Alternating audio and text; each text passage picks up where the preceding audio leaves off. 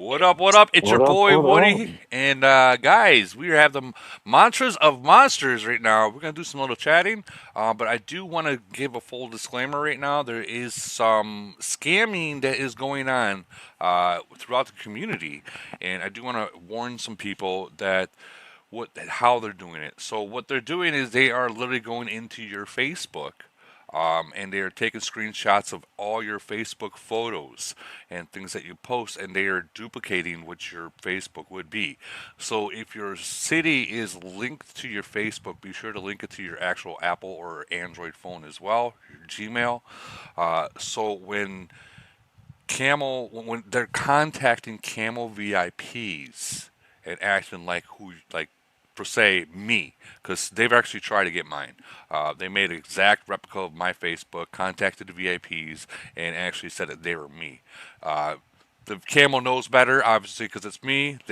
I had like four different VIPs contacting me, asking me if this is me or not, and I said no, that's not me. So, guys, be careful what you put information out there. If you are linked to your Facebook, I don't know, I'll go into your privacy settings and try to put it to where they can't actually see your page, and just be careful.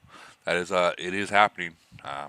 And also, if you guys notice, I'm sure a lot of you guys noticed throughout your my Discord room and a couple other Discord rooms, there was someone that was actually trying to scam out some blue coins, saying that they're selling. Guys, do not. I promise you, do not listen to them people, because whatever money you put into your account, you might think it's good for that first day, but they're gonna charge back, and then your shit's gonna get banned, man. Like it's gonna get banned. I've seen it happen many times. So yeah, I do see Baby Oracle in here, so I'm gonna go ahead and hand the mic to Lee God and Baby Oracle. Go ahead, my guys. Yeah, Woody, this is Big Bird. I can, before LG starts sending out some questions, let's just do a quick intro of Baby. Very lucky to have her here today. She's the R4 of 255, Heaven's Immortals.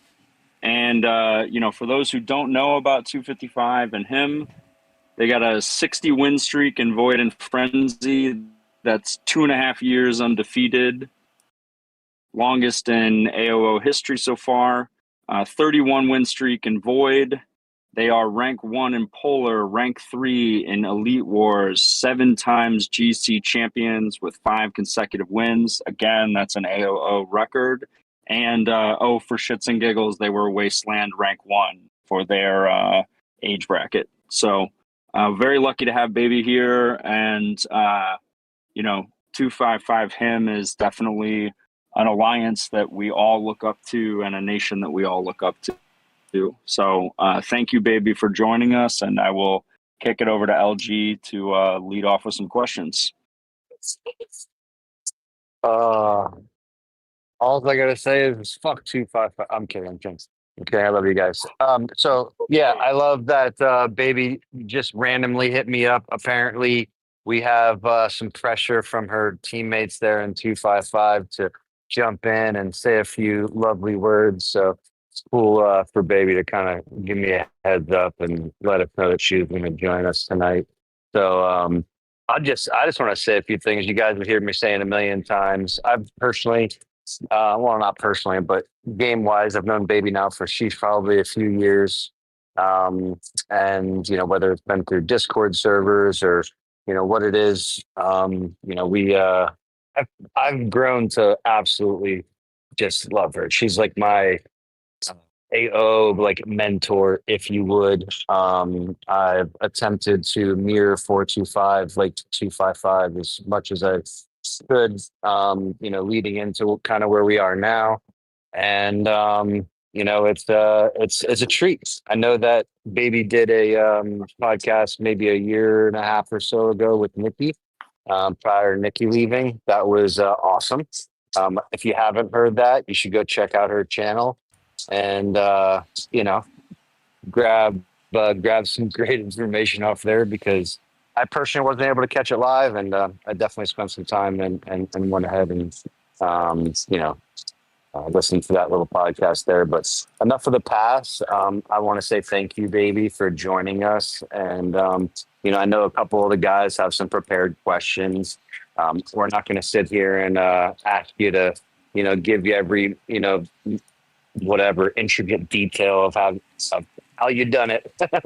But just to start off, I do want to just what made you when 255 got that last merger. I think that's really when you guys started to take off. I just want to shut up and kind of listen to what you got to say. But what you built over there is amazing. One of my favorite female leaders out there, and definitely somebody that I try to mirror some things after. But yeah, you guys are bullies, especially in Polar War. That's why you're first. And Hi guys. Hey. You guys giving us too much credit. And hi Woody, and thank you so much for inviting me to your podcast. I have been listening to you guys' show. This is very good. I think it's very good for young nations. Big Bird and the LG did a lot of introduction to me, and actually I'm not alone, and 255 can be successful because we have got a very solid team. So I think any nation has a very good leadership, have a solid team, they're going to do good. So it's not just my personal work, and I've got a bunch of girls and guys behind me, and they do all the hard works. I'm here today just to open for any questions anybody have with regards to the game or with regards to how to run a nation or anything. Yeah, I have a question. Go ahead. Go ahead. Why in let's the just world do you let's bully just before we start with all the questions, I want everyone to be respectful and keep your questions where they should be, and let's have a good Q&A here. But go ahead, guys. Why do you bully 425 every single puller? You bully us every puller, and I don't know why we get you every puller, but oh my god, it just hurts. It's actually Mentor and LG. You guys bullying us. We just want to snow walk. We actually had a discussion the other day in our leadership chat because everybody know Polar rewards was very poor, and even though we rank number 1 in Polar, and we think we should keep winning to keep our ranking, but it's actually the event is not appealing at all to our small members, so it's actually quite difficult for us to rally big numbers because as you guys know, we don't have any super wells in 255, and we have a lot of dolphin players. You're like, we don't try, but we just bully you guys. It's funny. Well, it's painful. Every time I saw Mentor and LG speeding to our bases, and we literally have to send 20 people following you guys everywhere. And especially now Mentor is mid-range, and you guys two max the count, a long range and a mid-range, perfect combo. It's really difficult to deal with you guys. Anyway, so we had a good chat in our leadership last week about how to get our members to continue participating in Polar. So there are a couple of things we came up with because first of all, everybody knows Polar is a very bad time, and for US people, it's early in the morning, and for our Euro players, it's middle of the day, and for Asian players, sometimes it's too late, and our alliance is very international, so we have like 1/3 of players from US, 1/3 from Euro, and 1/3 from Asian, like Japan. So yeah, we were struggling with the attendance in Polar compared with like Elite Wars or GC, those battles. But so a lot of our players did say, they've been playing, wasting 45 minutes, used to be 1 hour, now it's a little bit shorter, and they're not getting any merit at all. So some of them even struggle to hit the first tier because what happened is when you do a big team battle, everybody walk into a base at the same time. Usually it's always the stronger cities and steal all the kills. And also sometimes, there are a couple of people are speeding and then everybody, whoever was late and just can't get anything at all. So then we came up with one solution we're going to try. Because, in the past, when I was leading Polar, we used the gift box timer to set up our attack. But we all know Polar has its own, like you can just command from Polar inside by clicking a few buttons. So our current Polar commander, he likes to use those commands, but sometimes it's hard to time it perfectly. If you say, attack the space now, maybe 10 people will go now and 10 people will go 20 seconds later. And so those 20 seconds later people just won't get any troops at all. So then we're going to change back to use the gift box timer. So we're going to say, okay, let's hit the base G1 at say 10:00, and then everybody just go at the same time. So hopefully that will solve the problem. Some of the smaller cities won't get any merits at all. And then again, I also suggested we maybe, all our spenders, we can skip some of the, either bases for the first 10 minutes just to let our smaller players to get some merits, and I understand it's very frustrating to watch, especially our small and some even our medium spenders spending 50 minutes or 1 hour wasting their time in the middle of their busy day and not getting anything at all. They only play this event because they want to support the team. And so for us, we are all into how do we play this game and getting as much free stuff as possible without spending anything at all. So this has always been our goal in 255. So that's just something I want to share with everybody. So if your team are struggling with a similar issue with Polar, maybe you can do something similar like us. So baby, is there? With you guys. Well, I think a majority of people know through the podcast. Him and 425. We're friendly leadership in many regards. So outside of those guys trying to bully us every so often, we for the most part split the board and kind of not mess with each other because it's a waste of items, for sure. I cry and bitch about Polar all the time and how it's 3-4 minutes to get to the other side of the capital over there, and whatever March time. But as far as what Baby's referring to is making sure that everybody can get some merit or whatever the case is.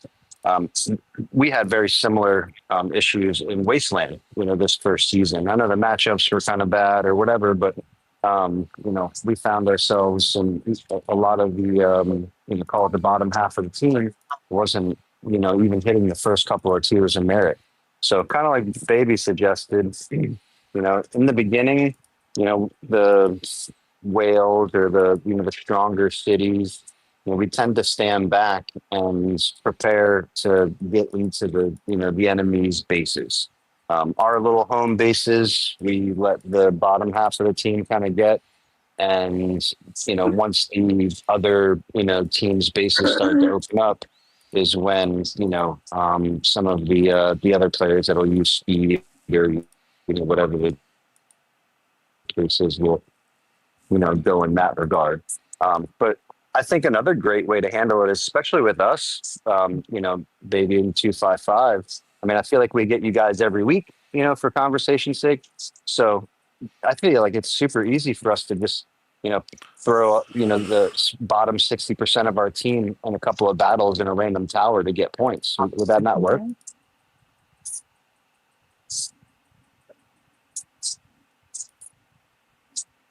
Would that work, Baby? Yeah, we could do some arranged battles, and that will be good for everybody, I suppose. And then, I think having some sort of arrangement is very good, because wasting gold and speed in Polar is just a completely waste. And I personally, I don't see any point of that. So, I guess that would work. Do we know what the kill? Do we know how? how many kills the lower tier members need to reach the first couple of tiers of merit?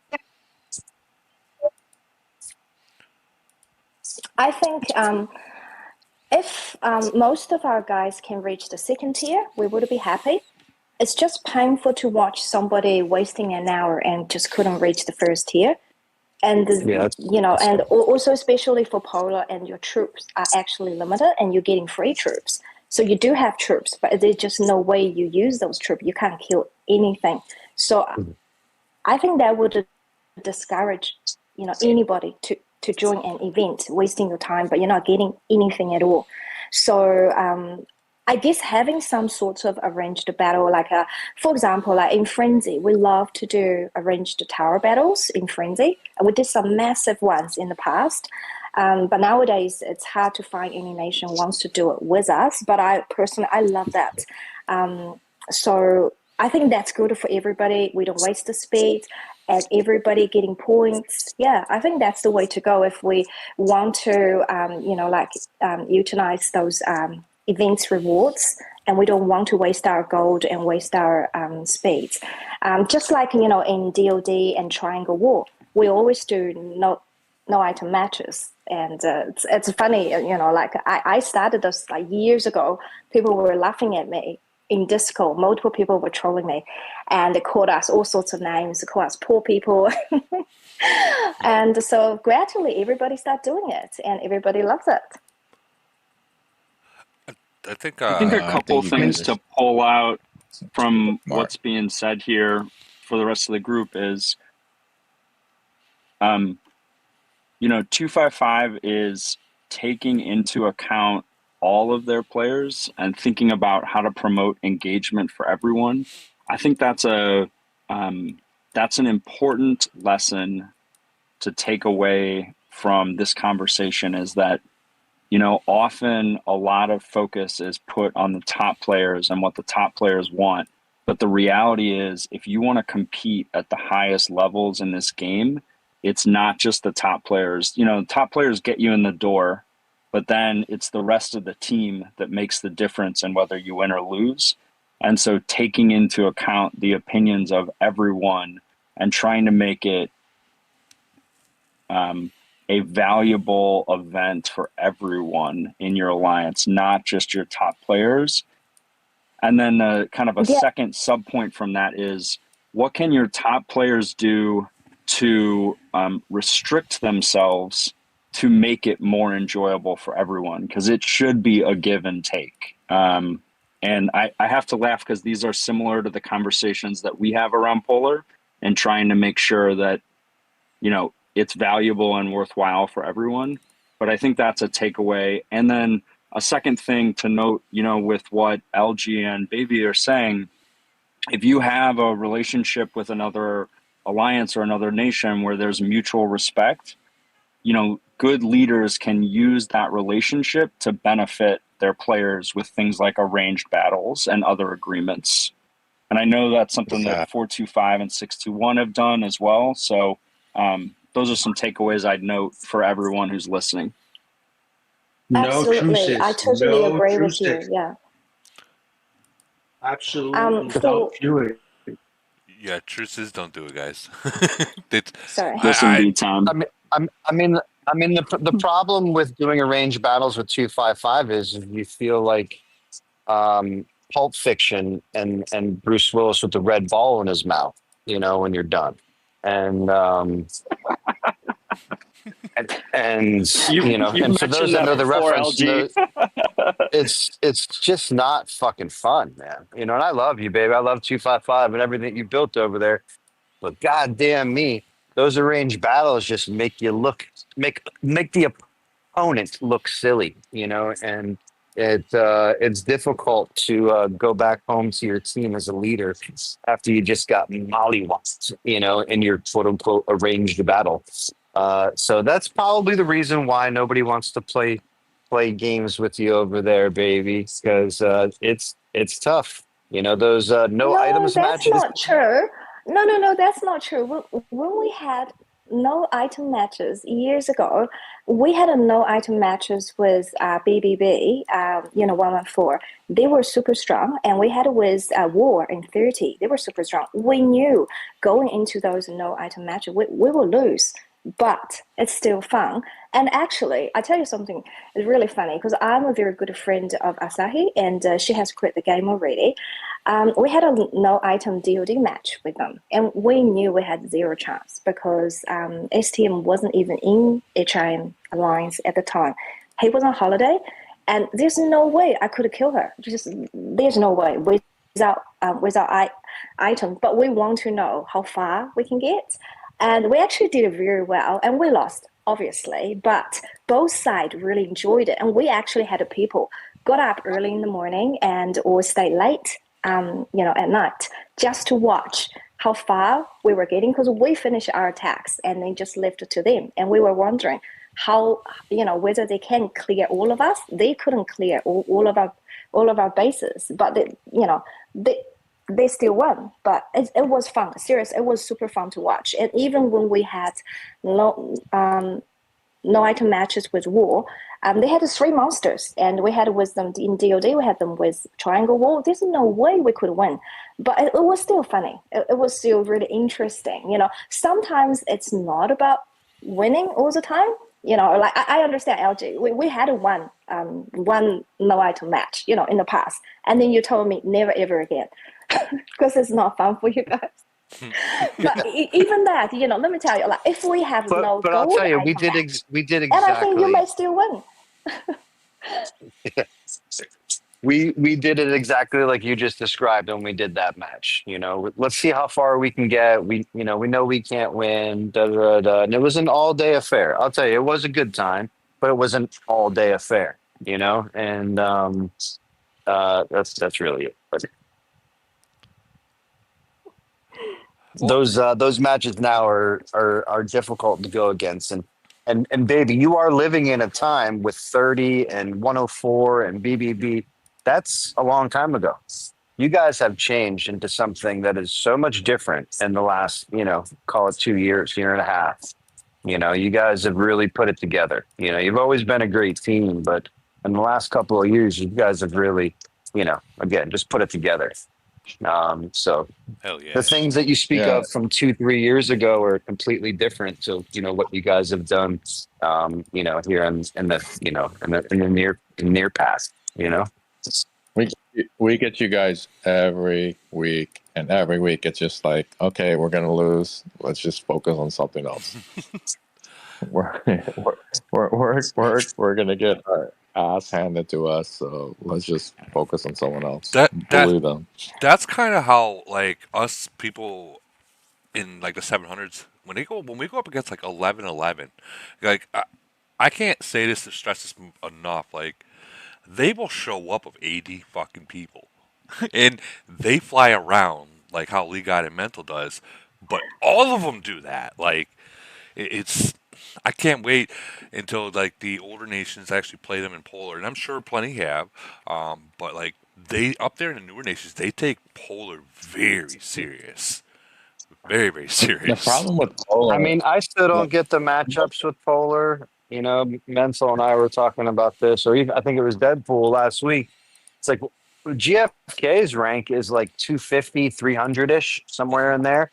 But we literally play 255, which is number one, every week. every Like week, for every week, every week. Every week they're in there. and there's So nothing, and I there's don't know. nothing you I can don't know how do. that matchup works. No, I Like, mean, at the end Oh, of the and day, like we're saving. I will tell you how that meta works because Camel, they likes to put people who love to spend against the people who Correct. also Took the love to words right out of spend, my mouth.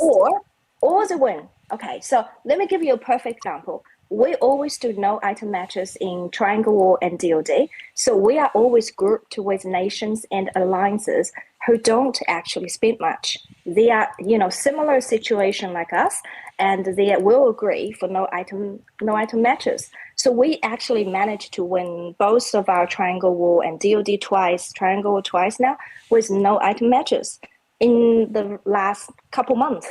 because everybody would just agree. And so, like for example, you guys, you would make alliances like 6-1 and 5-6.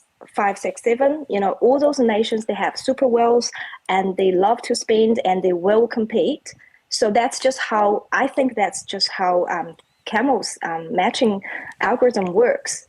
I think one of the reasons they probably put you guys with us all the time is you guys will compete and you guys actually do very well. It's just you lack of the numbers. No, we don't. No, we don't. LG and I go, normally we can kill 30 ourselves. But you guys, LG and I go, and then there's 20, then there's 30, then all of a sudden there's 80, and we're just done, And somehow 80 always show up, and then we have no chance, man. And we just get raped. It's like they use the bat signal to get in here. LG, literally the last That's what they do, 3 man. months, he's just like, That's what they do. leave them alone. Don't fight them. Fight anyone else. Yeah, fight everybody else. Crazy. Just leave them. It's easier that way. He literally says that in chat. Leave them alone. It's funny, like when you always say, "Guys, leave these area alone." You always get that 1 or 2 people that send it, and you're like, "What the fuck are you doing?" No, and you know damn well. Yeah, it's always mental. It's always mental. It's always mental. It's always fucking mental. It's like, all right, guys, leave them alone. We're gonna, do what we do every week, and then like, soon as the shit opens up, it's mental speeding into them. It's like, well, here we go. What are you doing? Yeah. All right. And I get it for like the first, to occupy the tower first. It's like whoever can get there quicker. I get that part of it. But after that, just like stop. I remember, not too long ago, we were left with fighting Ronaldo in Treehouse for 45 minutes. Oh, It's like, man, that sucks. Nope. It's just like, yeah. But I feel like they're falling off, man. Whatever that looks like. Maybe they're taking the 5-2-8 route a little bit because they didn't get their merger together. Who knows? I don't want to get off topic, but I feel like they're falling off a little bit. Whatever. You will see them again tomorrow. The greatest thing is we are I know if together I in send, Polar again. lead God will send. Oh, see, we are. God. I know lead God. He just can't stay back. He'll send. I know he'll go. Yeah, I mean, I don't let anybody die alone, especially you. But after that, it's like, all right, bro, like enough, But yeah, see, look, we literally, this is what, round 7 now, or round 6 or 7, one of the two. And I swear we've had these guys week in and week out since like, the first one, I feel like. We have never had a this polar whole season, every single without week. 255. We have never had a polar without. I mean, it should be super simple, based off of who else we're, kind of paired up with. Usually it's 255 and us, and we control the center, and and it should be a minimal spend event, type deal. But sometimes that goes wonky depending on who else is in there, and I like polar a lot more when it's matched up with 255 because I know I'm not going to drop to 300,000 gold. If 255 is not there and it's a bunch of people that we have to compete against, it's a lot more expensive, even for a guy like myself. So I actually prefer it because in GFK we don't, prioritize polar. I mean, I'm sure it might be a little bit different if we prioritized it and we had our 65 and they had their 7, whatever. I don't really know their numbers off the top of my head, but I feel like it's between 65 and 75 pretty consistently in that event. But we don't prioritize. For the record, we don't prioritize. But LG and I will be over 1 million points, and we still lose every single time to 255. And it's not even close. We can't take a tower for them because we don't have the people. That's for sure. Yeah, we don't even. But I do think, and Baby and I were talking about this the other day. Maybe we can switch topics. We got maybe into some Elite War stuff. We got a bunch of questions, I'm sure. Yeah, we got to definitely move on to the next question because we got that limited time. Yeah, so we got Baby. They're ranked 3 in Polar, and I was asking her the other day, if they had ever, because it's Sin, then it's 621, over there in KGK. Then it's him. Rank 4 is 269 and Polo and Crew, and then it's us. So in that top 5, I guess you would. And in my personal opinion, like any one of those, and maybe 219 is a little bit different, but I did hear that 219 621 might be going at it here in the next few weeks. So that should be really cool to You, see. I'd love to be a you didn't fly on hear the you didn't wall hear for that anything. one. You did Yeah, not I'm hear sure I anything. did. So, Anywho, so sounds like I want to watch someone's gonna be borrowing a city for that one. That's what that that. sounds like. You know, it's funny. Babe and I were talking about this the other day as well. Or today maybe. I'm personally not a fan of those things, especially if it's like in those top 5 ranks where people work really hard to get. It's like I know recently there was some elite wars with like 621 and 567. Like I would have loved to grab a city either one of those nations just to watch, whether, just to watch, period. Same with this 21961, or even like 425 and 255. Because I think us 255 and 425, I think pound for pound, I think we're super similar. I'm a big scouter or whatever, and I know Baby does too. So it's like I can go there and kind of, I don't know, play matchmaker, like us versus them, pound for pound, person for person, and it's so similar, man. It's so similar. And Baby can sit over there and talk about they ain't got no whales all they want. She is a fucking whale, and that city is tough as nails. And I'm there is no will compare with you guys and mental. it's Well, you know, that just but shows your you how guys big is of a. like stat average, your guys is fleet size. I mean, just your bottom bandwidth. I don't want to even call it bottom because I felt like that's disrespectful, but like the lower half of your guys' alliance is tough as nails, and they got fleet sizes in the 550s, you know. So it's like those are the things that like I feel like it's all leadership based. Like if I look into those cities, even the we C-37 that's still hanging around down there, that city's built properly. That city is has a 5. It knows that it's not going to be a C-38 soon, so it's got max fleet size. It's got this. It's people are listening. And shout out to the leadership, but I do think that 425 255 ought to go out in elite wars soon. I do think that I would like to also just whatever and playing matchmaker here. you know why hasn't 255 and 621 gone at it, for whatever reason? Um, I think I've recently found out the reason why 255 and 219 don't. But, at what point does 219 attempt to be dethroned? Do we see what, 621 does in a few weeks? Can 255 beat 219? You know, without giving up too much information, baby? Is that possible? Or you don't know? You guys are really going to throw the tough questions at me, right?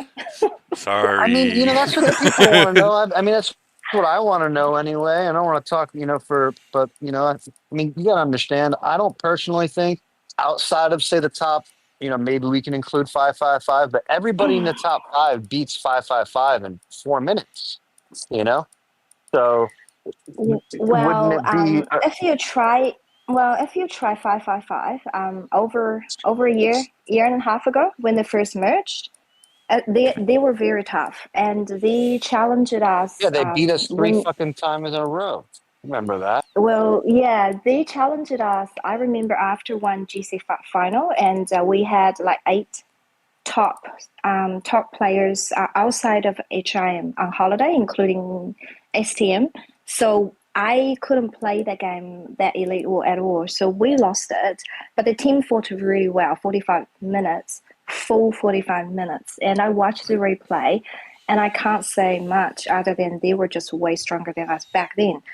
But then we had a recent match with them, and their numbers are much lower, and also obviously they lost Monkey King and a couple of other spenders.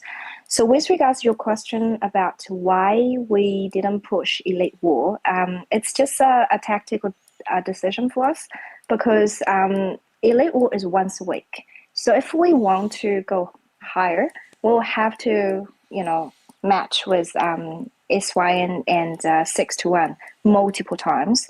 Maybe not 6-1 multiple times, but definitely with 219 multiple times. So, like those matches could be 45 minutes. Personally, I absolutely hate the 45 minutes Elite Wars. Like if it's 45 minutes, that means we did something In reference, wrong. you hate them because of the spend potential? Is that the reason why? Yes, it's purely because of how much it's going to cost for the team. Personally, I love Elite War the most out of all the events. That's my most favorite event, Elite War. But I don't push HIM Elite War. Never ever. I mean, we will always go heavy in defense if somebody challenges us, but we tend to not declare at super tough Elite War opponents. From time to time, and of course, we'll try some alliance if everybody gets bored. Most of the time, we just do top 20, and it's actually very random as well. Sometimes, I get some alliance contact me, say, "Hey, well, why would you guys declare at us? We're so far apart." And my answer is just, unfortunately, your time is just in line with us, and the leadership, they just do everybody. Could it be 1 week number 5, and another week is number 45. It's quite funny actually. So yeah. So why didn't we challenge 6-1 and 219?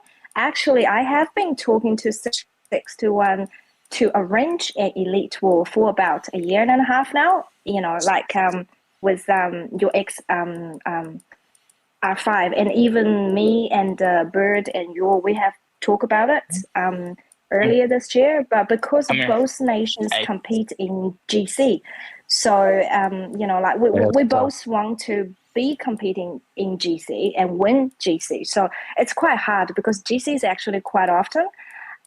So we actually never had a chance to play with either 219 or 612. But I'm sure there will be time.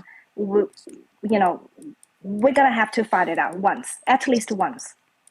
Yeah, I agree. So, real quick, we got a question from Darkstar in 1074.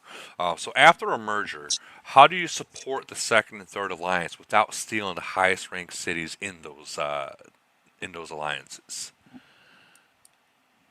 Well, actually, in 255, especially up until 6 months ago, we are actually very spread around in terms of our high-level cities. Even today, if you just have a look at the rankings in 255, you'll notice there are probably 3 or 4 top cities outside of HRM Alliance. So obviously, one is Naruto, and he has semi-quit the game a year ago. He just couldn't sell his city, but because he asked for a ridiculous price anyway. So he has never been in HIM, and his city was a top full mid city 2.5 years ago. He's never ever been in HIM. It's just some people, they want their freedom and they don't see their the way of playing matches with your alliance, and we tend to not push on that. We don't force everybody to join HIM. We actually respect, if you want a holiday, if you want a break, you can go visit other alliances. That's why, as much as STM is a very good friend of mine, and he quite often visits VKR. He even stayed in VKR for 6 months, I think, after one GC final because he wanted a break, and which is perfectly fine. And another city is, you can see VKR Shu.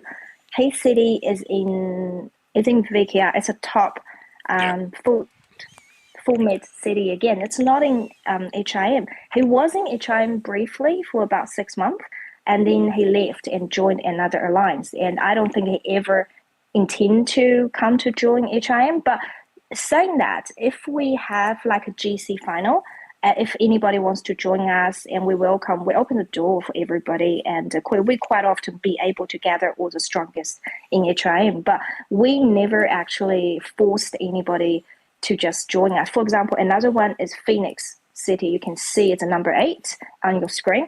He was in HIM, and he just recently said, look, I want a break. I want to hang out with some of my friends. So visit BKR, which is fine with us. So to answer your question, after merger, how do we support number 2 and number 3 alliance? I think it depends on which cross-nation events you guys want to compete. Say if you are focused on GC, you do need at least 2 strong alliances, if not 3, because if you only have one super team, which can be hard because everybody know we can only participate in 2 rounds. So what are you going to do in the 3rd round? If you lead your opponent to max their points, it's going to be really hard. So sometimes in the GC, we purposely split our top cities in 3 different alliances, so they can join whichever round is suitable for their time. And also, if you are focused on Elite War, obviously you want everybody to be in one alliance only. And so, there are pros and cons. Like for Frenzy and for Void War, sometimes if you have a certain strong account in the 3rd and the 2nd alliances, it can be beneficial, especially, say, for example, nowadays, a lot of alliances wouldn't fight with us in kill event. They just avoid us completely.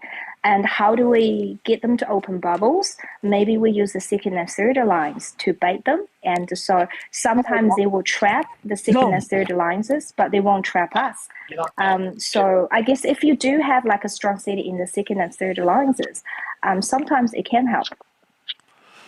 It's funny that you say that because when I was playing in 373 and 52, no, I'm not going to say 52, but 373, we would do something similar to that.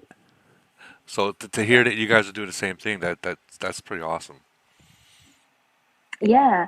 So, I mean, I understand, a lot of people are pushing for Super Alliance. I think that's a great idea.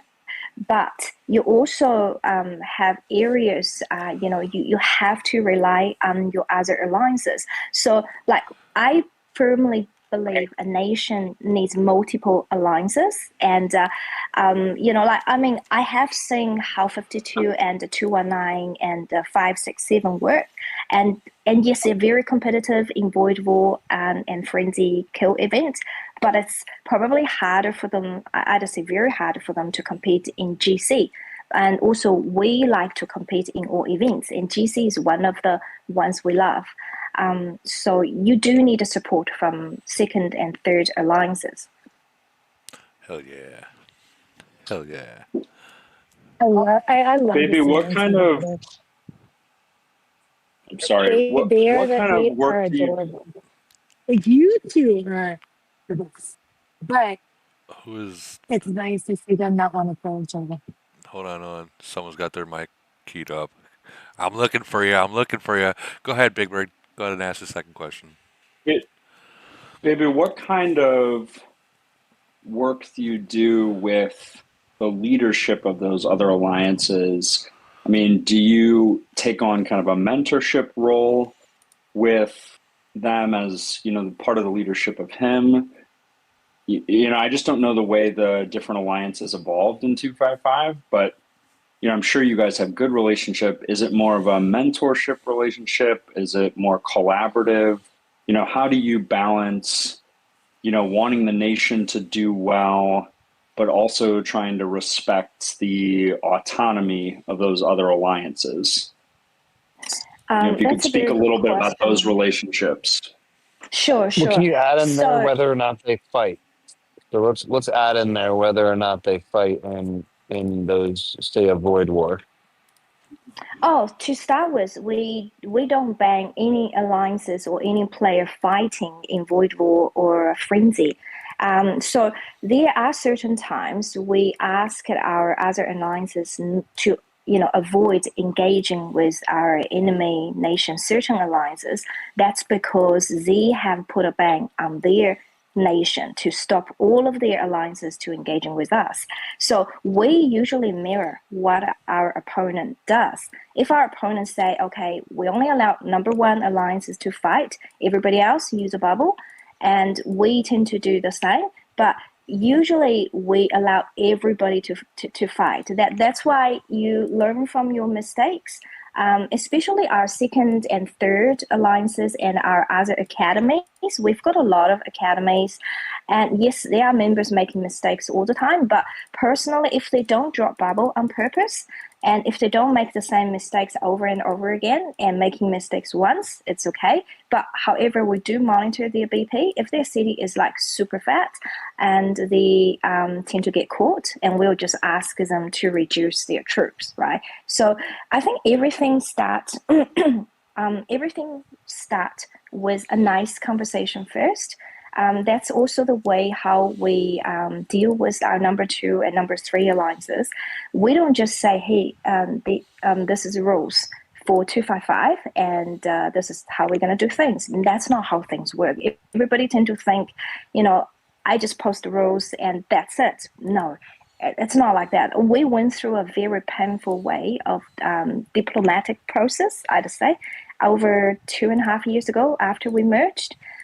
Even up to today, if we want to introduce any new rules, I will discuss with the leadership of our number 2 and number 3 main alliances first, and I will get them to agree first before we post it. So that process could take 2 weeks, a month, sometimes even longer. I remember when we introduced the city level rule, so we pushed from, let's say, level 32, 33, 34, all the way up. Every single time when we want to raise the city level to make sure those cities only have T4, we will have a long conversation with those alliances because they have their own opinion and they talk to their members. Some members strongly against it, but that's just the way to go. If you force something onto them, there are 2 outcomes. They either start a civil war and they will go against you, or they say, okay, we'll do it, but then they will still, do the things behind your back, and then you caught them in KE. So I think it's very important. You get all the leaders in your nation on the same page, and everybody agree for something, and then you just stick to the same rules, and the same rule applies to everybody. It's like in 255, we have a set,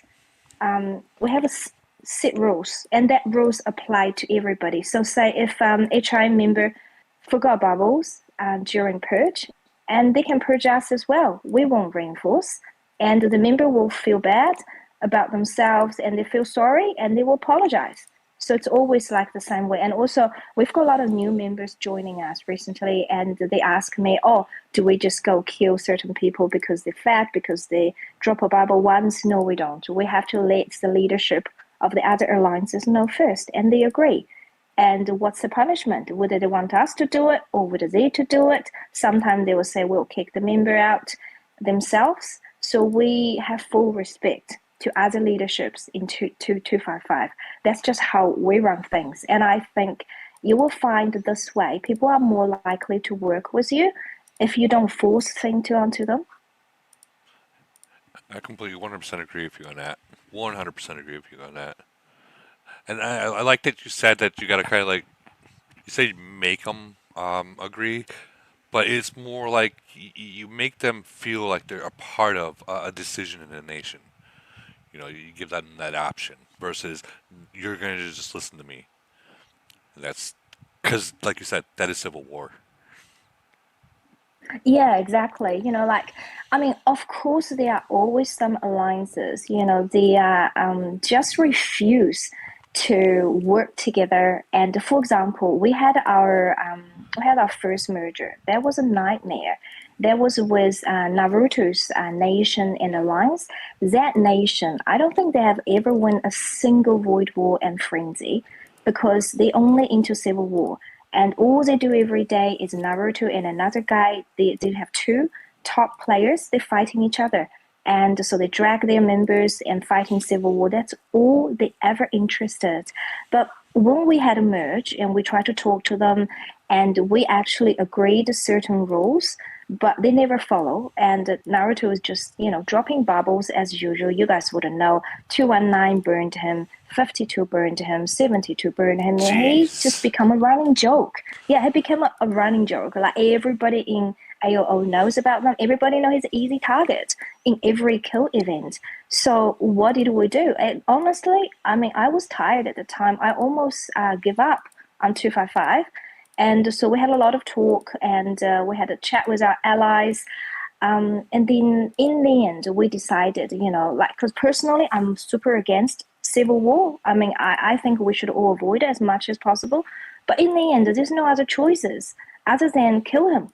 So yeah, that's what we did. So as soon as we heard, Camel's gonna merge us, and we thought that's a perfect timing. Like we're gonna have a new merger, we're gonna have new people. Why not getting rid of this cancer now? You cut it out and you get rid of it once for all. And we did it. And we killed him. And of course, he started civil war attacking us. But that was a short civil. I remember I had a chat with Lombard after that. And Lombard said, you guys are lucky.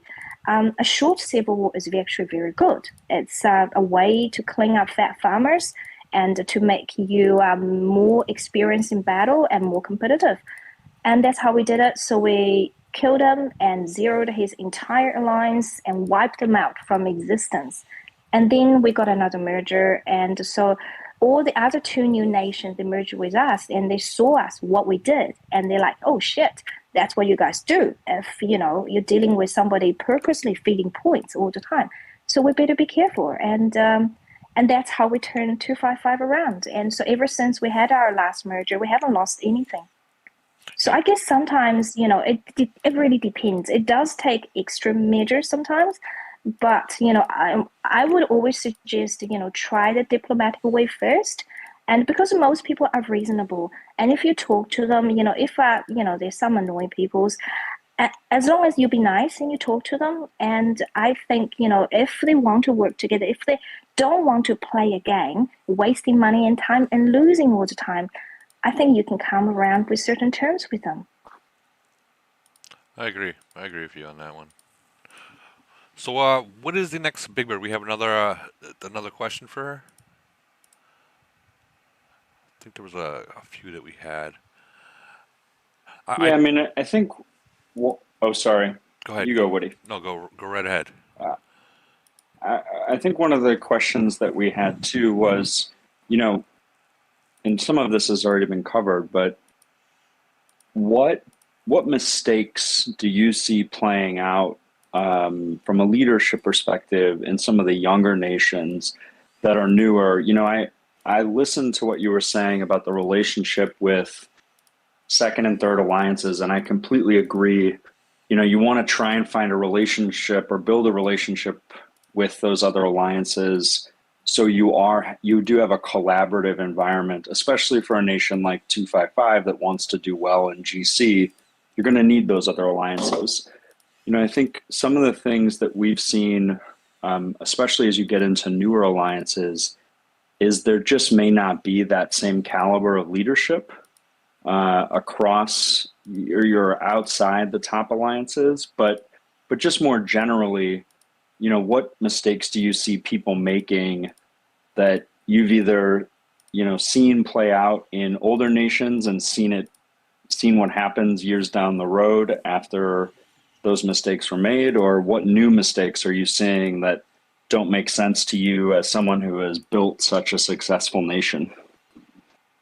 Well, first of all, I think if you want to set up a nation rules and you get your other alliances leaders to agree with your rules, and you have to firmly carry on to enforce the rules, that including enforcing it among your own members.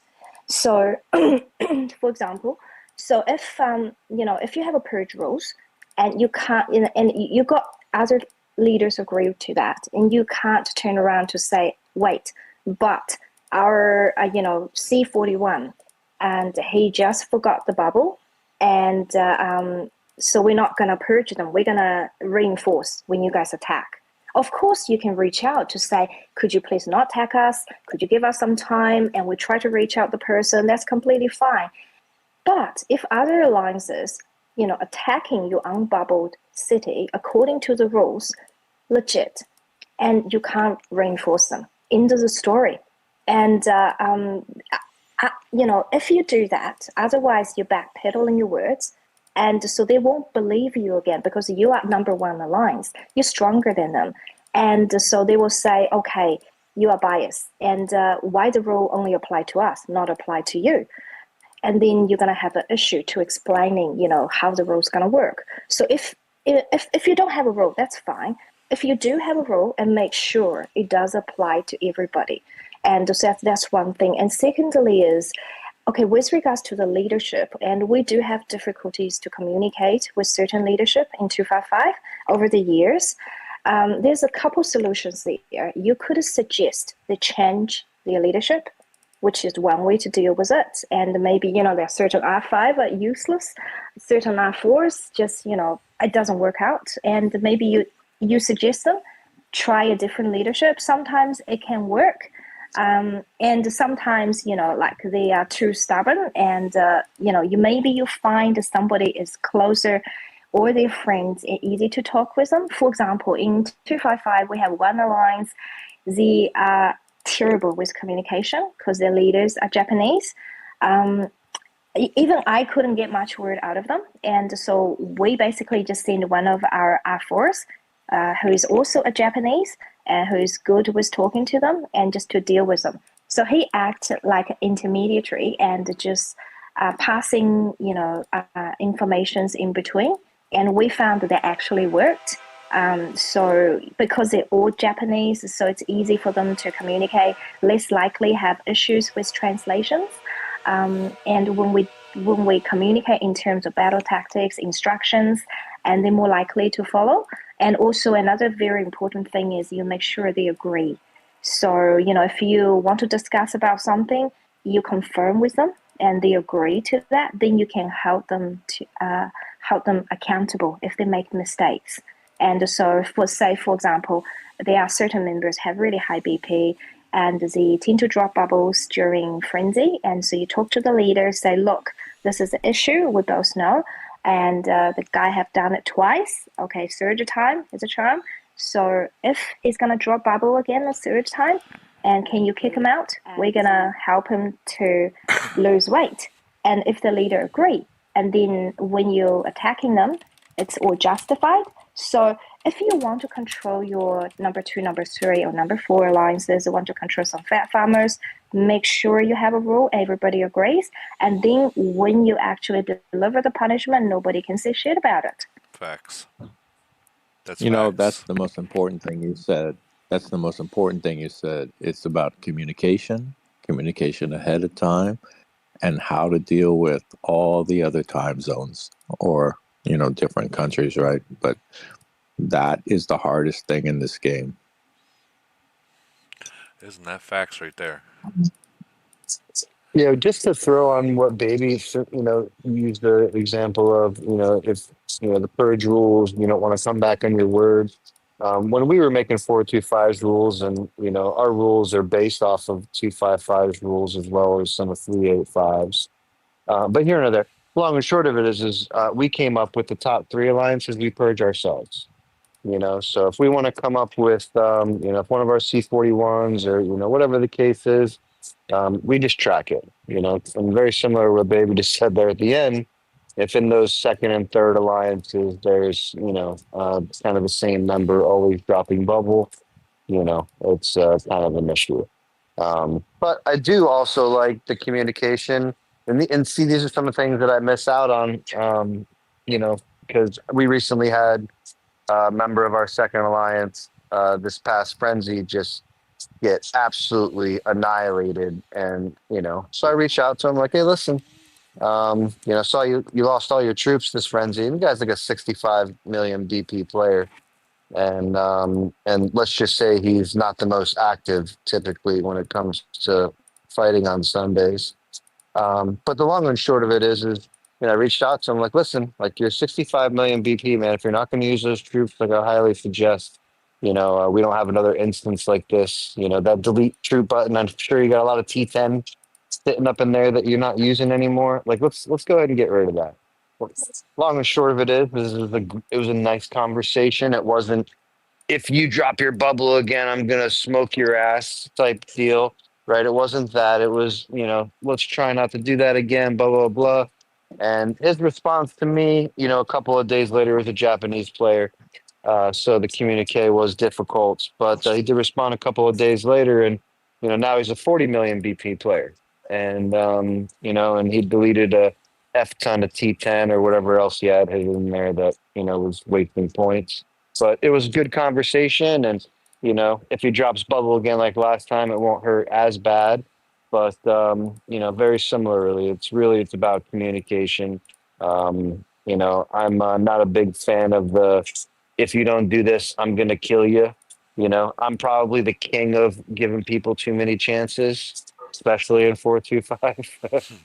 But you want to be able to keep those players alive. You want to be able to utilize them in GC, and you want them to be able to have fun along with you at the game.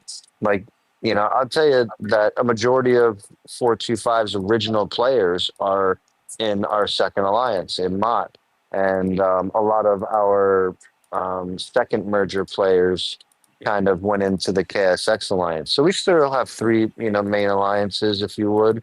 But I think the communication is great. And to follow up with what Baby said, yeah, we don't make any changes in leadership or rules.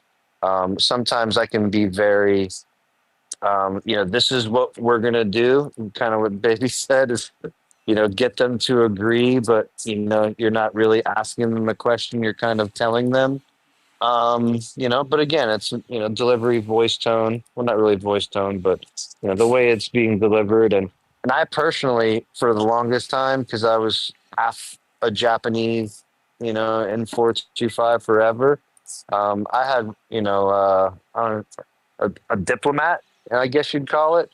Um, and exactly like Baby said, was anything Japanese related. He would jump on the Viber. He would, he had a little farm in their alliance, so he could just pop over there, let them know what was going on. Da, da, da, da, da.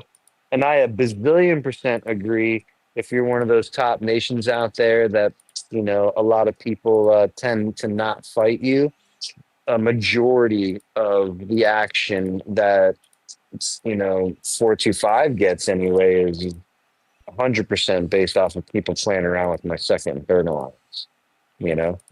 And I'm sure it's the same way for Baby and 255, just based off of the people that they play. Yeah, and I think the theme that's underlying a lot of what Baby and LG are saying, there's a couple takeaways for me as I'm listening. It's giving people autonomy, letting your second and third alliances clean themselves. Somebody needs to mute. Let me see if I can find them. I got him. It was Marty 904. Right. Sorry, Marty. He's a good friend of ours, but go ahead.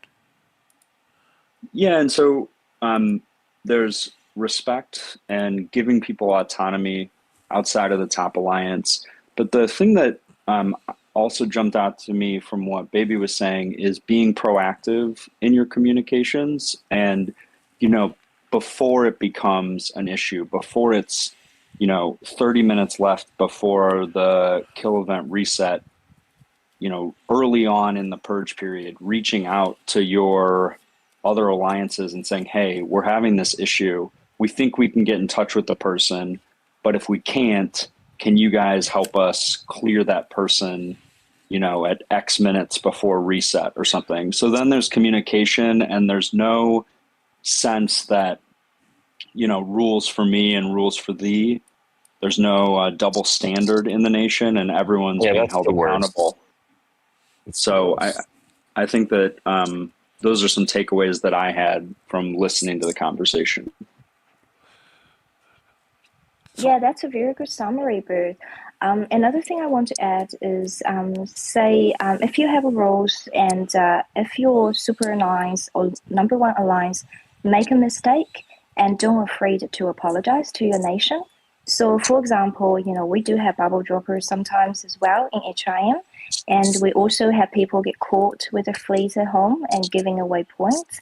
So, if things happen like that, and our member will post on the nation chat and apologize to the entire 255, we don't hide any mistakes. So, if we in the kill event and we lost a big group battle and HIM lost points, I will share all those battle report immediately with all the admin leadership in line group in 255 and made them aware, look, we messed it up and you guys should definitely avoid this alliance at this time because they are very active. And we do apologize. We lost those points and we'll try our best to make it up. And so that's even the way how we communicate with our members. So we had one member when we fought 2A6 in Void War last time. It was very difficult, and we had two members actually got caught by their trap, and it's a known T4 trap, and the trap players was really skilled, and we knew, if anybody hitting them, this is how it's going to be. And somehow they got caught. One member was one of our force in the past, but he's on holiday in another alliance. So he got caught and he feel terrible. But we just said, look, what about you stay online for the rest of the day and help scouting any targets and make up the mistakes. And another player is an HI member, and she also made a mistake.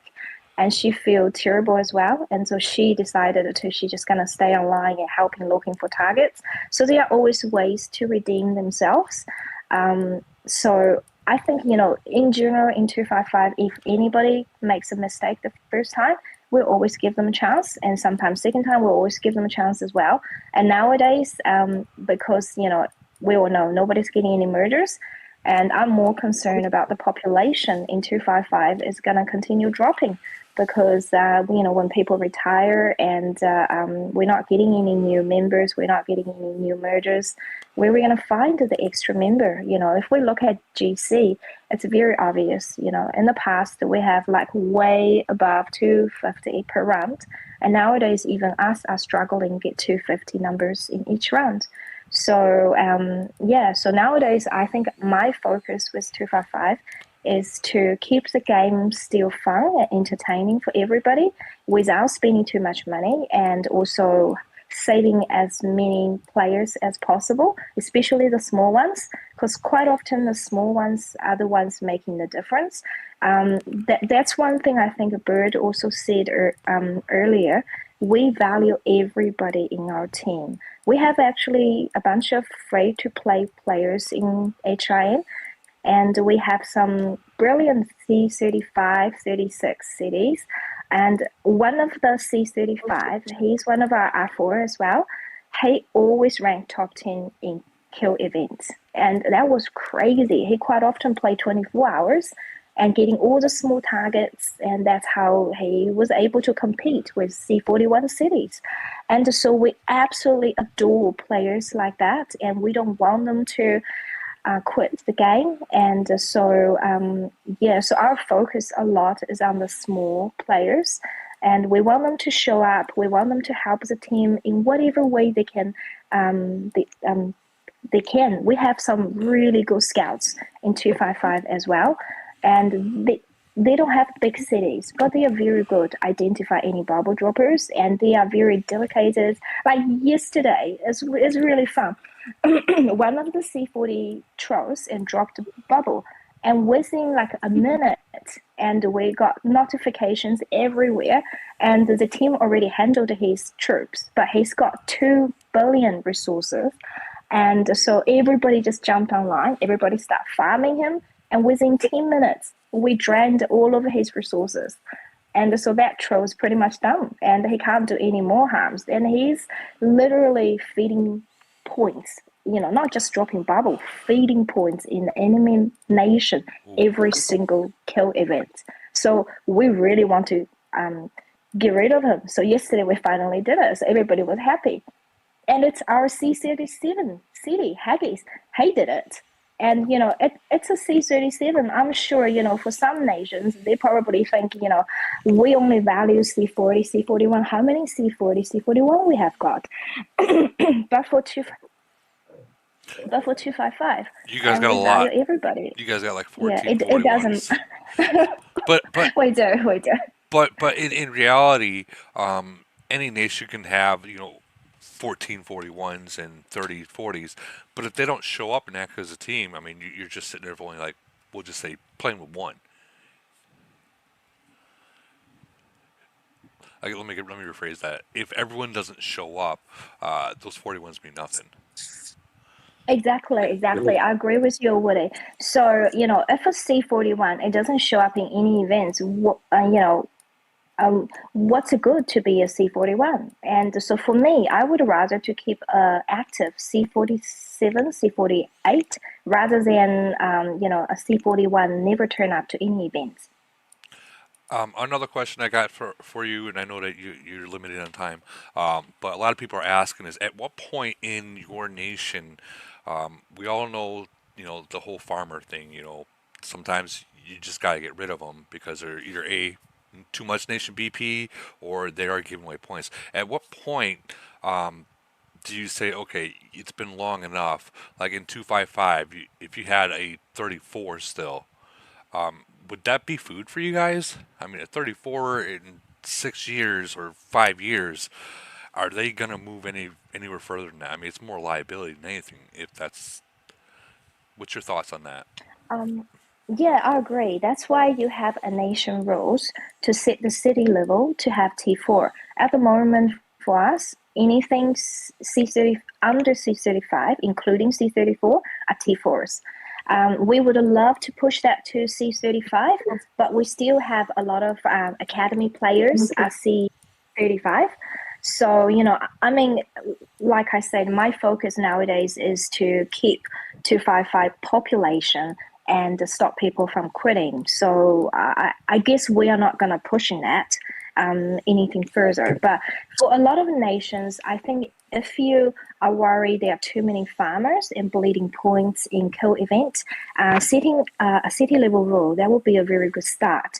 And also you can limit the city BP based on their reputation level and based on how active they are in cross-nation events.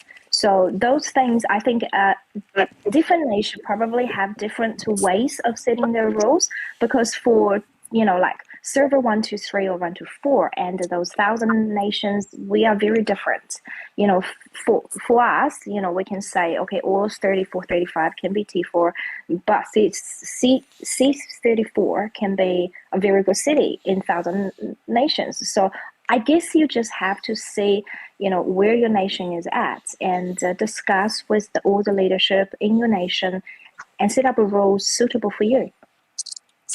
So baby, real quick, with in reference to just 255 alone, just based off of how old you guys are, isn't it fair to say that the C35 players just really aren't active because they shouldn't be C35 anymore, right? Even the quote academy players should be C36 by I now, agree with right? you.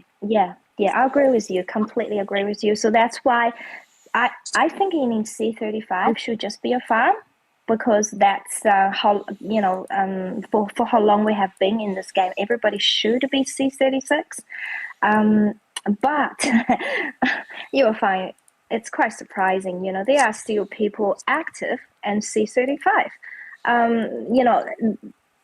There's it's hard to put it.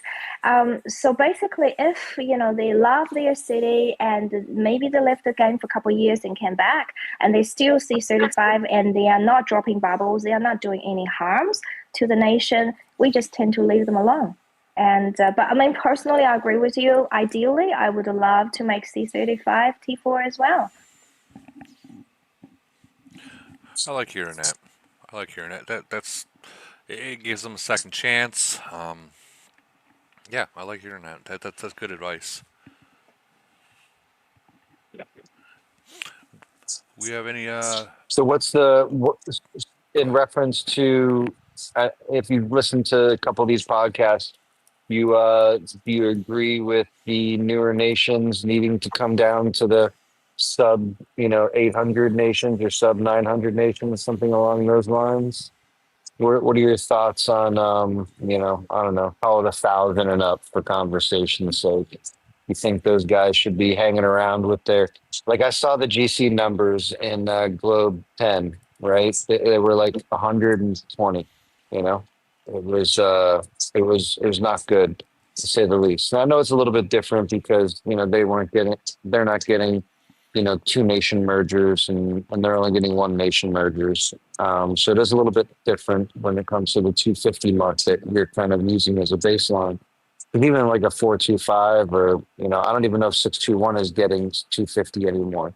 Maybe Bedburg can confirm that, but I don't think they are either. So, in reference to the, keeping the nations healthy, what are your thoughts on these, again, 1,000 and up? I mean, you think they should wait 5 or 7 years like you did or we did?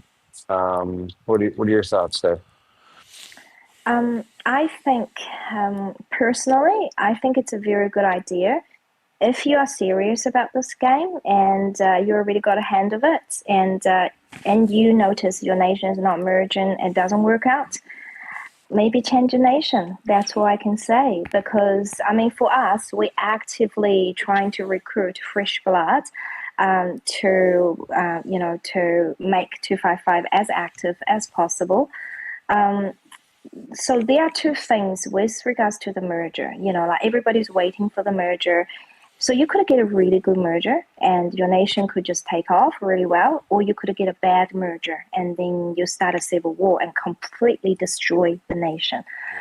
So it's a 50-50 chance. And also there are issues come with new mergers, like previously the question have asked, leadership conflict and also ego clash. And if there's a will and the will, just doesn't want to cooperate, what are you going to do? So if you think your nation is not working out, I think the earlier the better if you change to another nation. That's just my personal opinion. I know it's hard to let go your friends, and some people you played from day one. And I have tried to play in other nations before. And funny thing is, years ago, when 255 wasn't that great, I almost moved to Nation 30. And back then, everybody knows Leroy, he's a damn good recruiter. He recruits so many wells to 30. He's been talking to me and my other friend, DSM. And I mean, in the end, I started playing in 219 because because Leroy obviously didn't convince me. And also, I was one time thinking about joining 52 as well, because those are older nation, well-established nations as well. So yeah, I think 1,000 nations. I've seen some people dropping crazy amount of money in a very short period of time. I just don't know how sustainable it's going to be, and also for their teammates, it's not going to be much fun. I could imagine, you have a bunch of 34 dealing with 41 top monsters in kill events, and yeah, I can't imagine. I want to show real quick what's going on in these newer nations and why it's very important that if you're a new player or in these kind of nations to notice this and get out. So as we go through this little short video, these are all resource sellers that got their own freaking hives. These are new nations. Like there is no reason, absolutely no reason. If you see this, guys, get out because as soon as they get done with what they're doing, those are going to be all dead cities. Like there is no reason for that. Like if you see that, get out as soon as you can because What nation is that? That is unreal, Woody. I Jesus don't. I think this Christ. is in the 1300s right now. I seen this and I seen the message saying I think it was like 1320 or 1330. Those are resource cells. That's what's going on. Oh, I'm sorry. Yeah, 1311. I think maybe anyways, it's in the 1300s. That's unreal, guys. Put it this way: the game only allows so many players in a nation, and then it moves on to the next. So if you have these many resource sellers producing these many cities, are you going to really play in a nation of only 30 real people? Like, I you mean, can't. somebody recently told me, I forget who it was, but it's in one of the servers that I'm in, and they recently said they have every single active real person in the same alliance in their nation, which is about 6 or 7 months old, something along those lines. And there's 60 people, Jeez. Now you those are know? those So are the nations. Yeah, the camel needs to figure out that's a something. problem, man. That's Yeah, a problem, you I know? I did report this to Camel about this stuff because I mean I get it. Every nation probably needs an RSS seller in the beginning. I get that, but this is just out of hand. Like way out of hand. If you notice, guys, if you Yeah, notice it's that, tough. get out as soon as you can, because yeah, that's out of hand, way out of hand. And there's a Yeah. couple like downstream effects that aren't going to be immediately apparent, but like a couple things to talk about. Camel, when they open a new nation, I don't know what the number is, but they're waiting for a certain number of people to join before they open the next one. Yep. When you fill a nation with a bunch of farm cities that are all tied to one player, Camel, especially early on, because you haven't started to segregate between cities that are growing at a different pace as opposed to just farms. Camel can't distinguish between those, and they, for better or for worse, they treat them all as an active user, as an individual user. So you're going to hit whatever that player count is that Camel wants to see before opening a next nation. You're going to hit it too fast. And so your nation is going to be artificially underpopulated from the very beginning. And also, and Holbrook, I don't want to steal your thunder, so if you want to jump in, but I think there are some ramifications for what happens outside of the top alliance as well. Holbrook, do you want to jump in?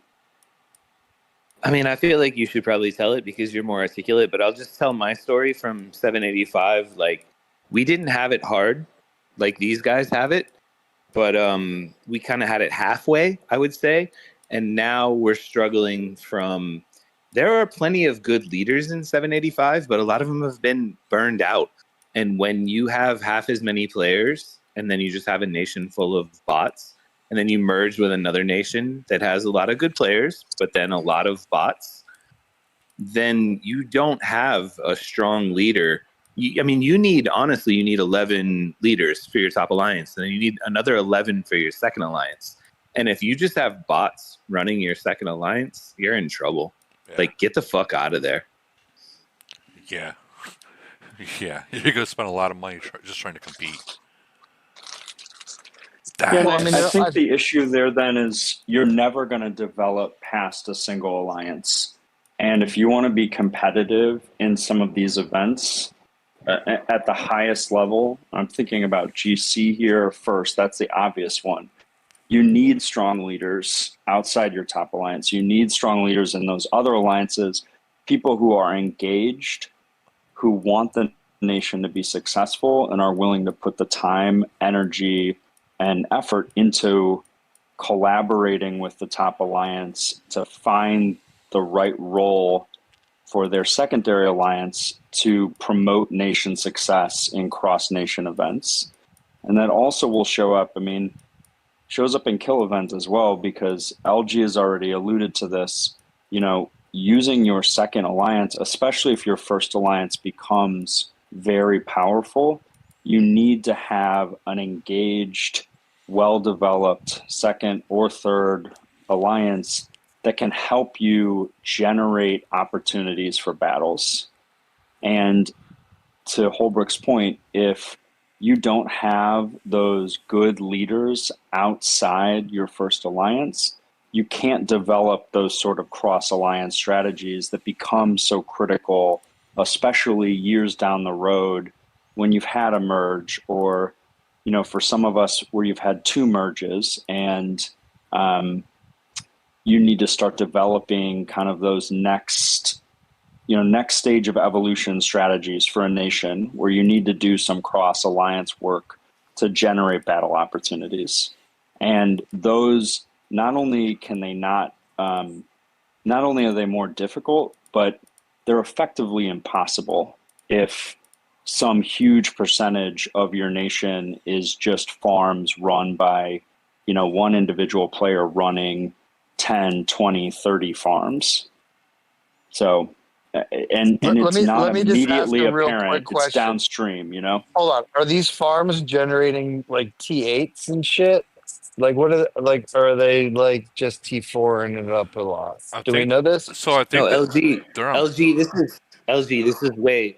Sorry, Woody. I'll cut you off real quick, and then I'll let you talk. I promise. Okay. LG. This is way worse, man. Like, imagine you have 60 players in your alliance, and then you merge with another nation, and even if it's a great merge, there's another 60 players.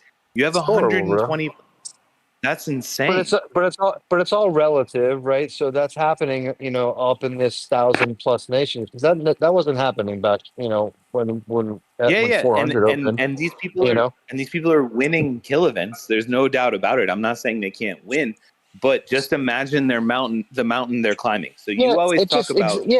yeah, that's exactly what it just feeds more into. You should get the hell out of there and come down to fucking one of these heavy hitters down here in the sub 1,000 nations that don't have those issues. So You know, That's so what like that's for what real. people don't understand. They don't have the visibility to understand that, like, even if you're sitting in a nation where you can kill off these bot farms and you can get a merge, you're gonna maybe get the lottery and get a good nation, but you're probably not. So you're already, I I mean, mean, maybe you're baby just cooking said on it. a block. She just said it. It's a 50-50 chance. Like my experience is just that. 357, two-time GC champion, blah, blah, blah. We got merged with a bunch of farmer trash. There's nothing we could do about it. It ruined the game there. It really did. So now what do we do? It's civil war. I talk about it all the time. There's nothing I can do about it. It's that, or I'm just a loser in my own nation. You know? So it's like, no, I'd rather be in civil war than just lose all the time. So I feel like that's what's going to happen with these, bot farm nations, whatever, whatever. It's a 50-50 shot whether you get a good merger anyway. If you do get a good merger, what, you got 1.3 alliances, You're going to have 160 players enter your GC final, and 60 of them are like T26 farms, you know? so I don't know, man. It's But laughable, LG, I think. it's what you say over and over. Look at your nation. If it's shit, it's time to move. Just eat it and move. yeah. That's what I did. Eat it, Yeah, I and mean, you're move in a to different a good position nation. a little bit just because of, your financial wherewithal mental. You're an amazing individual gameplay wise, but you're also fucking loaded, you know? So that's one thing, but like just a normal player, and the guy spending, I don't know, $500 a month or, something along those lines, $200 a month, because there's so many levels to the spend of this. But I don't even think the spend of this is a whole different conversation. I mean, we can talk about that again too, but that's a whole different. We're just talking about the number of people that are potentially available in these newer nations. I mean, and again, But I but think even I say spend it often. aside, Like I, you, I you, go look. even spend aside, you say it all the time, and no one listens. Right? Look at your No, they nation. are listening, man. See your I'll tell you, situation. we've See your started a movement, situation, mental straight and up, bro. and move. We started a And, movement. yeah, and move to the right nation, because Yeah. otherwise you're just wasting your time. So I We started a pers- movement, man. You got the 567 619 thing going on. You got so many people, putting Yeah, finally putting their pull up hands to up and 35. understanding. so I've You personally know, seen like for say like we all know that majority of the Russian players because of the poverty that's over there, if they decide to move to another nation, they go to another Russian nation. But like the spenders that are very active and are going to progress, they're going to find those very strong nations to move. But to top on these newer nations with all these bots, they're just throwing them on a program. So as their level hits, and that camp or whatever opens, they're just going to the next level. So I mean, it is a very, very uh, big thing. I mean, imagine having 2,200 freaking bots in your nation, and they all got T7s, T10s, not T10s, but T10 Yeah, it sevens. sounds horrible. It I is. mean, the problem is just like Big Bird says, they don't realize it's a problem until it's too late. Yeah. Because they don't have void wars in the beginning. They don't have cross nation events. And they don't have any of those things. So they're 4 6 months into it before they even whiff a void war and understand that all those farms with T7s, T8s are going to be a problem for them. More importantly, they don't watch this podcast. If they watch this podcast, they listen to it 2 or 3 times, they would realize, oh my God, what I'm doing is stupid. I need to pick the right nation. And that's what they don't have. That's true. And I mean, I that's what they don't have is what Baby said is Leroy. They don't have a Leroy or a Roser or whoever's out there doing their recruiting things. Because a real recruiter, I tell you, man, all you gotta do is go make a little baby city and go get them boys because they're gonna come. If you get them fast enough, especially the guys over there spending money. If you get them fast enough, man, they're gonna get the hell out of there. They should if they're halfway smart. I agree. I agree. Yeah. So I used to make a city. Obviously, you guys know I have like fucking a lot of cities. I used to make a Yeah. city in these somewhat newer nations, probably like every 10th city come, and I would tell them and talk to them about and try to invite them to the Discord and the YouTube channel and stuff like that. But ever since Camel put that new whole whatever intro, to now it takes fucking 3 hours to get to T or C10. It's like that kind of put a stop in any kind of growth to trying to get the word out there of any of us or any of this community, because 3 hours is a dedication just to go into a city and say, hey guys, there's a community, come join. It's a lot of work. Yeah. It is. It is. But like they're opening. So I recently just saw there's like a couple of whales in like nation like the early 1300s. It's like there's I think it was like 1340, whatever it is. But there's like I don't want to even call them whales, but there's guys in there spending buco bucks, Yeah. and they're the only ones doing it. And we kind of, I don't want to say make fun of, but we bring them up often, and we kind of bring them to light. And in my opinion, those are the nations, those are the people. Anybody that is not having fun, man, regardless of city level. If you're a nation, whatever 1350 right now, and you understand how to hide troops and you understand the basics of the game, and you have a C-33, man, we got free C-34s flopping around out there, dude. You just might need to recruit a couple of troops for them. you know but like if you want to babies nation, you're gonna have to, everything's C-35 and up, so you're already getting an upgrade, so it's like, in my opinion, just that alone is, it takes away the building of your own city. So I get that to a certain extent of it. But, I do think that you'll have a lot more fun quicker.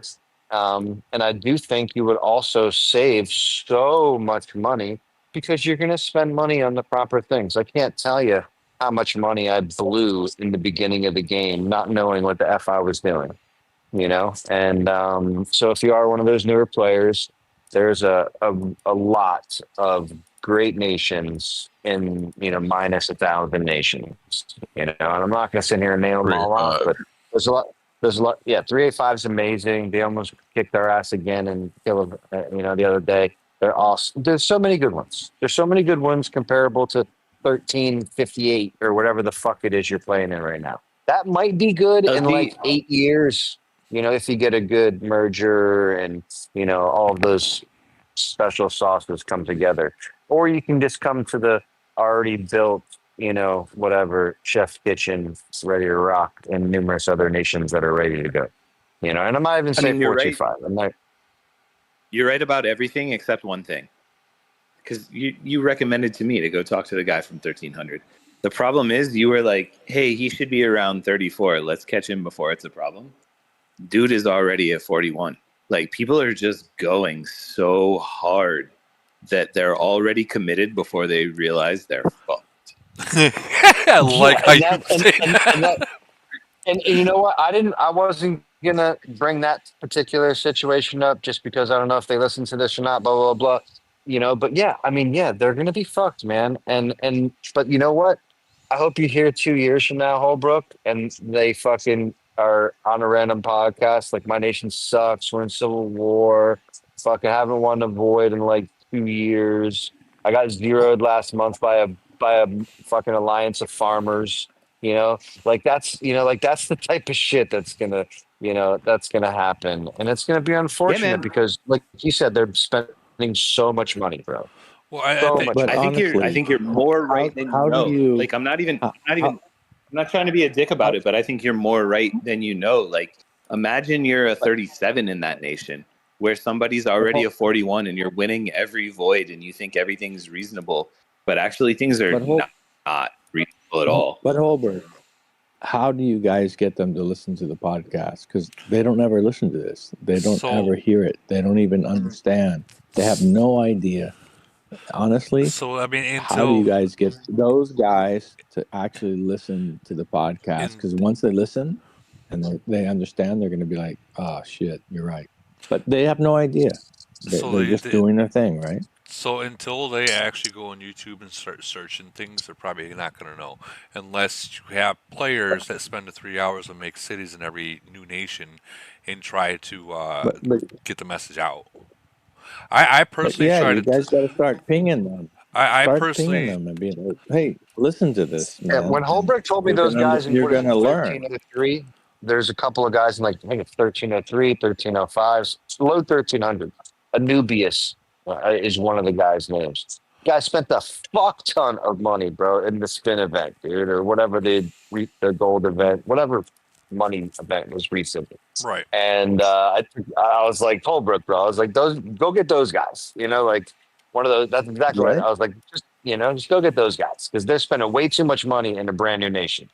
And I he talk came to back these to me. guys all the time. They have no idea about this podcast, and they never So listen, and they so have we no idea about the information. So we have a guy in a Crazy. there's a guy in a YouTube chat. Okay, his name is Hot Sauce. He says I'm in 1254. I've already spent over 3K currently, and I don't see a good future for this nation.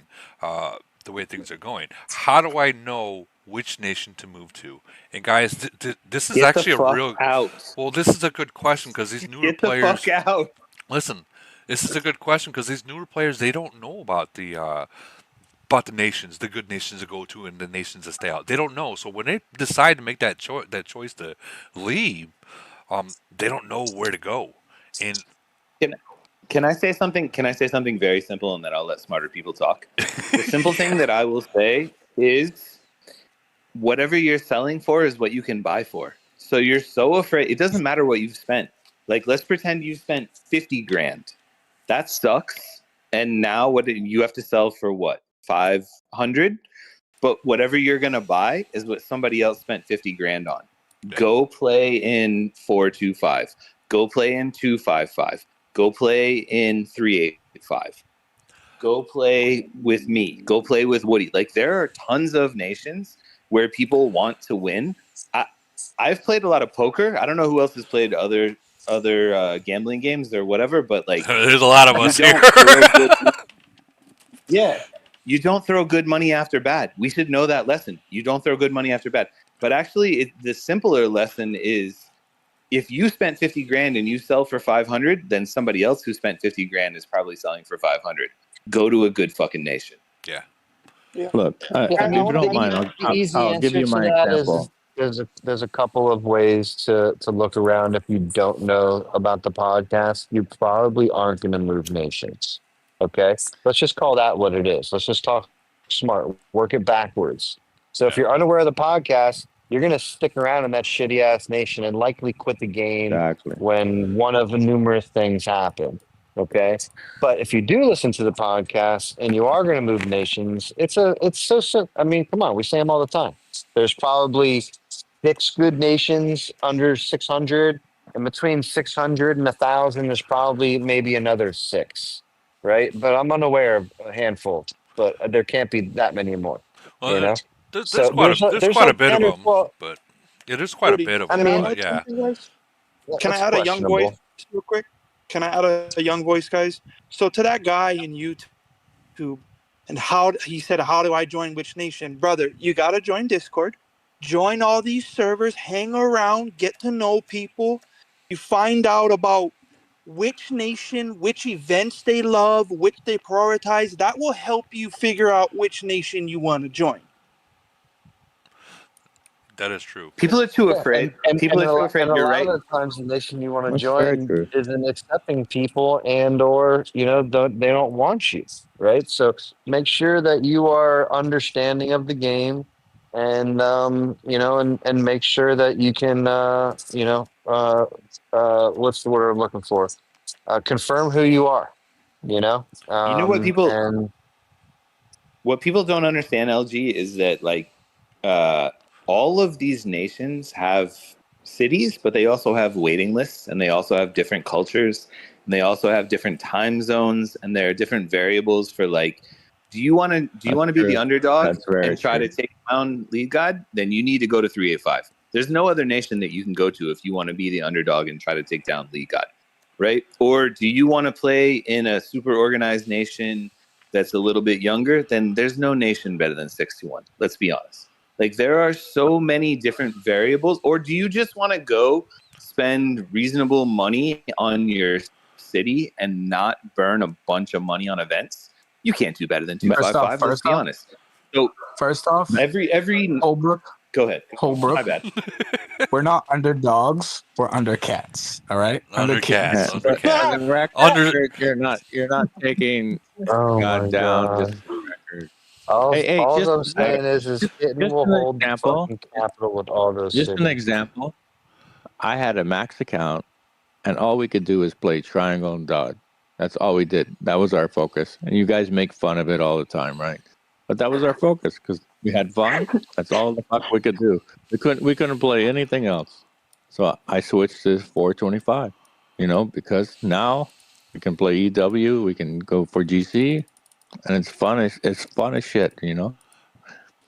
You got to make your I mean, decision. that's And fine. I gave away a max account to switch. Now, maybe not everyone can do that, but I would switch early. I listen to podcasts. I pick whatever nation you want, and go somewhere where you're going to have some fun and you have a good leadership team.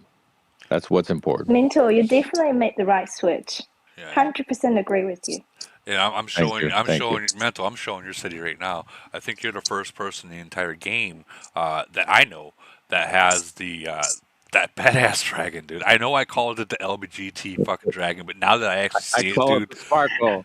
Yeah, you call it the And LTTP. I I'm was very like, sorry we were yeah. I making was like, fun of you what in the fuck? Triangle War and Why GOT. LTTP? Why can't we call it sparkle?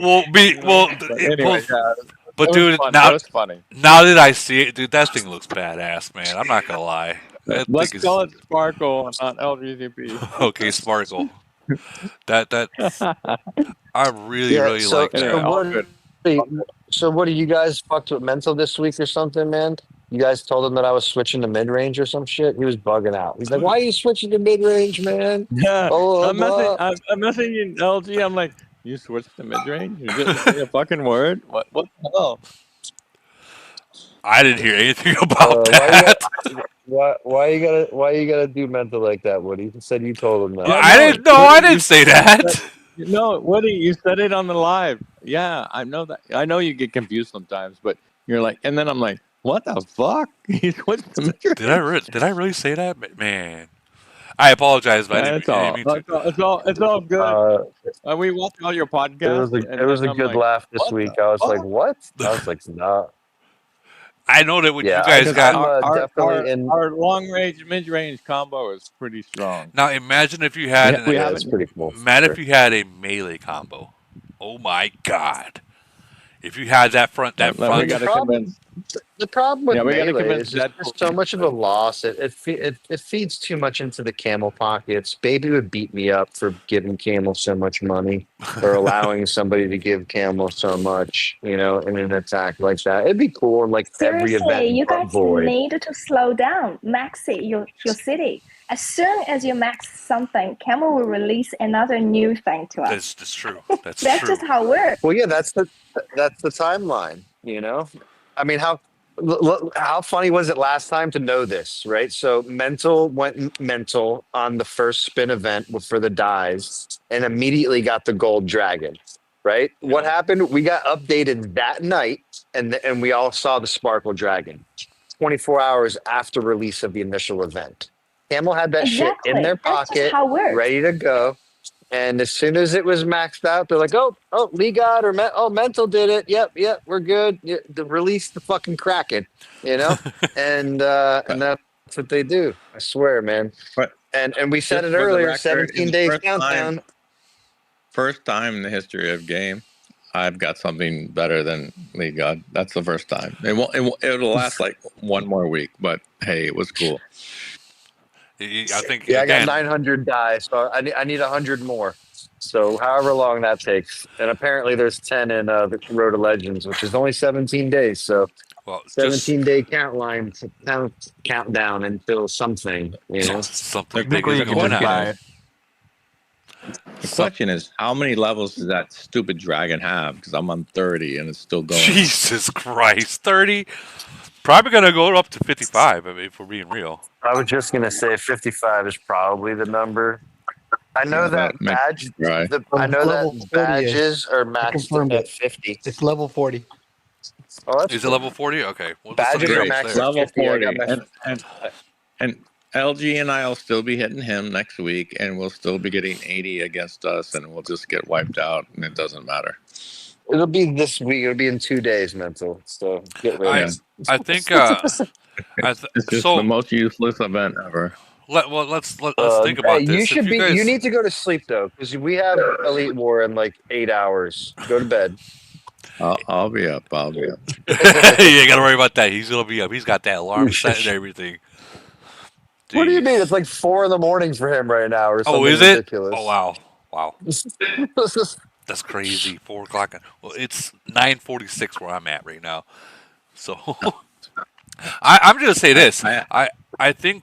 What time is it over there, Mental? It's 10:46 a.m. Jesus Christ. And he hasn't slept. He hasn't slept yet. I am gonna say I'll be up. I'm gonna say one thing right now. Mythical Tyrant from YouTube chat, Mental. He said he is your number one fan. Like, Oh wow. Yeah, so I have no fans. That's my only fan. no, believe it or not, dude, you have more fans than you think. Like, they just don't know how to get a hold of you to tell you. But yeah, it's got some fans. Are you kidding me? After the Raz Wars, everyone hated me. Yeah, no, I think that's where you got your most fans, brother. Yeah, that might have been where you got your most fans. I mean, I mean, mental. I don't know you at all, man. But I think you made the smart move going to 425. Oh hell yeah! Like, I think Thank too many people are too committed I have to their. a lot of respect for you. I listen to you all the time, and very smart player, Man. super and leader. Thank you, man. Not just player, but leader. Very smart.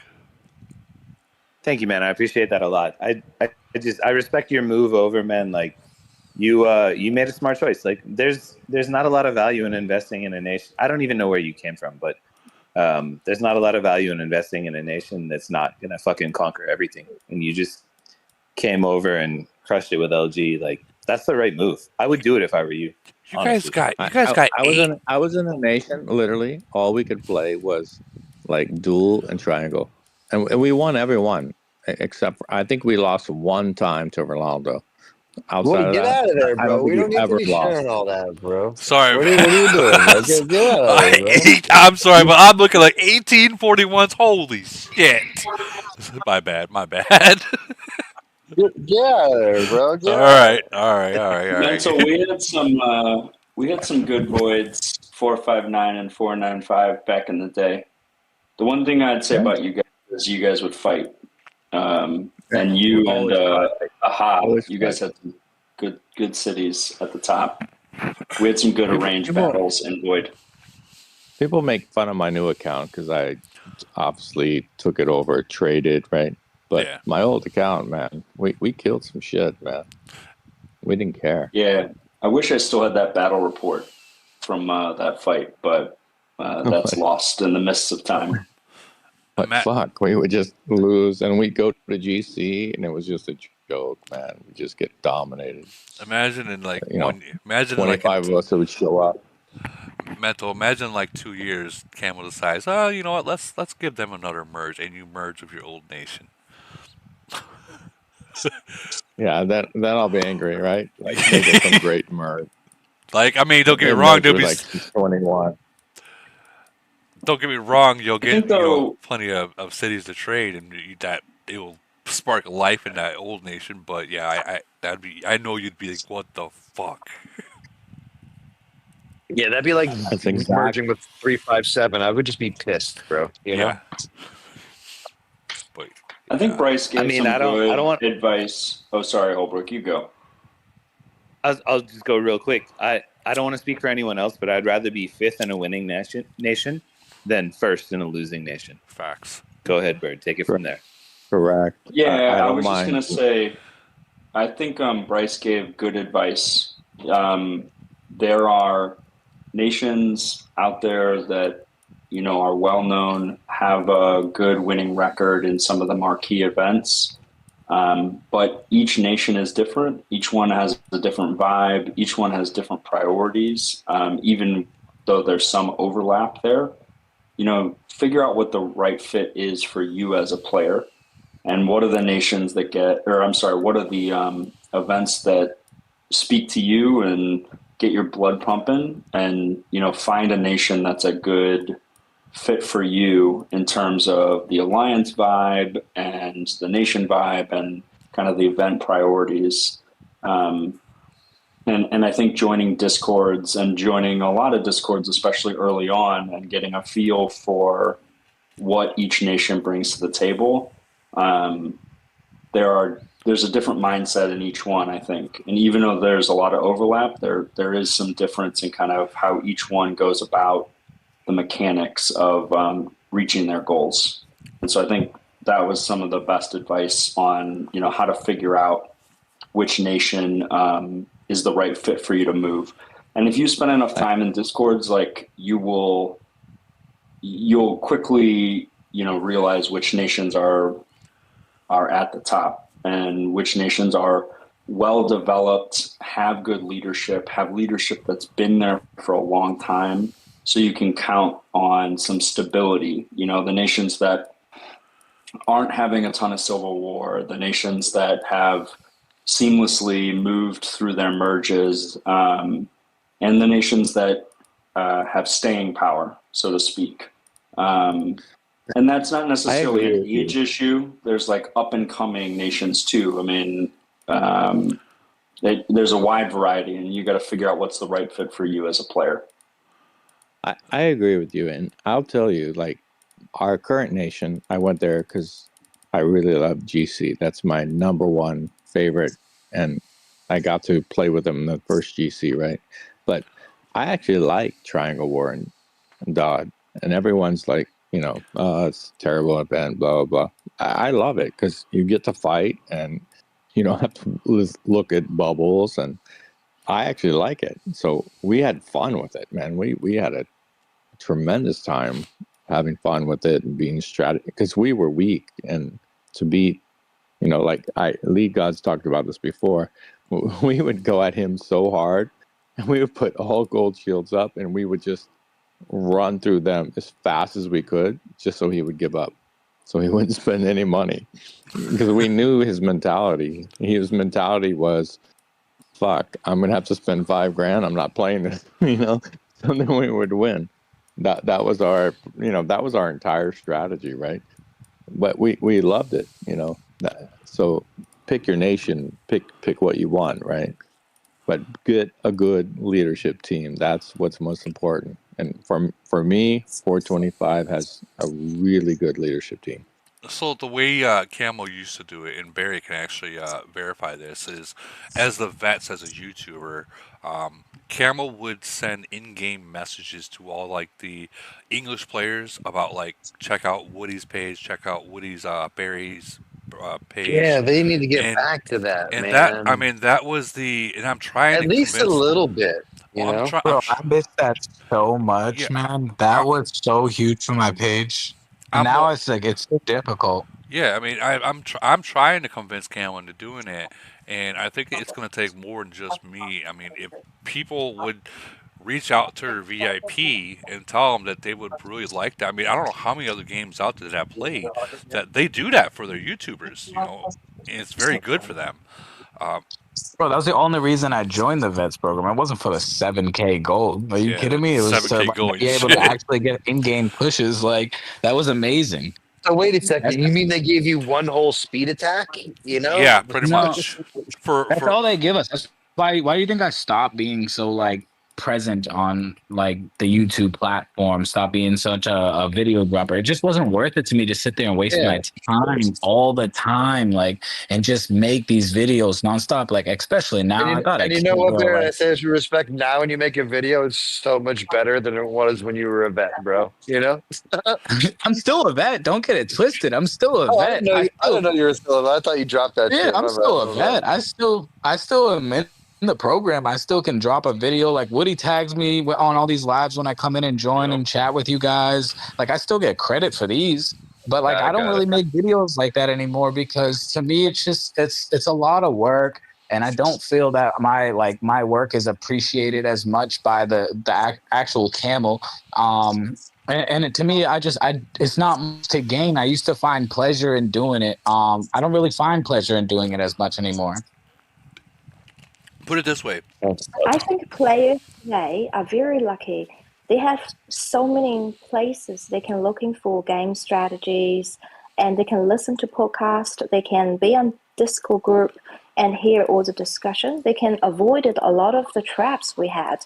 Because I played another war game before I came to AOO.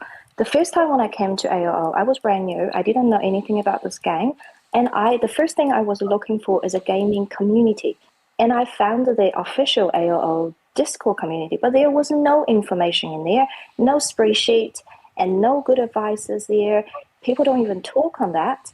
And look at 6 years later, and now people can get information, valuable YouTube videos, and go on to podcasts like this and learn from older nations.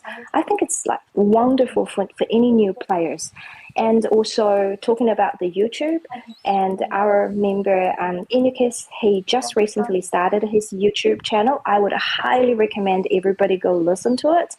And because he explains things in a very good way and very detailed, like if people want to know the game mechanics and algorithm and how the attack, HP, and damage are calculated, seriously, that's where to go.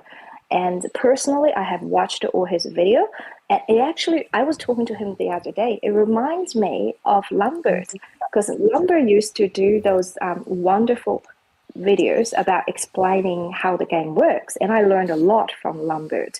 And I listened but to his video and I thought the same video thing. That's Yep. great. a little bit more in the niche gap, which he explained more into the algorithm and game mechanics.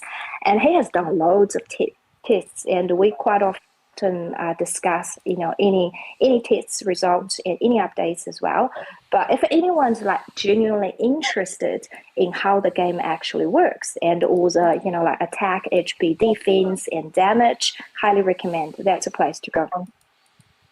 Baby, I'm see, we sharing need his. more. We need more people like you right here saying stuff like that to promote people's pages like that. That how you just promoted Enox like that Yeah. was wonderful.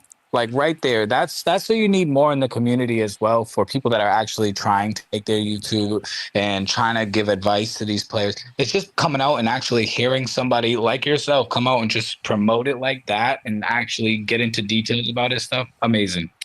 He Thank you, Especially Barry. for that. I absolutely love his channel. Like, and I'm a YouTuber as well. So for me to listen into it and uh, see some of the stats that he put in, and this guy is a spreadsheet guy, so like he is about the numbers.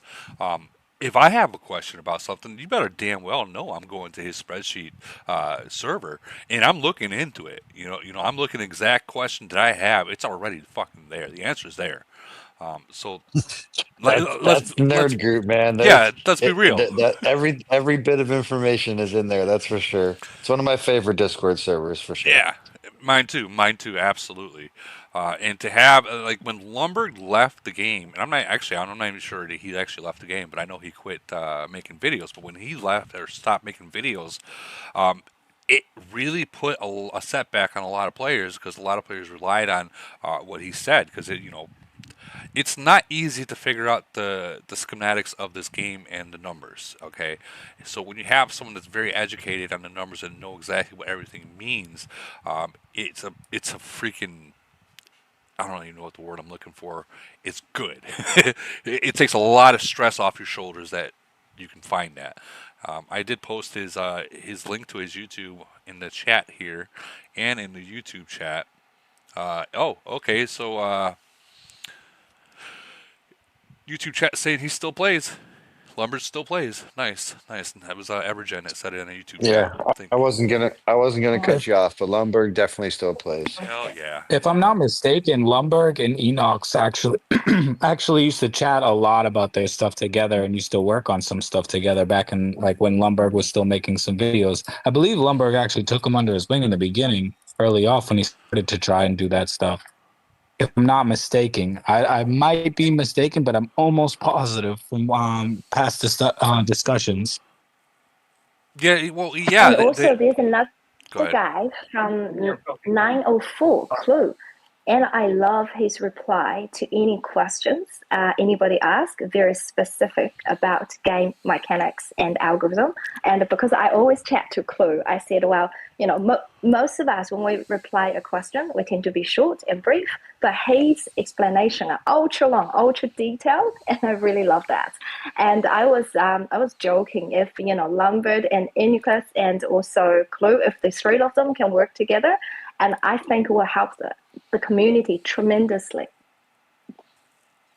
Oh yeah. It's so true. Baby Oracle? Can you imagine, or even Nation One at that matter, if there was a Lumberg or an Echoes there when you first started? Could you imagine the amount of money you would have saved? Oh, 100%. 100%. I tell you what, we used to learn from Said. Because we actually, because we had a member, two members actually used to play with 81, and I mentioned this in my previous interview with Nikki, and they used to post the screenshot of the alliance chat in 81. So every instructions Saeed used to post for 81, and we copy. We basically copy word for word, and this is what we're going to do because we have no idea about the game, and so we learned from some of the legendary players. But like nowadays, like I said, new nations and new players, they are so lucky. They've got so many places they can find information which are accurate and been tested, and also trustworthy sources. Yeah, I just think the game have developed so much over the years.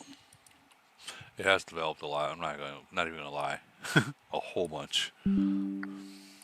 I think the Baby, you problem used is to have some things don't translate. you had Sayaz. I had chicken. Right. Chicken is a very good dude as well.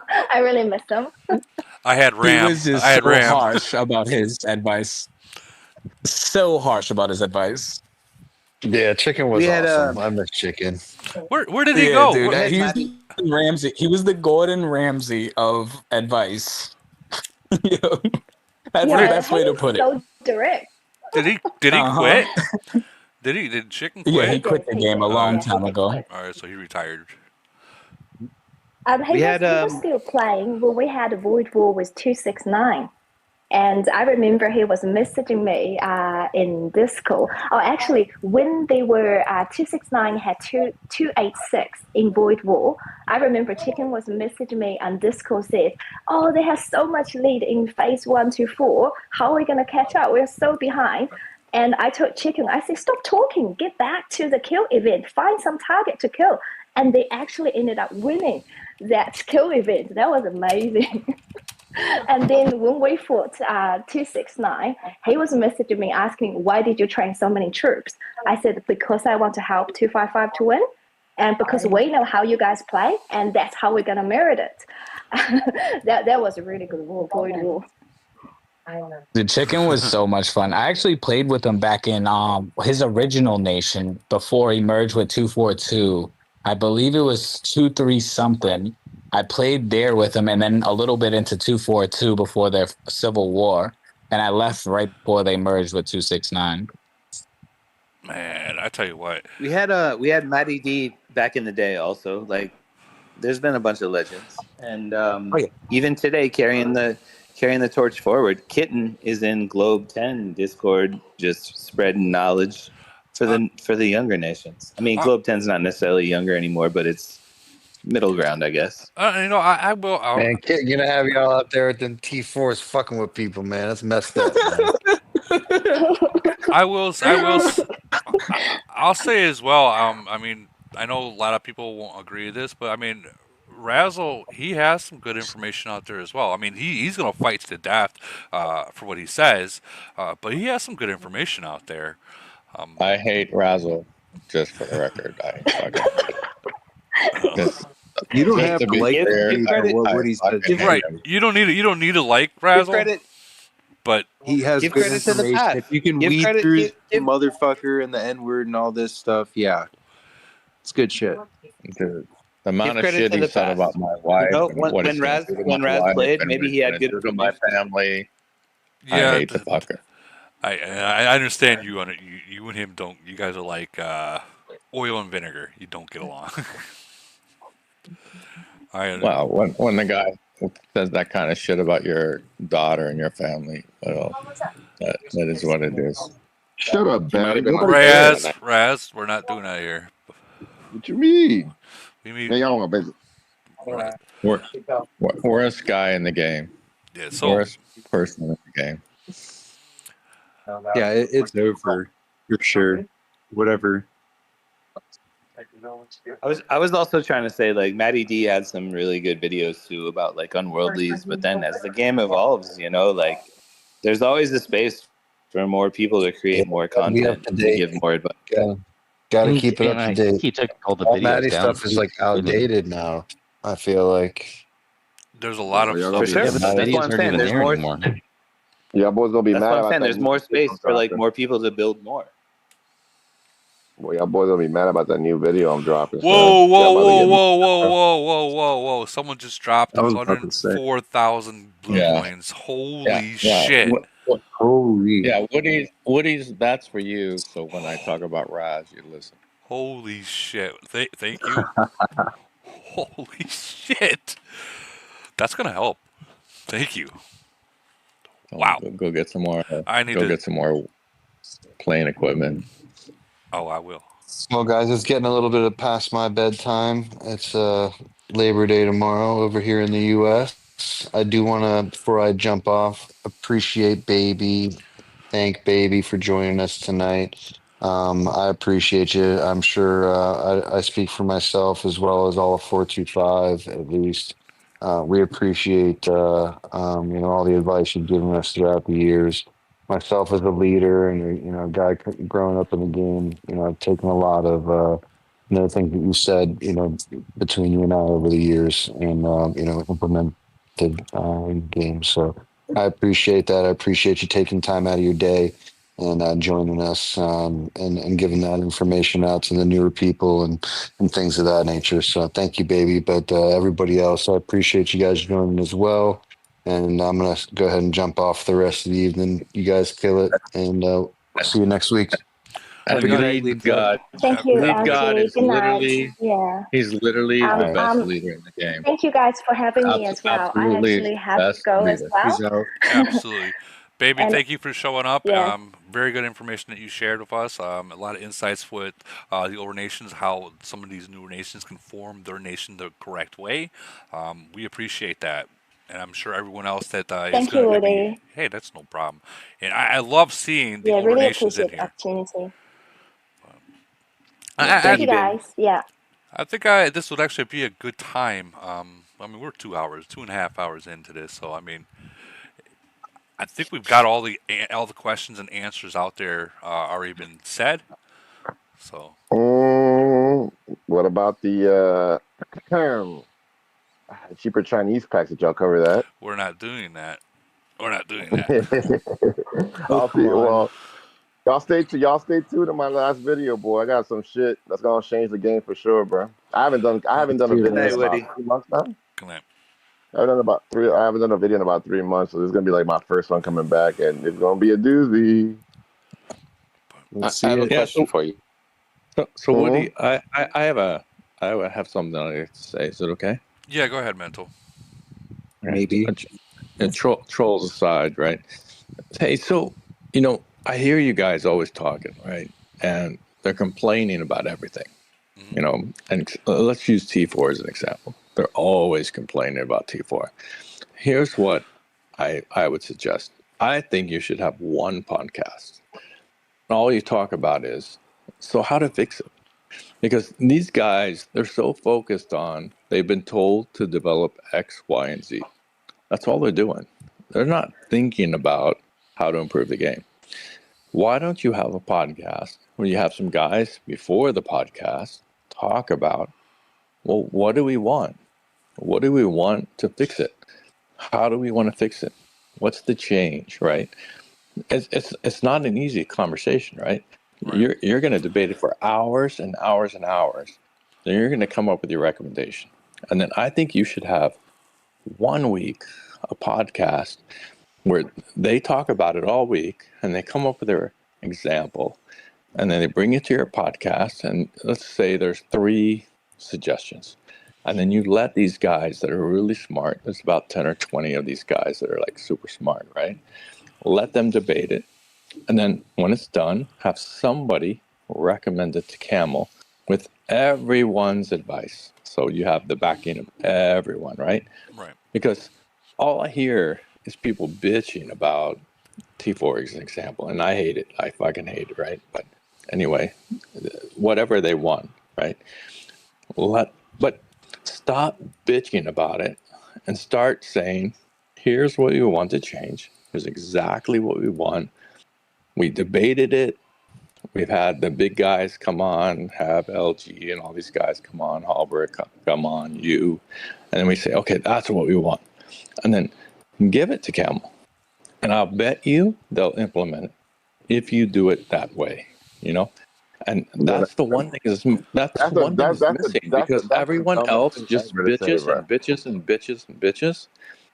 Let the guys talk about it. Come with a suggestion because these guys have Bro, y'all been no doing that. We've been doing time. that for years, dog. Camera doesn't listen for that. They've No. done that many I times don't want before, to. years I don't want before to that. debate with Raz, but You don't have to. I'm just nobody telling has. you what it is. They don't You don't. listen to us. They don't listen, boy. You lost your mind. You're like new in this Right. game. You Never started playing have, what, never 3 years will. ago? Like I've been I'm not. playing for 8 years. They've I've been never doing this for listened. years, They've man. never Right. listened. But They've never We're listened. I'm just saying, Woody, we're not if here to. you get the community to come together and talk about it and make that suggestion, and then go to Camel and say, look, hey, this month, this is what we want. I'll bet you they listen.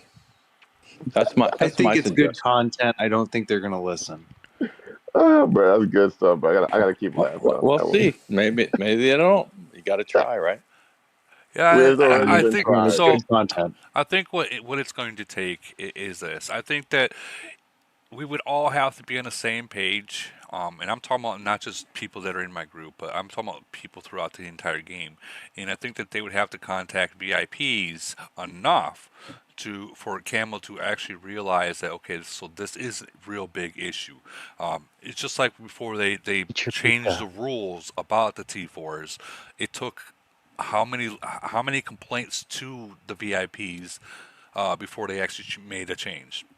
It's going to take thousands of people complaining about the exact same thing Sure. to the Which VIPs. won't, Like, which won't happen. Which won't happen I because mean, they that's got people that. that's not necessarily true. That's not All necessarily right, true Well, all right. because I think, Woody, you have the one person that can organize it to make it happen. That's just my opinion. It can happen. We are wild, bro. I think if you lead it, let all those people give you a very reasonably thought out suggestion on how to change it, and then everyone supports you, I think it'll happen. Common ground. Just my opinion. I kind of 100% agree with that too. I just personally need to be careful what I say on my Well, channel. let us say it. Well, let us say it for that's you. true. Or if we made a video or a live, maybe half hour only, and it's directed straight towards Camel for the developers to watch and understand what we're feeling, I think that would be more effective than anything. Because if you remember Rooter from 923, he made a video about something that was going on, and he made it very clear to the developers if they don't listen, that the video was going to go out. It was going to be exposed for all the Discord, all the Facebook, so on and so forth. And Wasn't it like a glitch? it was Like, that we don't do it that way. We don't do it that way. I know. You have a nice video. We all talk about it. We say, hey, here's what we suggest. Woody leads it. You got all these guys behind you, and I think they'll listen. Lumberg tried this many years ago, bro. Like I'm talking about, even before that, there was a bunch of us that tried this when early was. But nothing changes Lumberg now. exposed so much stuff that pissed him off. No, bro. You got to do it a different way, right? That's why they got aggravated. Y'all fail to understand this is a business, bro. Y'all all think that this is just like some kind of free to play game or whatever. It's a business. Money You don't will even come own your before account. all time. So for y'all to think that this is I've been there. I've met their executives. I've been there. I understand them, and they will listen. I promise you. And they'll listen to Woody more than anybody else, and especially if he has the top, guys say 50. They talk about it and they say, okay, that makes sense. It's not hurting their game. They'll listen.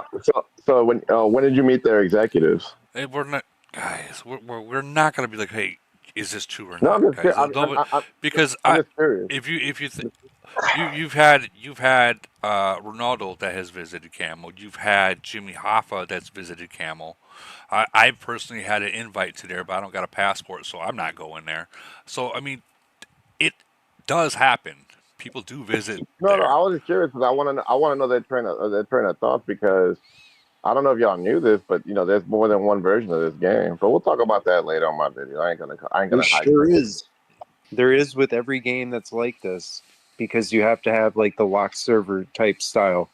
There's more to that, but I'll cover that later. I'm not gonna get into There's laws in China. It is what it is. Well, that's what it is. But I don't. In any game, it is what it is, right? But my point is, I think there's some really important changes. I think you guys can influence. I think Woody can do it, and I think he needs about 100 guys behind him, and make a very solid recommendation. This whole T4 thing, these voids and they're getting boring. We're watching bubbles all day long. I don't have the time to sit there and watch 24 hours of bubbles. I got 2 or 3 hours. No, that's it. I don't have more time than that.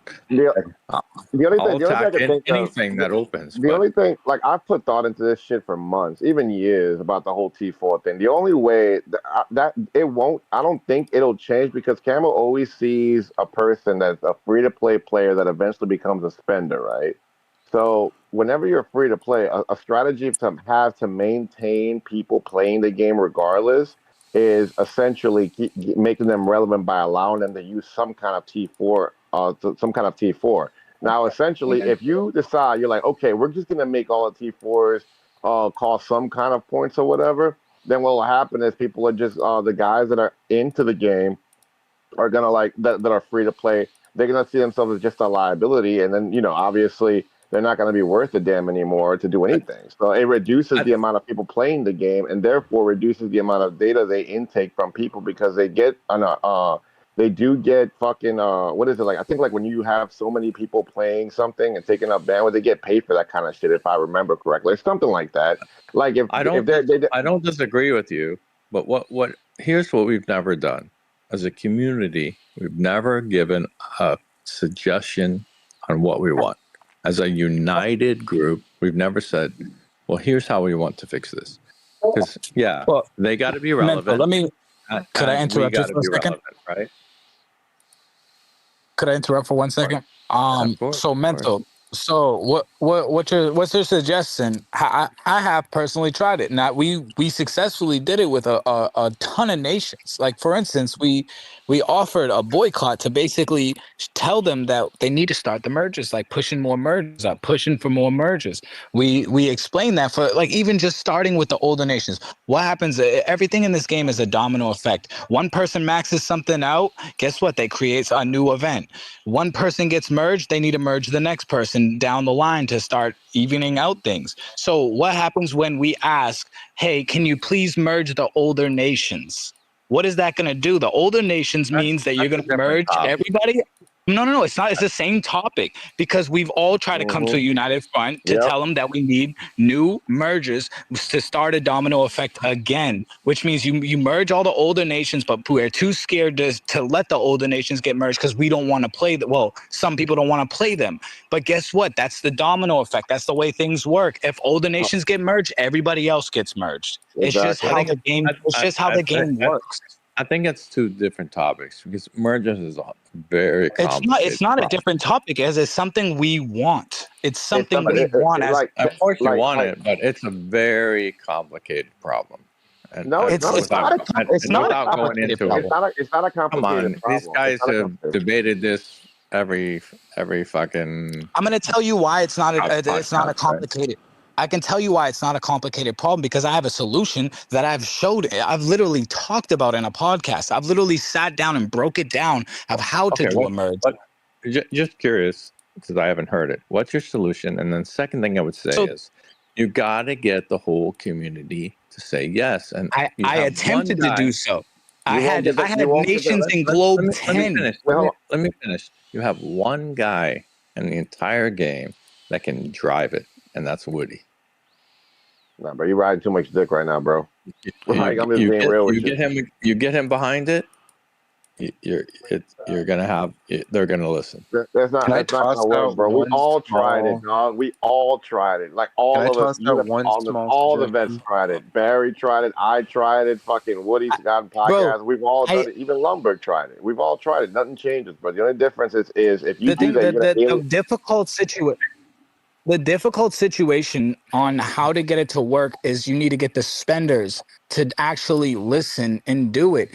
Like I literally told everybody, I was like, bro, all you need to do is just not spend on GC.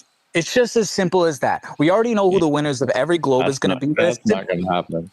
Exactly the problem. That's the problem. The problem is addiction to winning and the dopamine that comes with it. That's the fucking problem. Until y'all motherfuckers start realizing.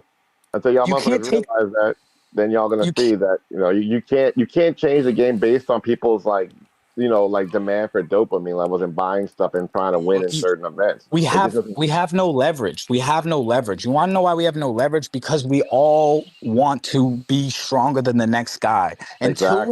Until we can get the whales to be like, all right, listen, we'll all collectively stop, which means that nobody is moving in strength. Nobody's getting better. We're all stuck stagnant.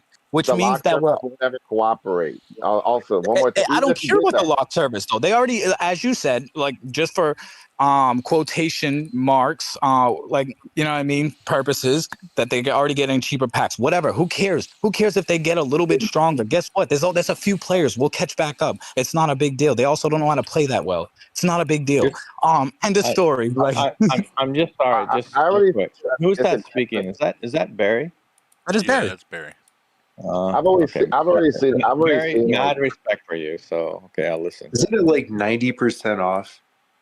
No, okay. Huh? So actually, guys, you know what? Me and Rodder went over this the other day. So they have social media laws. They have a certain amount of spending that they can do, and there is a player in here that does actually was able to get a Lock Nation account to see the prices and so on and so forth, and they maybe have, let's say, for every dollar they save 20 cents. I'm being real That's with you.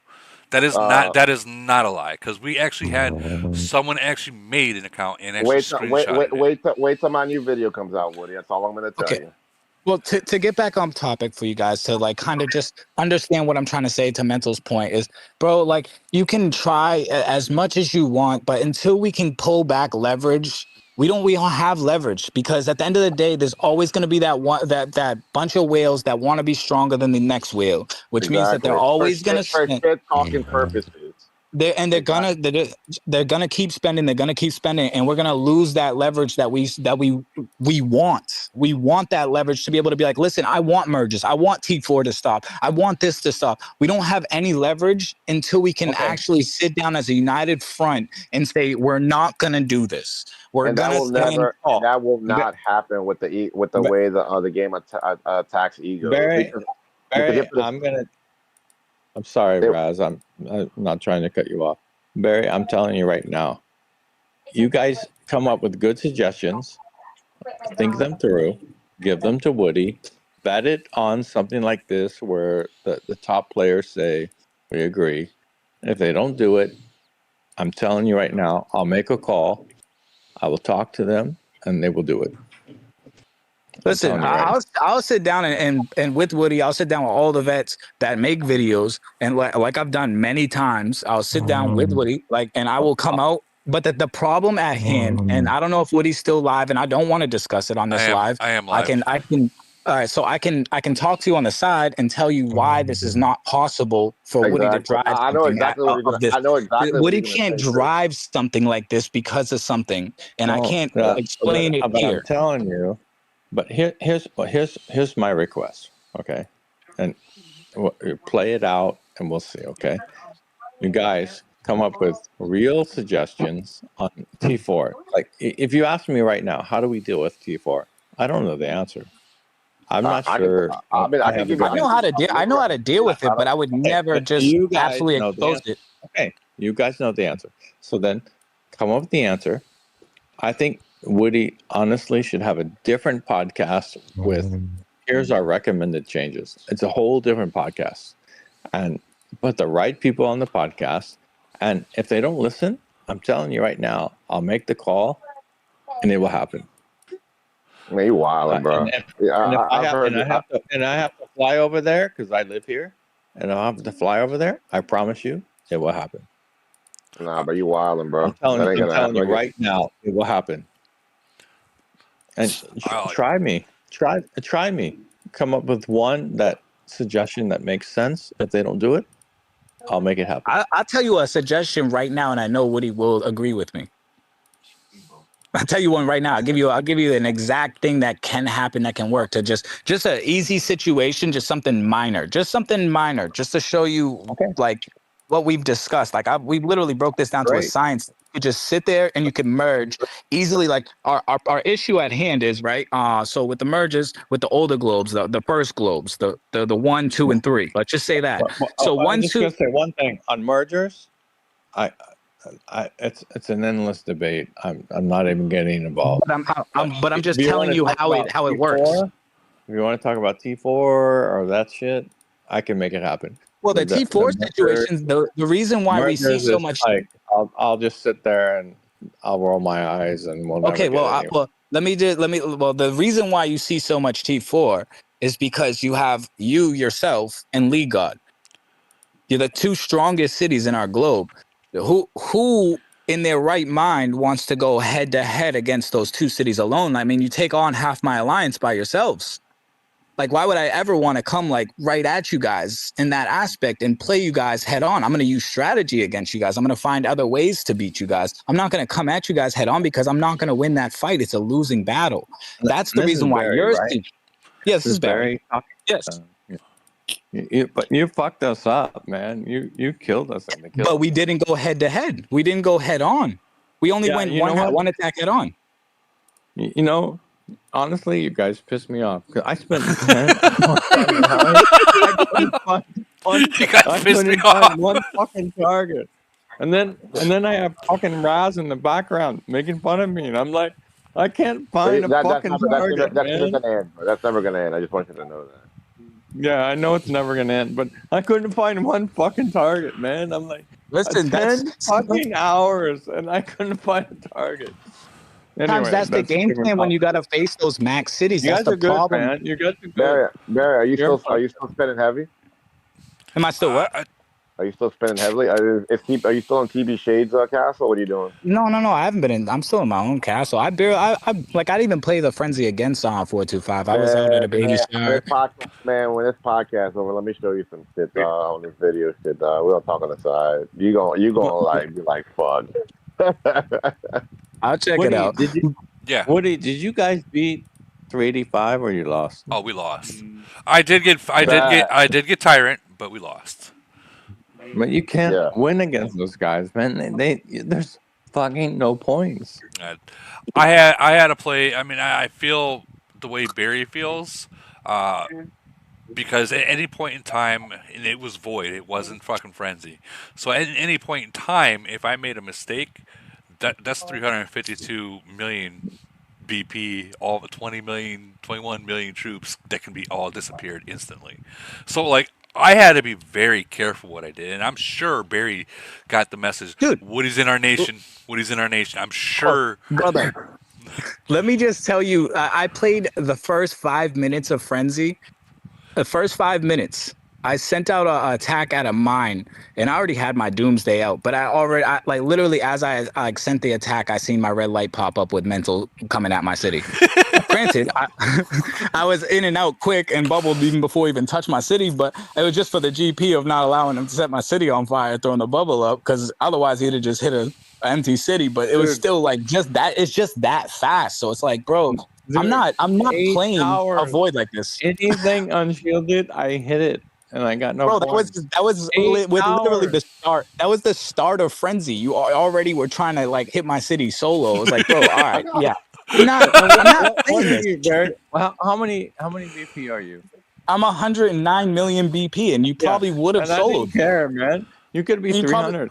I was sending, man, and I never got a point. So let never fucking got a point. I have a suggestion on that, because I go against some pretty big monsters, not like 385 or 425, but if I was Barry and I knew I was going up against Lee God or Mental, I think it would be a better option to like sit back for like 2 hours and make it look like I'm sleeping, and it gets the other players like 385.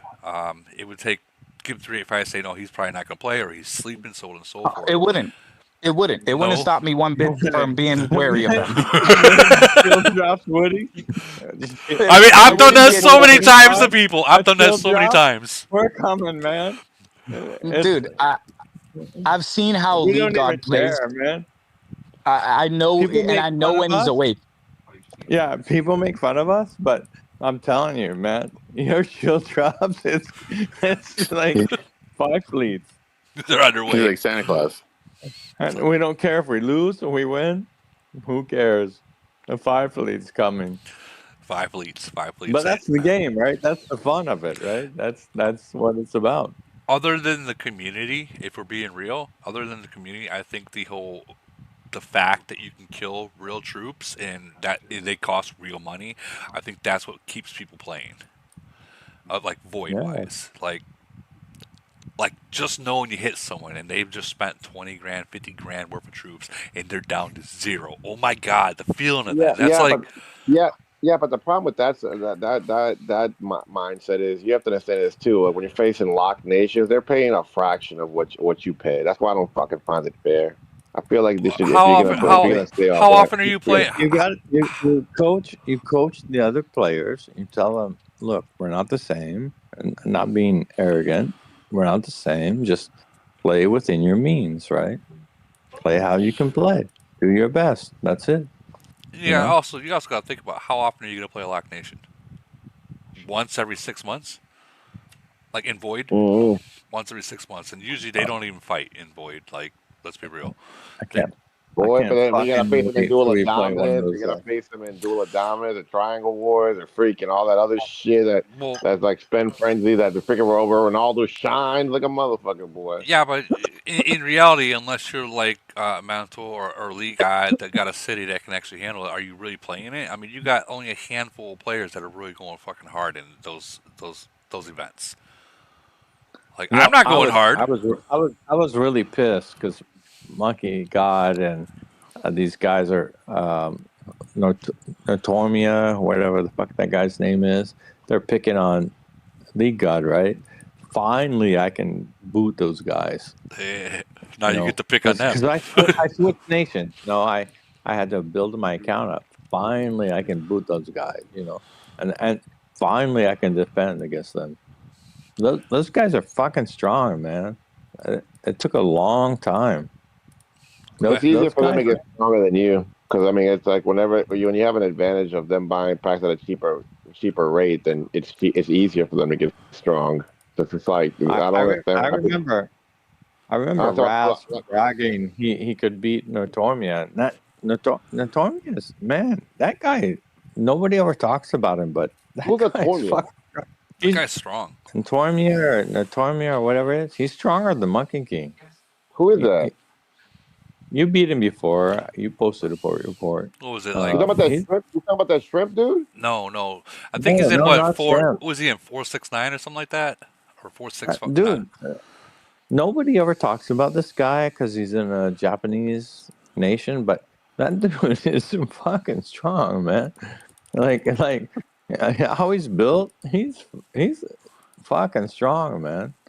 Yeah, I What's the I, I put Tormia? one. look, I've hit Oh, Ronaldo, Noritama. Yeah, Noritama. Noritama, Noritama. yeah, Noritama. Oh my I've God, hit that Ronaldo. motherfucker. I've kicked no, Oh my God, that motherfucker's so strong, dude. God I've kicked damn. Ronaldo in the mines, no problem. Noritama, This that guy. guy, man, This he's a guy. bitch. This guy right here. Noritama. This guy. He, he, he's really, that guy's really strong, man. Shrimp, no problem. You boot him, no problem. He's Noritama. Fuck, that he's a bitch, man. You might win some, you might lose some. All right, we get out of here. I'll see y'all later. All right, Raz. Stay tuned for my video. Lead All right. God's And, figured him out, Raz, but have a good one. Have a good one, Raz. I think. Peace. Yes. Bye. Have a good night. So, do you think Noritama understands fleet formation? no, What nation? no. I thank God he doesn't understand formation. Because if he understood formation, I think it would be like twice as hard. It would give me a big headache. I'm Every day. gonna hop out. I said I was gonna hop out earlier, but I'm actually bouncing this time. All right, Barry. Thank you for All right, Barry, guys, good be easy. Take it easy. Mental, Hey, I'll chat with Barry. you about that. Barry, first time to talk to you. Very nice Yes, to talk to sir. you. You You're a as good well, guy. buddy. I'll chat with you soon for sure, so we can talk about that discussion. Jeez, his officers. I would like Great to see you, Barry. His officers All right, at brother. 26-1. Holy cow. this Noritama guy, man. He's legit, man. And nobody ever talks about him, but that dude, like the shrimp guy and Monkey King, man, you boot them, no problem. Noritama, that fucker, man, he's strong. I think if his nation, because I'm looking at their cities and whatnot. If his nation was actually in the top alliance and like built correctly, I think they'd be a problem for a lot of people. If he knew how to do more formations, oh my God, I would have a headache. Yeah, yeah. I agree. That he would be. I think stats would be switched around trying to counter it. Then. You know what's cool? So I had my 495 account, right? It was maxed, completely maxed, everything, right? And the guy that bought my account hit me this week. He lost with 500,000 troops. Whoa. And that's the key. Everyone talks about it. Make sure whoever buys your account can spend money. Yeah. Right. So my old account lost that the account that I fought Raz on and blah blah blah and all that drama, right? He lost by 500,000. That's so big. That's not, yeah, right. That's It, not even close. and that was a strong ass city. It was. I remember clearing 385 completely in triangle, 100%, one person. Jeez. We had one person attack, completely clear. Now, again, and 385, I respect. So they're like, man, they're shit, man. They're awesome. I think when there's more nations that are open right now, I think merger will start happening again. And I think some of the older nations will get a merger, but I don't think they're going to get like a 219 and 52. I think it's going to be something similar like what they did with that 600 nation. They moved into. I'll tell you what's scary for me. You have a 385 or a 373, and they get a merger. Oh shit, man, that's scary. Then we're gonna be like, what the fuck? Well, That's scary. Well, they're And not. I think it's gonna happen. My prediction is in the next couple of weeks before we start new GC, I think a couple of them are gonna get it, and then oh my god, how are we gonna deal with that? That's gonna be tough. I'm waiting for my second merger. I don't think I'm going to be getting it. I think that my nation's too strong. I think you're 6 months away, but yeah. I do think, I could be wrong. I do think the 373s and they're going to get a merger, and man, that's gonna be really tough. Well, if they do that, I mean, it's going to be tough, but they're going to be able to jump to the level to where you guys are at. And if they do get it, if they get it, just know it might take a year, but just know that that it's going to happen for you guys. I don't think it'll take a year. I think they'll come at us with pretty strong numbers. Oh, I'm talking about 425. I'll tell you, but I'll tell you this. I'm in 425 right now, right? Mm-hmm. I'll tell you this. They'll see what really happens, and it will not be easy to beat us, but they might beat us, but it will not be easy. You can take a picture of it. Picture of what? Yeah. Usually you win. Sorry, guys. What is the GC winner? Usually wins about 900,000 points or something. If we lose, I'll put 2 or 3 billion up. Jesus. Billion? No, don't. No. I'm not kidding. And if we lose, we lose. It is what it is, right? But yeah, I'm scared of that because you merge a 373 with a legitimate nation. Doesn't even matter. Maybe that somebody today that says they're not great, right? Mm-hmm. You put 373 with a legitimate nation. Oh my God, that's going to be hard. I don't think that. So when these nations, for such as 373, get a merge, and this is a big if, but if they get a merge, they're not going to merge it with anywhere near what their nation's at. Like it's going to have to be like in the 600s. It doesn't matter. Yeah, it doesn't matter. They get a good 600 nation. It doesn't matter. They have all those players. That's going to be hard. Yeah, you're not wrong. I used to play in 373, so yeah, I know. It's. Yeah, well, yeah, of course you know. You're the Ram legend. Ram. I do miss Ram. I'm not gonna lie, but Is he ever coming back? no, he even stopped. He deleted his Viber, so he's gone. I can't even can get a hold of him anymore. Well, anyway, it doesn't matter who merges with them. They're going to be fucking strong, man. And I think it's going to happen this merger. I think this is the merger that's going to change everything. I think this next one, you're going to see all the old nations get mergers.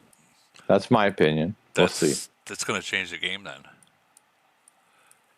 For the better. For the better. For the new nations, it won't matter. For the old nations, it's going to switch it up. Yeah, they're definitely going to have to consider different strategies. I mean, RAO. I mean, they're just fucking. But and in retrospects, when I played 373, the second, third, and fourth alliance back then, before they got the merge with ROA, that nation, they leaked a lot of points. A lot of points. Look, LG is the strongest guy in the game, so 425 is not losing. Right. But with me, no offense, and I'm not trying to be arrogant, but there's no way I'm letting that nation lose, and I'm just behind it. I'm just a little guy, right? There's no way. So until they merge, it's just a stupid GC. There's no way. So Barry just donated $9.99. Thank you, Barry. He says join 385. I had to throw that out there. 385, dude. 385, Thank man. you, Barry. That's a great nation. Great nation to join, right? Great leadership. Great nation. I think that with the issues that we're going to probably have like in a year from now is that all the older nations such as 385, 425, 621, all those big nations there are going to recruit all the newer players to where like the 700s and 800s are like, well, now what? They got them all. They're removed. Well, that's what's happening, right? Mm-hmm. We all understand there's no merger, so we got to recruit.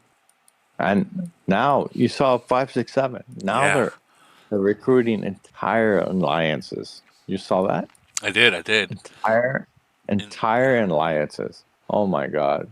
That's tough. That's the new meta, right? That's what you need to do. I was telling my alliance earlier. I said, look, I don't lead. I don't have the time for this shit. But guys, you need to start talking to entire alliances and let them move.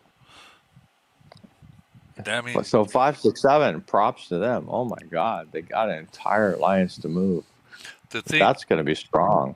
Yeah, you give it. I mean, they're already strong now, but you give it. I'm going to just say you give it another 3 months when those people that came in there start really building that city. Oh my, those cities.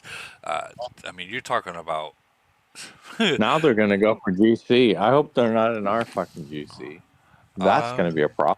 Were they in That's your last? That's going to be a real fucking problem right there. Were they in your last GC or no? They were still in 621. No, they weren't in our GC. No, they're not going to be. They're not going to be in your GC bracket yet. You would have to have someone towards your nation in the 400s, quite a bit of them, to get merged. For the love of God, I hope they stay way up there. Those guys, I'm telling you right now, that 621 and 567, that's a problem. That's a real fucking problem now. And they're recruiting. Every week they're recruiting. More and more players are coming. Yeah. That's a fucking problem. It's a big problem. That's a big problem. There will be one nation. So whatever your GC is right now, going all the way up to the I'm going to say the 701.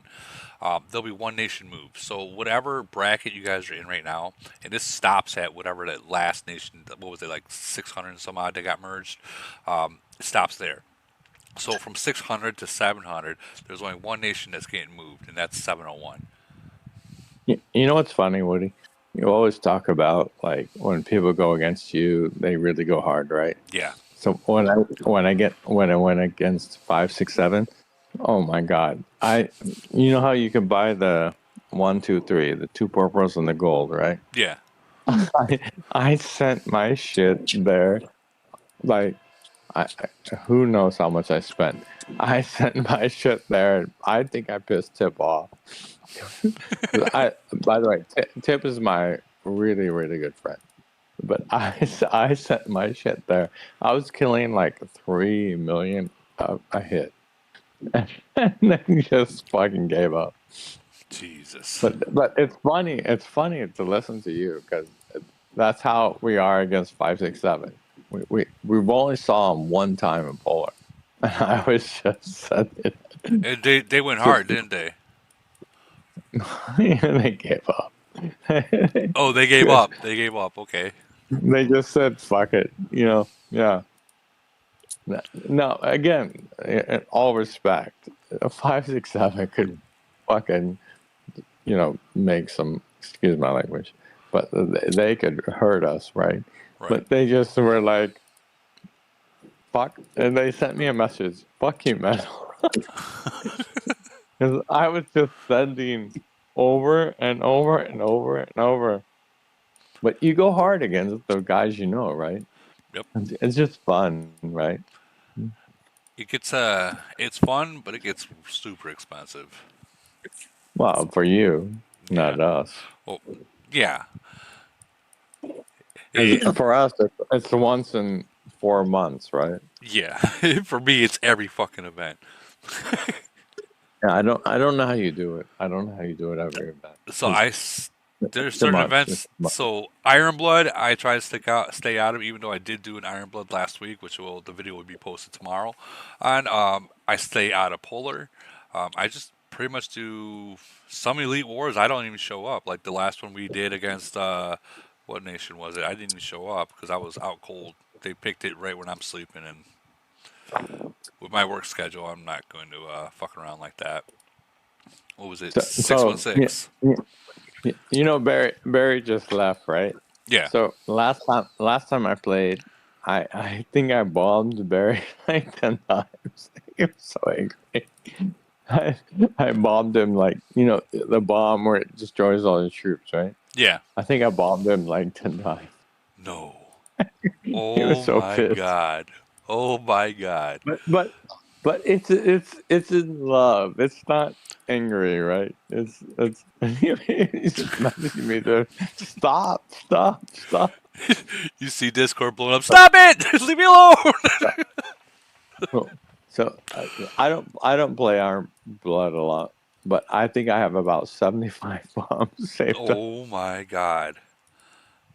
So one time I'm gonna join and I'll wait for a Ronaldo or you or someone. Oh, not me. Dude, this is how I do Iron Blood. I go there until I run out of troops. When I run out of troops, that's it. I log out. The problem I have is I don't like it when I get burned, so I can't stand it. So I don't like to go there and get burned. I don't know. It's just I can understand that. Okay. You know what I mean? Yeah. So have you seen your city burning? I have. It sucks, man. It does. That's why I hate that fucking event. It's embarrassing, kind of, right? Like it's right. Like, yeah, right. You don't want to be burned, right? And then you follow the line back, and it's a fucking 34. You're like, what? Yeah, right. You don't want to be burned. So I won't play that event unless I'm gonna go hard. I'm the same like you. You're like, I got to speed. I'm the same. If I'm gonna play, we're gonna play. It's and hard. If I'm not gonna play, I'm not gonna play. It's hard to play events like that because we are so competitive and not speed around, not port around, and use everything that you have, or not use everything you have. It's really hard not to do that. So to not play, that's for some people, especially myself. I know I'm gonna be able to stay for void if I just don't play. But if I join, I'm probably not going to be too active in void. Unfortunately. The problem with void is that everyone makes fun of me, but God, I can sit there for 3 hours and just look at blue bubbles. Oh, Nobody unshields. Anything unshields, I'll fucking kill it. But it's before, right? Yep. So I don't know, man. Void anymore is just. I love it. Yes, Void's the best, but nobody on bubbles, right? They gotta change. They gotta change some kind of schematics of it, mechanics of it, to where you're not just looking to see bubbles, because then you killed the event by doing that. So that's my point. I really think you guys should really talk about it. Come up with some suggestions. I don't know what the suggestions are, and let's make some suggestions together as a group, and then we'll all get behind you. You need every one of us. We'll all send the same message. If you ask me though, what's the suggestion? I don't know. I'm tired of hearing everyone bitch about it on the live. No offense, okay? Right. Your lives are great. Your lives are great, right? But I'm tired of hearing them bitch about it. Let's make a suggestion. How do we fix it? And then let's make Camel fix it. I think that bring the towers to Void. Bring the towers to Void. Looking at bubbles. I think the towers. That forces people to fight. Forces them to fight, or they give up 1.2 billion points. If they bring towers, I think that there has to be a significant difference in points versus Frenzy. So what I mean by that is, like, Frenzy, you can get what 800,000 points. If they made it to where you can literally take 4 billion points, it would be a big fight then. Or it's a 1.2 billion swing right now. So you can take away in Frenzy, you can earn 600 million and you take away 600 million from your opponent. Well, then yeah, they would have to put more than that then in a Void to make it worth it. Yeah, if the numbers were higher, it would be great. Like a 4 billion. Yeah. But they would have to make it to where, like, they'd have to make it a little bit different, because you go against like 425, and you're not even gonna fight in the towers, because you just know right off the bat you can't win. So it's not worth it. So it is going to be a sea of bubbles, because even with the towers at that point. So if they make it to where the number one alliance couldn't attack the number one tower, or I don't know, see that's the nitty gritty shit of things that we have to talk about, and to where you can make it somewhat fair for people to fight. Or maybe T13's like iron, like fucking like Polar. You can do that in the towers with everyone, in towers only. That might be a suggestion. Something to where just a bubble fest sucks. Yep. There's already troop loss in Void though, so it's just troop loss that would help with that, right? Well, I mean, that's the reason why people bubble. It's because of the troop loss. No, but if you have a tower with Void and you have troop loss, then that adds an element, right? That's the element that you're looking for. You don't need to change it so much, but it's troop loss. I agree. I think if they did something like you lose troops defending and attacking, that would be a big thing, because people will be more hesitant to want to attack versus defending, because, well, you're still going to lose troops no matter what. So Woody, here's my point. Okay. You should have an entire channel. All they talk about is, here's what we want to change. Vet it, and then bring it on this channel. Let these big guys, Hallberg and the God, talk about it. If they agree, then write it up, send it into these guys. Because they're not, they have no time to think about this shit. They're just developing, whatever they're told, right? Right. So let them start a group, let them vet this shit. And it's hard. It's not an easy discussion, right? Mm-hmm. And then let them vet it, send it up to the head guys, because these guys like Lee God and Hallbrook, and they're spending money. They're going to listen, and then you send it in and say, hey, this is what the community wants. We want to change T4 to this. I think they will really listen.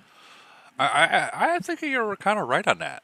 Like if it like I didn't you just opened my eyes about what you're trying to say right now. And, Is if you get and, all and, those max spenders that are all in one, saying, look, this has to fucking change, or not so much demand and, it, but like. and what's your podcast going to be Thursday? There's nothing to talk about. I'm gonna be at work. All the voids are gone. All the competitions are gone. So do your Thursday podcast on. Here's what I recommend. Start sending them in. And then let's see how many of those. And let's take the entire community to put pressure on them to listen to what you said. So you have one podcast a week, midweek, where there's nothing to talk about, right? Mm-hmm. And then we talk about, hey, we vetted this before the podcast. Now we have these legitimate guys come on and say yes or no, change yes or no. Someone writes it up, and then they send it in on a Thursday or whatever. And then I bet you they'll listen. And then then we all unite and we all send our recommendations in and say, hey, VIP, listen to what Woody said. And I think you'll see some good changes, because this whole T4 thing is annoying. It It's is. really fucking annoying, right? It gets to the point where if there's a bunch of T4s, I'm just gonna kill all the T4s and take their resources while they're laughing in nation chat. Like it gets to that Yeah, point where but that's not fun. it It's is. a fucking annoying, right? We got to get the message across. We're tired of looking at we could fucking already bottom. take something that's Blue already bubbles. there. We could take the military little things. We could take the little bases that we have, right? The little extras that we have for having. So that would be a good spot. It's already there. And you Woody, just go attack that, and that would be an attacking point. Don't underestimate yourself. We'll all get behind you. All spenders will get behind you. We'll all say, okay, we debated it. We decided it. We had a podcast about it. This is what we want. Now we're all against it. And every one of us will send to the VIP. And they'll fucking do it. I agree. If we do it that way, shit will happen. I believe you're absolutely right on that. It takes like I said, it's gonna take more than just me. I mean, yeah, I'll have a big influence on it. You do, but it will take a if big. you get all of us behind you, yeah, you'll get it happen. The only reason I joined today, I've never joined your podcast before. I watch every single one of your podcasts, and I love it. And Thank you. Think you're awesome. I think you're the best. But the only reason I joined today is start a different podcast during the middle of the week. It's not about events. It's about what do we want to change, and make people think about it before. Don't let these idiots come here and just talk stupidly, right? Think about it before. What do we want to change? How are we going to deal with T4? Okay, so what do we want? Everyone bitches right now about your podcast. T4. They just bitch and bitch and bitch. It doesn't do any good. Okay, so what do we want? Then come to the podcast. What do we want? And then let us all get behind you, and we'll send to it. We'll send to our VIPs. And I'm telling you right now, I'll talk to them myself. I know them. I'll talk to them myself. And we'll say, dude, this needs to change. They'll change it.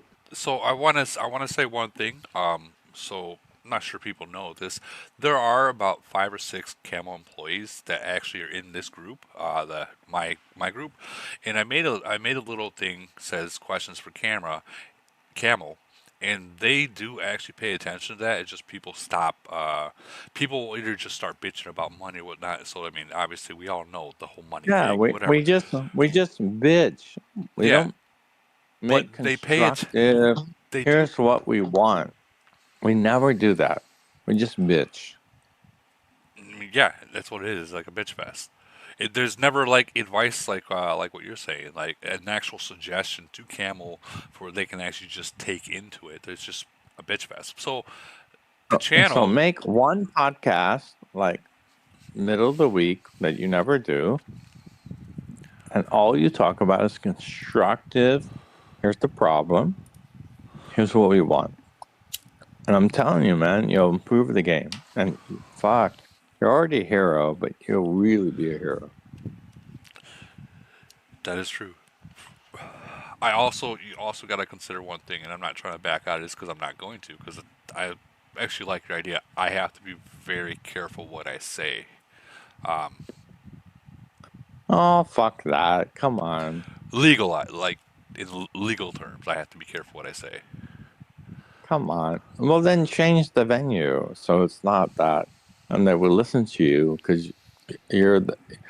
Look, no offense. I'm not trying to brag on your ego, but you're the most important guy and speaker in the game. So let all these guys, Lead God and Hallberg and Barry, make their comments, explain what they want, how we deal with it, vet it. There's probably much smarter people than them that will give us our recommendations, how we deal with it, and then you take it to them. And I bet you they change it, and we'll have a better game. I agree. I agree 100% with you. And I think I'm gonna, when I have days off, I think the biggest problem with like me going live, once a week, suggestions to them. And you know what? If you don't mind, why don't you ask one of them to join and speak, and they'll do it. That has been that has been asked. That has been Okay. asked, and one of them said that they would join, but it would have to be a one-on-one, like me and them. No. If you want me to make it happen, I'll make it happen. One of them needs to speak with you in front of the community and talk about it. It's a bad idea. It's not a bad idea. We'll make it happen. And talk about the suggestions, but don't do it in a, here's my idea. Do it in a, hey, the whole community has talked about this. We have vetted it. We've debated it. And here's what we would like you to do. I think that's very different than, hey, Woody thinks this. You know what I mean? So when I talked to Camel about doing exactly what you're talking about, they did agree, but they agreed to loaded questions, meaning like they know what the questions are before they're even asked, so they have a response for it. Of course, Which, you know, that's fair. That's you know, it's scripted. Basically, we'll just say it like that, like the Jake Paul Mike Tyson fight. I had to put that out there. Yeah, look, get the top 10 or 20 of us together, and we'll all unite, and we'll say, Woody's going to ask you this question. And we've vetted it, and here's what we want. And I'm telling you, they're going to fucking listen. Well, let's get this ball rolling. We'll have to figure out a good day to do this, and we'll have to reach out to Camel and let's do it. See if they will even do it. Start like, you know, midweek. You never have any Woody events, right? Well, so the issue is this. I'm always bored. There's no Woody event, so the issue is this, Mental. I like your podcast. Mental, the issue is this: is I work 7 days a week and I work 12-hour shifts. So there are times where I can't. You pick your day. Yeah, I have to pick the day. Like every 8th day, I can take off. It sucks. 84 hours a week is what I work. Dude, I get it, man. I worked super hard all my life. Pick your day and let's do it. If it's once a week or once a month, who cares? Let's get these topics starting to discuss and let's hear the responses, right? I would like that, yeah. I'll talk to them about this because that is a good idea. Anyway, that's my one suggestion to you. I have one suggestion. That's it. I like that suggestion. I really do. I'm gonna talk to Camel about that and try to make it happen. And you said that you can get a hold of whoever you need to get a hold of to make it happen. So I can make Let's it get happen. Woody a You can, passport. but I think you can make it happen. let's get Woody a passport. He said, "Can you imagine if I did get a passport and I went down to Camel, Maine, whatever you want to call it, Motherlands? I would tell him I want to do a podcast now, now, Let's here." get Woody on the Great Wall of China. I mean, you should. You should. I tried to get you. I tried to get you to do that, like months back. But No, you should. Woody, that's not how it works. I know it's not. I know it's not how it works. Look. I'm not trying to tell you anything, right? I'm just meeting you, right? But you just say, hey, when you have time, let's do a meeting. You don't do a podcast because they will never do that. Meet one-on-one and just say, hey, the community would like X, Y, and Z. Can you please do it? That's how you do it. Nothing more. Don't put them on a podcast because then it's political and blah blah blah. No, never do it, right? Yeah, they'll never agree to something that they can get a question thrown at them that they will not answer. They won't agree. Like it would be something like it would have to be recorded, and what they don't agree for me to put on my channel, I would have to edit it out. It'd have to be something like that. Like that's the way that it couldn't be alive. It would have to be a recorded thing to where, like I said, if they don't like what was said or what question, it'd have to be edited out. And that's any company out there. I mean, I'd go there with you. I'd fly. I mean, I don't see why you wouldn't get like 5 people, 6 people, 10 people, like what Mental's saying. Get some of the top people, and get them to go there and do a podcast or do like to hype it up. I mean, Yeah, it would I would probably fly put the there. game. I would fly there, no problem. It's super close, but I don't really think that's the way to do it. I think have your private conversation. Say, here's what we want. Get their answer. Don't put them on the spot so they have to deal with politics. Just hey, here's what we want, and I bet they'd do it. So about a year. If we want to fly there and force them, No, nothing like that. But just like think of it like a hyping it up. Like just hyping up the game in general. Not to put them on the spot. Having something that's scripted. Having them where it actually shows them in person. Where it's like a Zoom, or it's like a like in the NFL where you see some commentators talking about this and that, but something like that where there's like a round table and they hype up the game, get people paying attention, get people like really glued in on it. So to consider this, you gotta think about their laws first. First of all, so if they were to join something like that, a round table, they would not, by law, they can't show their face. They can't show anything that has to do with their identity. So it would be a fake name that they just made up on Discord, and their voice, and that's it. And that's not to say that they even know English, because half the people there are literally copying and pasting and translating. So Woody, I live in Asia. That's not true. If I walk in the room, that's not true. I'm telling you right now. If I walk in the room, that's not true. I get what you're saying. I understand when that happens, but I promise you, if I need to walk in the room and to get this shit done, I'll walk in the room. And that's not what's going to happen. I promise you. I'm not saying I don't want to be I don't want to come across as a bragger or anything, but that's not what's going to happen. No, you're a realist. You're a realist. So like, and I respect that. That literally you're telling it how it is. You're right. If you guys, they don't know you, that's what's gonna happen. But I'm telling you right now, when I walk in the room, that's not what's gonna fucking happen. And they're gonna fucking listen, and they're gonna listen to our suggestions. And if I need to travel over there, which I hate, fucking hate that place, But if I need to travel over there, I'll do it. We have We'll just good wait for suggestions. January and meet him at CES. Here's what I hate, and here's what I despise about the game right now. You know, people make fun of me and all that, but we go to Void and all I see is blue bubbles. Do I have a suggestion to change it? No, but we gotta come up with a suggestion to change it because I'm sick of logging on 3 to 4 hours looking at blue bubbles, and I can't even attack anything.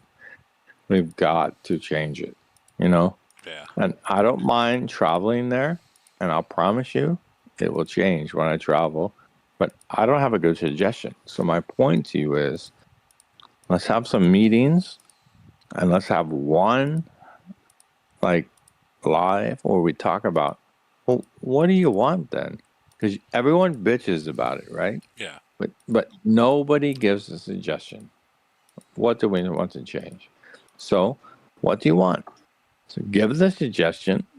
I'll travel there, and I'll tell them this is what you're gonna fucking do. But what's the suggestion? And I don't know it. But I'm tired of sitting in Void and watching fucking bubbles. I agree. Right? You agree? Yeah, I agree 100% with that, dude. I'm sick of it too. Okay. So then, what's our suggestion? But here's the point: if I ask you, and I'm not going to ask you on the spot, give me a suggestion. You don't have one, and nobody else on this thing has one. So, what we need to think about is, what do we want? That's real and not stupid, right? Not like unrealistic, right? Right. Because you have the players that they have no money and they're free to play, and we have to respect that. And I love the free to play players. They're cool and they're awesome. But so what's the in between, right? So we always do is bitch, and we have never given a suggestion. That's my point. The only like suggestion I can come up with, and this is way out there, is if we take the 1 day bubbles and we make it down to 8 hours only, and the cities that are logged out for more than 8 hours, like sleeping, they haven't logged in. If and when the bubble drops and points are given away, even in Void at the end, if they don't log in by the time Void's over, they keep the troops. Like the troops will come back how Frenzy would be. But if they log in within that 8 hours and the bubble drops, then they lose their troops. That's the only kind of suggestion that I can come up with. And I know that's kind of like that's kind of like confusing. So let me like layman term it. I put a but there's things that each alliance has, right? Like a war facility and another facility and all these facilities that we could utilize that are already there that we could lose if we lose Void, right? So you could lose these other things that would be already implemented in the game to like lose if you lose Void. Yeah, but that's not going to stop people from bubbling. That's just going to increase. That's just going to make them recruit heavier and then stay bubbled. That's what that's. If you lose all the rewards from all these things that you get extra percentages on, they're going to kick people. Yeah. We do need to do this. So right now it's not the time to do it because we're literally 3.5 hours in. So we will need to have to sit down with a bunch of top people and talk about how to better the game and solve some of the difficulties of what the players are having right now. We will need to do that. Are we still live? Yeah, we're live still. But, well, I think this is good for them to reflect on and then maybe talk to you about. Because I'm sure this dialogue will, they're paying attention. Oh yeah, so. they pay attention. They pay attention to everything. Believe it or not. And I really like how Mental's like. Let's get together. Like, I mean, let's come up with some ideas and get people together. I mean, he's like a big thinker, and I really like that. For him to come to the podcast and just say, and a lot of podcasts I don't even join because there are those people. There's this one guy that comes in here and he comes into your podcast and he just bitches. He comes in to completely make something like terrible. It's not Raz. It's like it's another guy. You know what I mean? And Raz is funny how he does it, but there's other people that just come in specifically to troll a situation, and there's nothing intellectual about it once they start to go down that road. And so I think, I really like what he said when he said get some people in there to specifically focus on how to, some ideas to improve the game, because VIPs are reaching out to me. They're like, if you've got some ideas for the game, let us hear it. Let us, talk to us about it. So if they're reaching out to me, then I'm sure they're reaching out to Mental. They're reaching out to everybody that are like bigger spenders. So if we all got together and talked about it, then we can brainstorm a little better and then maybe help them out a little bit. So but no, they're not reaching out. Never. So I think we have this one guy, Woody, and I think honestly, Woody, you should have one podcast, and I think you should open a channel, and let people talk about it all week, and then they bring one or two suggestions to the podcast, and you let these big guys, Lead God and Hallberg and all these Barry, talk about, does that make sense? And then we all, as a community, say, that's what we want. And I think, Woody, you're in a unique position to be that guy, to have. And I think you do it like midweek. Cause what are you going to talk about midweek? There's nothing to fucking talk about, right? That's the week. You're not wrong. That's the time we talk about, hey, we want these one or two things. We really talked about it. We vetted it. Somebody, there's these really cool players that will like just write it up. It's exactly what we want. Send it to them. I'll bet you they'll do it. Maybe not everyone. Let's say we send 10. I bet you they'll do 8. If we really vet it and they hear it from the big guys, they'll do it. I know that like when Ronaldo talks to them, when he goes on the camel and he says something, it does happen. Other merger. Woody, I have a suggestion. So I've been listening for hours, and everybody's having ideas. I think that maybe one idea you can have is maybe open a topic of conversation, but for it to be only suggestions, no replies, no rebuttals, just people's suggestions. Hey, if you guys have ideas how to improve the game, leave them here.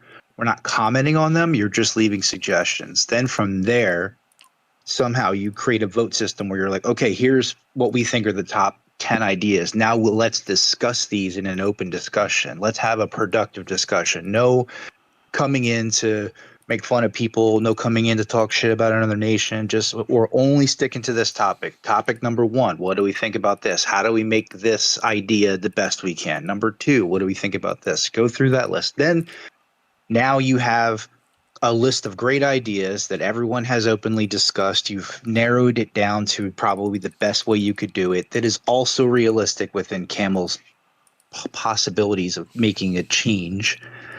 And then my other idea was, if you were going to actually sit down with some sort of interview type process where their questions have already been created in advance and they already have their answers, you give them an opportunity to do something to spotlight the situation. Like, what if you told them, like, hey, why don't you promo something that's coming up in the game in this interview?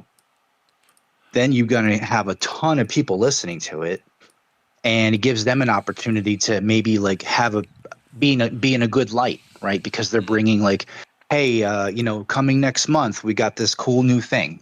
Bam, they drop something, everyone's really interested, and then they also answer a couple of questions that we asked, or maybe they say, okay, we're heavily considering that, or something like that. Those are just things that came to mind while I've been listening. Okay, so, and I agree with you. And this is how Camel works. For one, they will never allow me to release information that has not been into the game yet live. Um, so for them to say this month there's going to be a new skill, a new skin for so and so officer, and it hasn't been live in the game yet, I can't say that. Even if I know, I can't say it because Oh, I meant for them. I meant if you were going to talk to them and they were going to actually answer stuff, then they it would be coming from them, not you. But that's fine. It was just an idea I had. You can forget that one. Oh, I would love to do that. Trust me, but there's legal bindings to where I can't do that. Yeah, that's what I'm saying. I just figured if it was going to come from their mouth and not yours, you wouldn't be saying it. It wouldn't be a problem, you know? Yeah. Hey, Woody, I don't know think if this is a good idea. from what that guy said, the first thing he said, Router actually did do that. He had a live or whatever where I forget who he was with that did it with another smart guy from another nation, and a bunch of us were in there, and he came up with a list of things that could improve the game. I don't know if Router ever sent that to Camel, but we did do something like that. But I mean, your platform is obviously much bigger than Router, and Router doesn't do lives anymore. He did send it. I remember seeing it. He did send it, but I don't know Yeah. if Camel paid attention to that. I know that he did make a video a few months ago, probably a year ago by now, that kind of remember when for GC, DLD, and Triangle War they had that hired troop or whatever you want to call it, and they had all those little items that you can get for GC. It was at that time when he made that video. Yeah, everybody freaked out and they got rid of it. Yeah, everyone freaked out. Rodder literally freaking posted the video and said it. Well, he didn't post it, but he made it to where it was not be able to be seen. But if it didn't get fixed, he was going to make it live and share it everywhere. I can't say 100% that because of that video is the reason why they changed it. Because from what I heard, it got changed because War and Order they did the exact same thing to War and Order at the exact same time. They dropped it throughout all their games, same fucking thing, and they had a big pushback from War and Order, Age of Origins, Infinity Galaxy, all three games that they own. So they said, "Fuck it, no, we're not doing this." Camel listening to the podcast right here. This is awesome. To Mental's point, Woody, and he said it a bunch of times, but it's a valid point. Like your reach is bigger than anybody else's. Clearly, everybody knows that. Nobody can question that, right? Right. It's growing exponentially. Every day, probably people are joining. Then they're telling their friends about it. Then they're going into their alliance chats and saying, "Hey, I listened to this podcast," or "Hey, I got this great information from Discord," or whatever. So, as your reach grows exponentially, so does kind of like the power you wield. But I completely understand. You work your ass off. You have limited time. It's not easy to create these fucking things, edit them down, post them. You have a life. You don't have to do any of this, but you have the most reach. So it's like it's not on you to do this, but at the same time, like you're the one who kind of wields the power in this situation. I'll do something. Just know that whatever Camel does decide, it might literally take a year before you see it in the game. For instance, can I make one comment on that? What's that? I think it's crazy that this podcast is not getting to the newer nations. Because if it did, they would learn so much. And somehow, you guys got to get this podcast to the newer nations. Because we all grew up in a new nation. And then, for me personally, I grew up in a nation that was in Civil War. All we could do is play Triangle and Duel. We couldn't do anything else, right? You guys got to get this podcast out because if I was so smart, I wouldn't have started in 495. I love the guys at 495. Great guys, friends, super friends. But I would never have started there. I would have moved to a different nation. You've got to get this podcast out to the new nations. You have to do it. and don't be like shy about it, like hey, I'm being arrogant or something. It's good information, man. They need to hear it. I agree. I agree. I think the in-game announcements, if they brought that back for us, it would be huge for the community. Um, Plus, I think that being that they're not doing that, and actually, you know what, Mental, you might be actually, if you say you can get them to pull on that. Hold on, Queen. Queen, you want to mute your mic?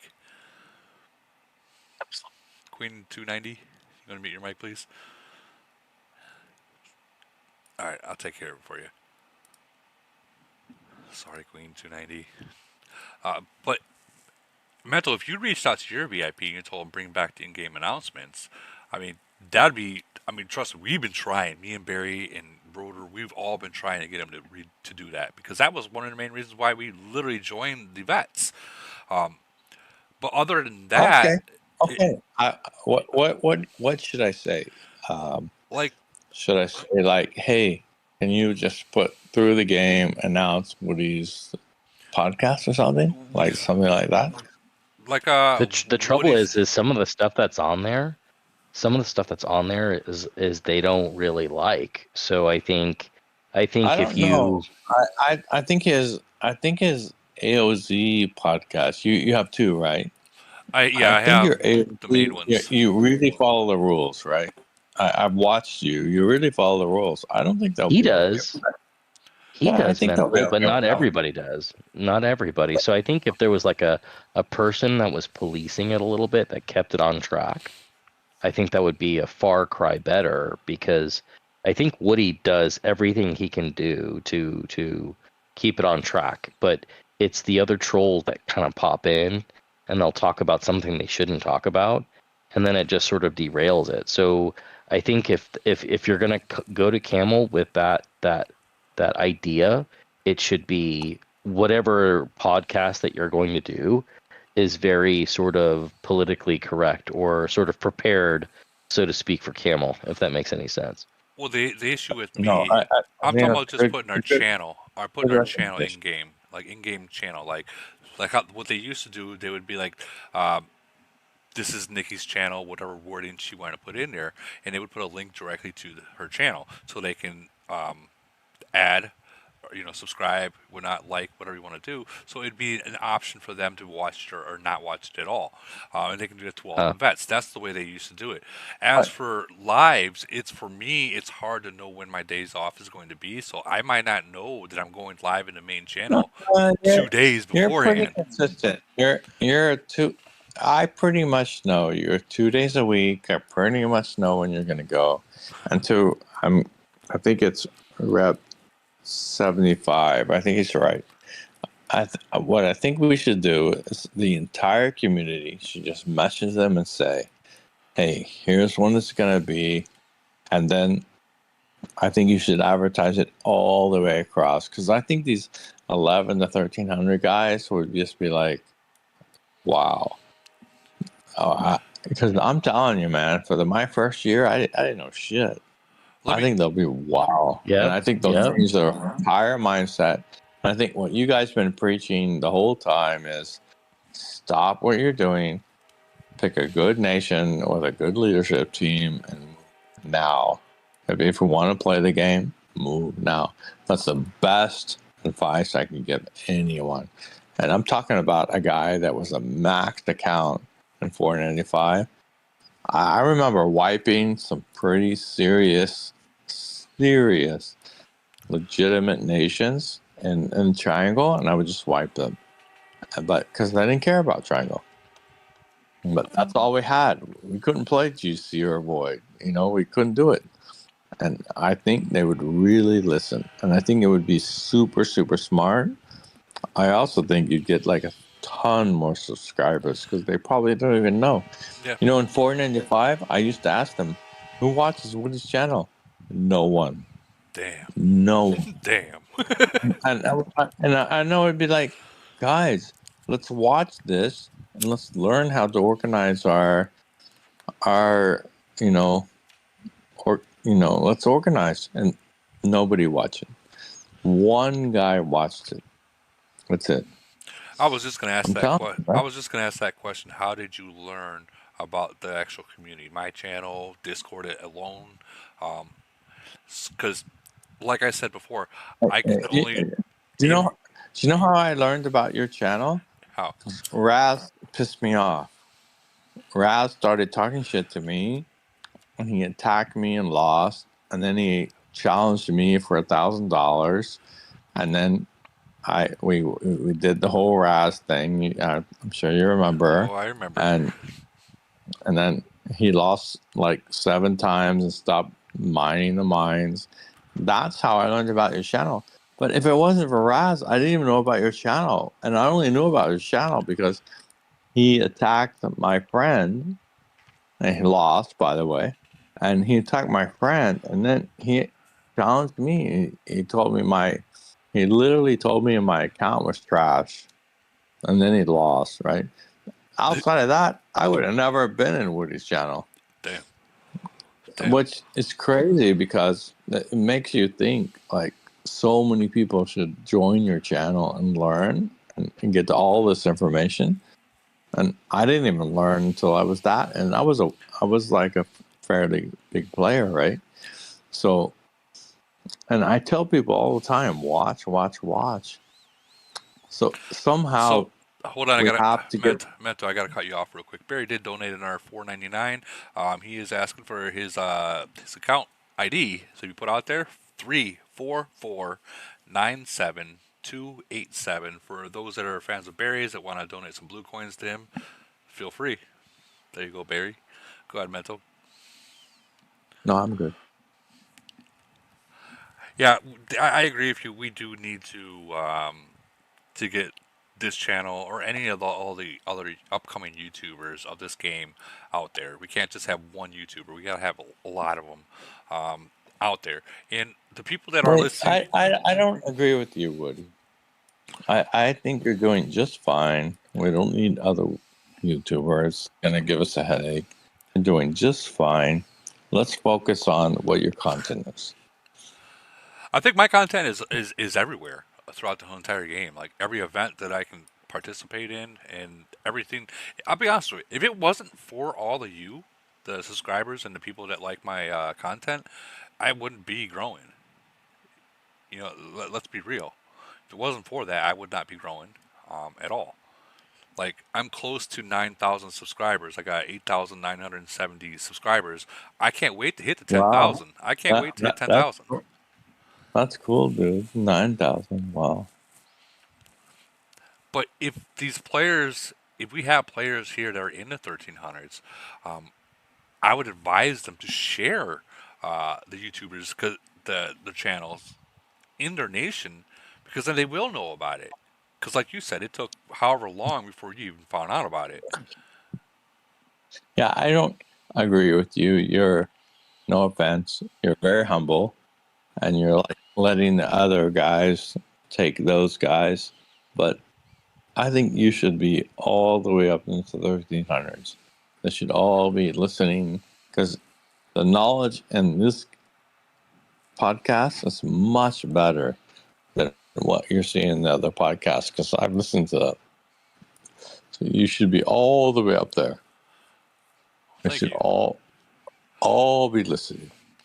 Thank you. You do notice all the players that are in here. Look at all the different nation numbers that are in here. Like from 1239, 1109, all the way down to 255, 621, 425, 908, 6. Like the community is huge, and we just want to get the knowledge of the game out there for everyone. And you're the only one that's actually willing to tell the secrets. Well, you to a know, point. I think Barry and Maddie and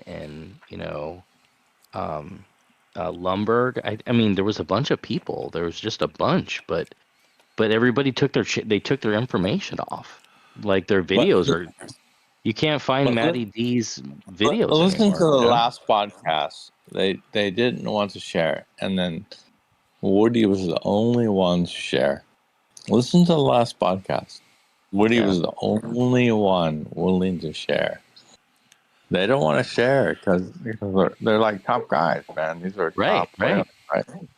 And Woody's like, okay, guys, we got to share it, you know?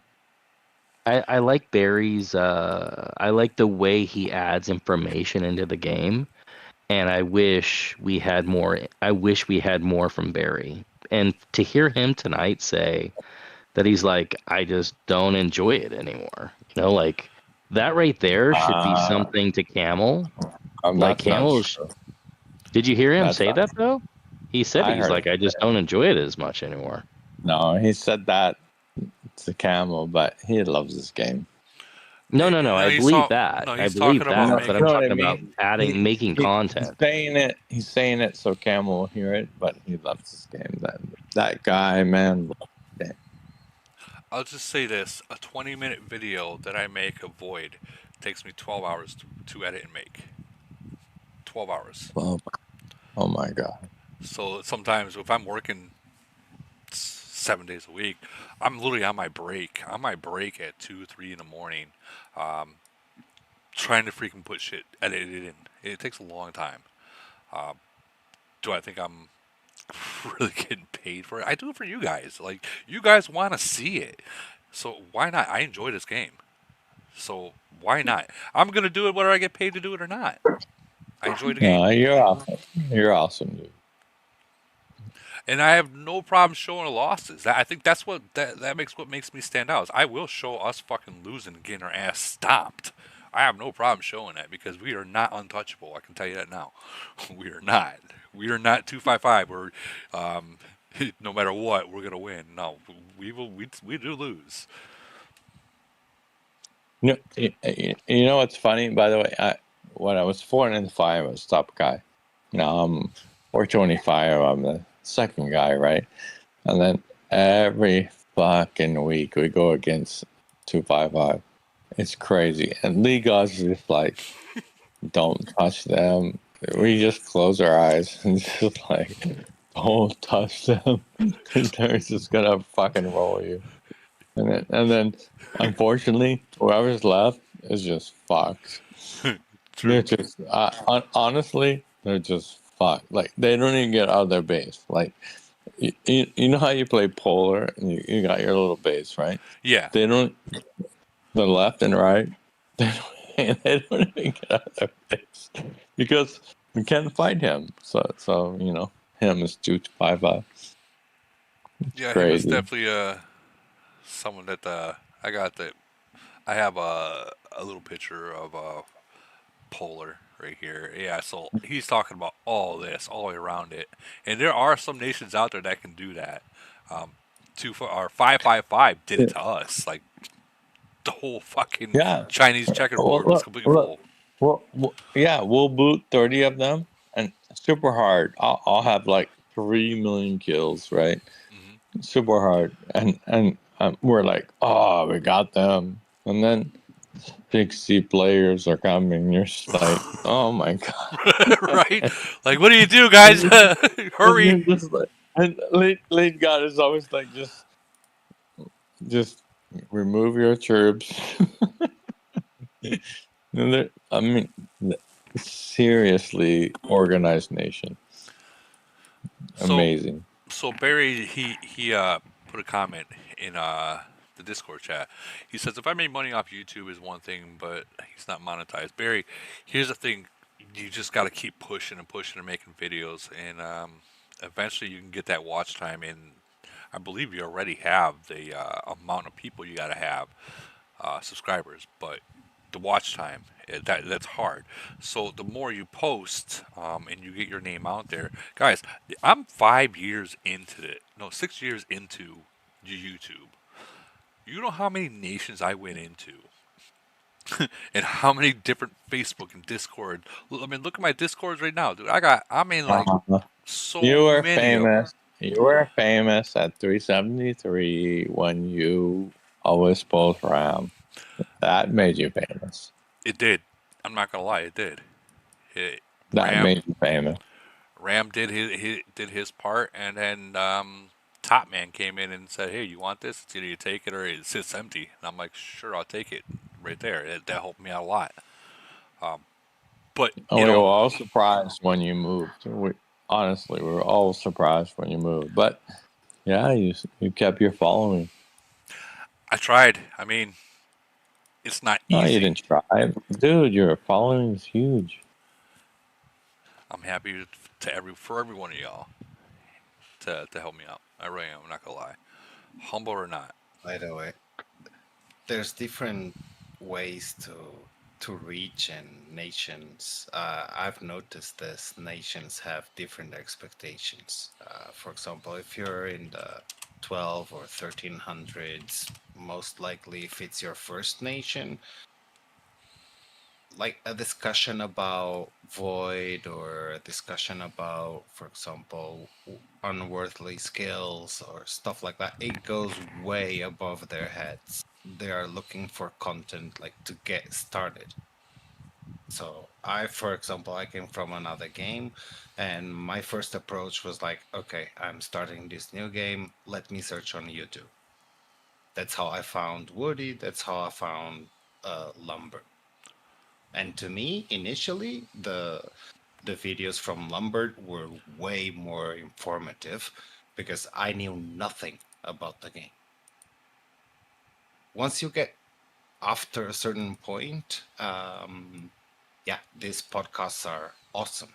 But in the beginning, if you join one of these podcasts without knowing anything, you're gonna feel so lost. So I made a video, an actual officer guide, years ago, and I think that it can still be relevant for the newer players in this game because the officers back then are still the same.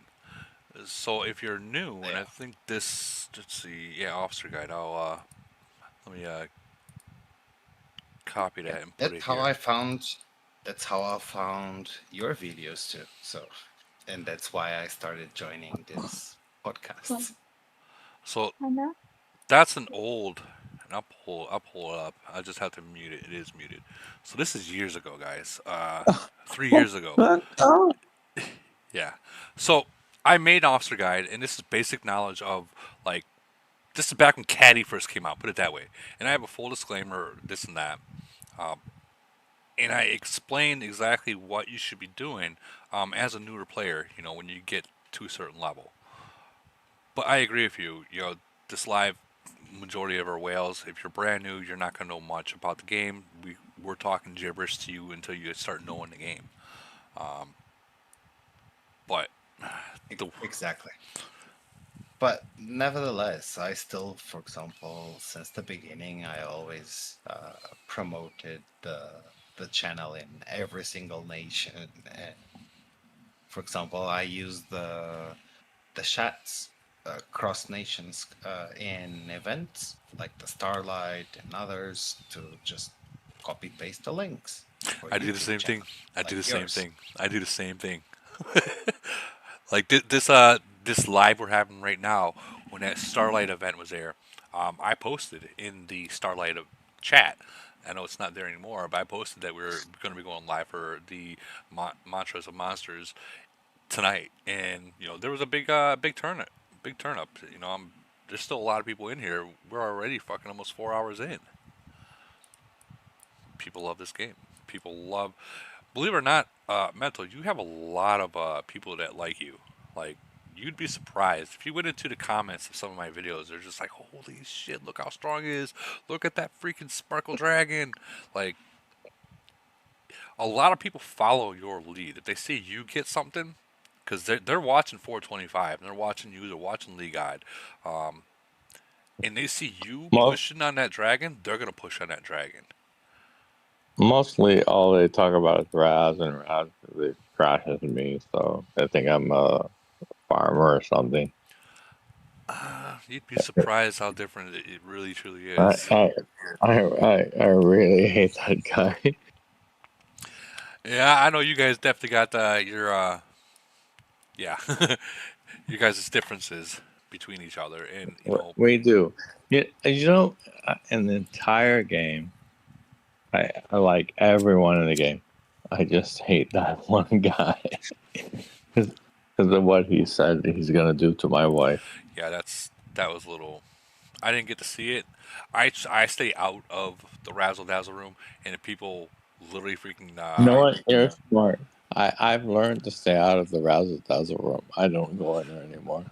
I stay out Because of it, it's and if people tag me in there, I won't answer. Like that's I gave that to Raz. That is his room. I stay the fuck out of it, and he usually stays out of all the other rooms.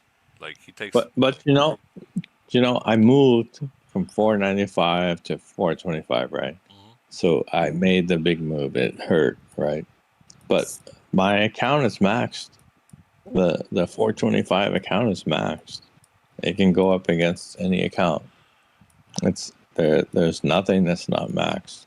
Well, I My dragon is, I think, 35 or something like that right now. Jesus. And obviously the sparkle thing, and I can go up against anything. But more importantly, when we do EW, dude, when we hit probably 2,500, 3,000 troops minimum dead. I've had a 45,000 troop kill Jesus in Christ. EW, and that's changed things. So 555, 525 used to pick on us, right? Now we got what we do. We hit them 2 to 3 times quick, and we kill like shit, man. We kill like 50 million troops, and between the two of us, because that dude is strong, man. And then they have nothing left, and then the main group arrives. We've already killed 50 million troops. So I heard all the strategies, and it's funny, right? But our strategy is, yeah, the two of us, we kill 50 million troops. That's fucking crazy. Then we hit, they have nothing left. We just win. That's crazy. So anyway, it's fun. It's fun. It's fun times, right? This game is fun. It is. It is fun, and the thing is Camel made a good game. They did something really good. It's not cheap, and I think that's kind of like one of the things that I mean, I don't like that it's not cheap, but I do like it because it will weed out I'll say about 98% of the underage people, like 16, 17-year-olds, stuff like that. This is an adult game, guys. Let's be real. And we are all at the same level mentality with each other. It's an adult game. We think like adults. I mean, don't get me wrong. There are some people out there that just are way out there, like way out there, even as an adult. But yeah, yeah. I may not be a monster, but I do Montras. That was Sean. Dude, you got a fucking strong. Dude, your account is pretty cool. I would like to see where I'm at right now. I mean, this is a strong account. I'm not gonna lie. Are there stronger? Oh hell yeah! Like there's always gonna be someone bigger and badder and meaner, like you, like you, bigger, badder, meaner, that can do some straight damage. Not me, like Orlando. These guys are crazy, right? Yeah. When they released all that new stuff out there, what is it? The warplane, not the warplane, the officer equipment that changed the game. That really changed the game for a lot of people. Totally. That and this stupid plane shit. Totally changed everything. And the dragon, oh my. I'm not. I didn't go too much on the dragon, because I had other things. I noticed how much I spent to get where I was. That little bit of blue dragon. What level is your dragon? Oh, What level man, is it? you're gonna really pull me. Okay, all right. Here we go. Decoration. It's level 13. Blue. That's good. That's good, dude. This is the thing I'm slow walking is the dragon. The warplane, I think I'm doing pretty decent on the warplane, and I will thank you for that because you've helped out a lot with it. So 2020, 18, 17, 15, and 20. So I got 3 20s. Get those golems, right? Golems. Yeah, I did pretty heavy on the golems. I'm on level 12 on the golems, but I'm trying to reach out. I'm trying to get them all 20 right now, and then go back into then getting the lab, the skill parts. Start pushing them then. So right now I'm getting 30,000 extra golems. Good lord! Can you imagine? On top of the 40, right? And what is that? Every 10 seconds, right? Yeah.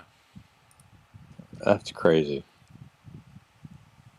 It looks like they added the warplane equipment core to the weekly specials, but I don't think it was there at reset, but now it is. Wait, what?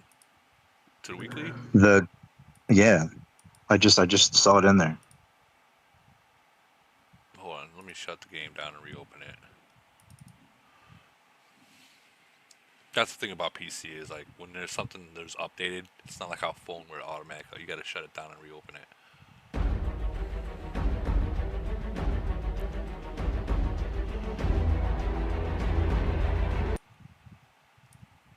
Alright. You said it's in the weeklies.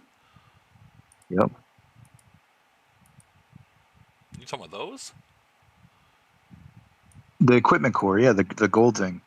Oh yeah, those have been there since reset. Oh, well, I did not see it at reset. I thought, sometimes they add shit late, like later at night. I thought it was one of those things where they snuck it in. So when they add stuff, it'll be at 2 a.m. Central Standard Time, my time. So Okay. that's when if you ever wondering when they're going to add something in for say something like that, it'll be if you can configure what 2 a.m. Central Standard Time is to where you're at, that's when they drop it. Got it. Yeah, that's. Do I get these? How many do I even have of these? I guess I don't want to get abundance of them and not have anything else. I still got 278 of those. Yeah, I got plenty of them for now. I thought you were talking about that they dropped like that purple, the main one. I was like, oh shit. But yeah, that's. No, I wish. I do want to say that this, where is it? Where is that? Road of Legends. You guys, if you're going to do anything, this would definitely be something to spend the, $10 on. Because they dropped a lot of good stuff in this one this month. But you got 17 days and 19 hours and 4 minutes and 56 seconds to finish it. A lot of good stuff. There's like 10 dies almost right away when you're in there. Yeah, I got those already. So there's 12 total. And I can already see people are just going to go like this. Whoop, get it all. Right out the back, get it all.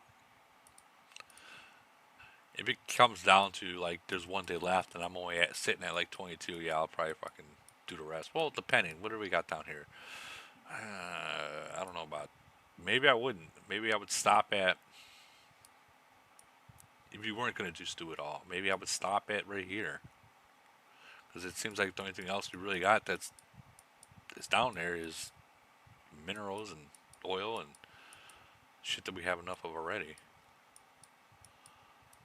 But the top end is real heavy with good shit, guys. Real heavy. Do we have any more questions, or are we good for now, guys? All right, I think there was some good commentation from Mental. Absolutely. And Barry, and I think that was good. Absolutely. I mean, I hope we can, get some of these vets to come back and make it worth their while, because hearing from you and hearing from just the collective, the group, it seemed like the vet program just fell off. Like it just became, almost non-existent. And so I like the talking head, so to speak, of like the vets getting onto your podcast and just doing a thing with you.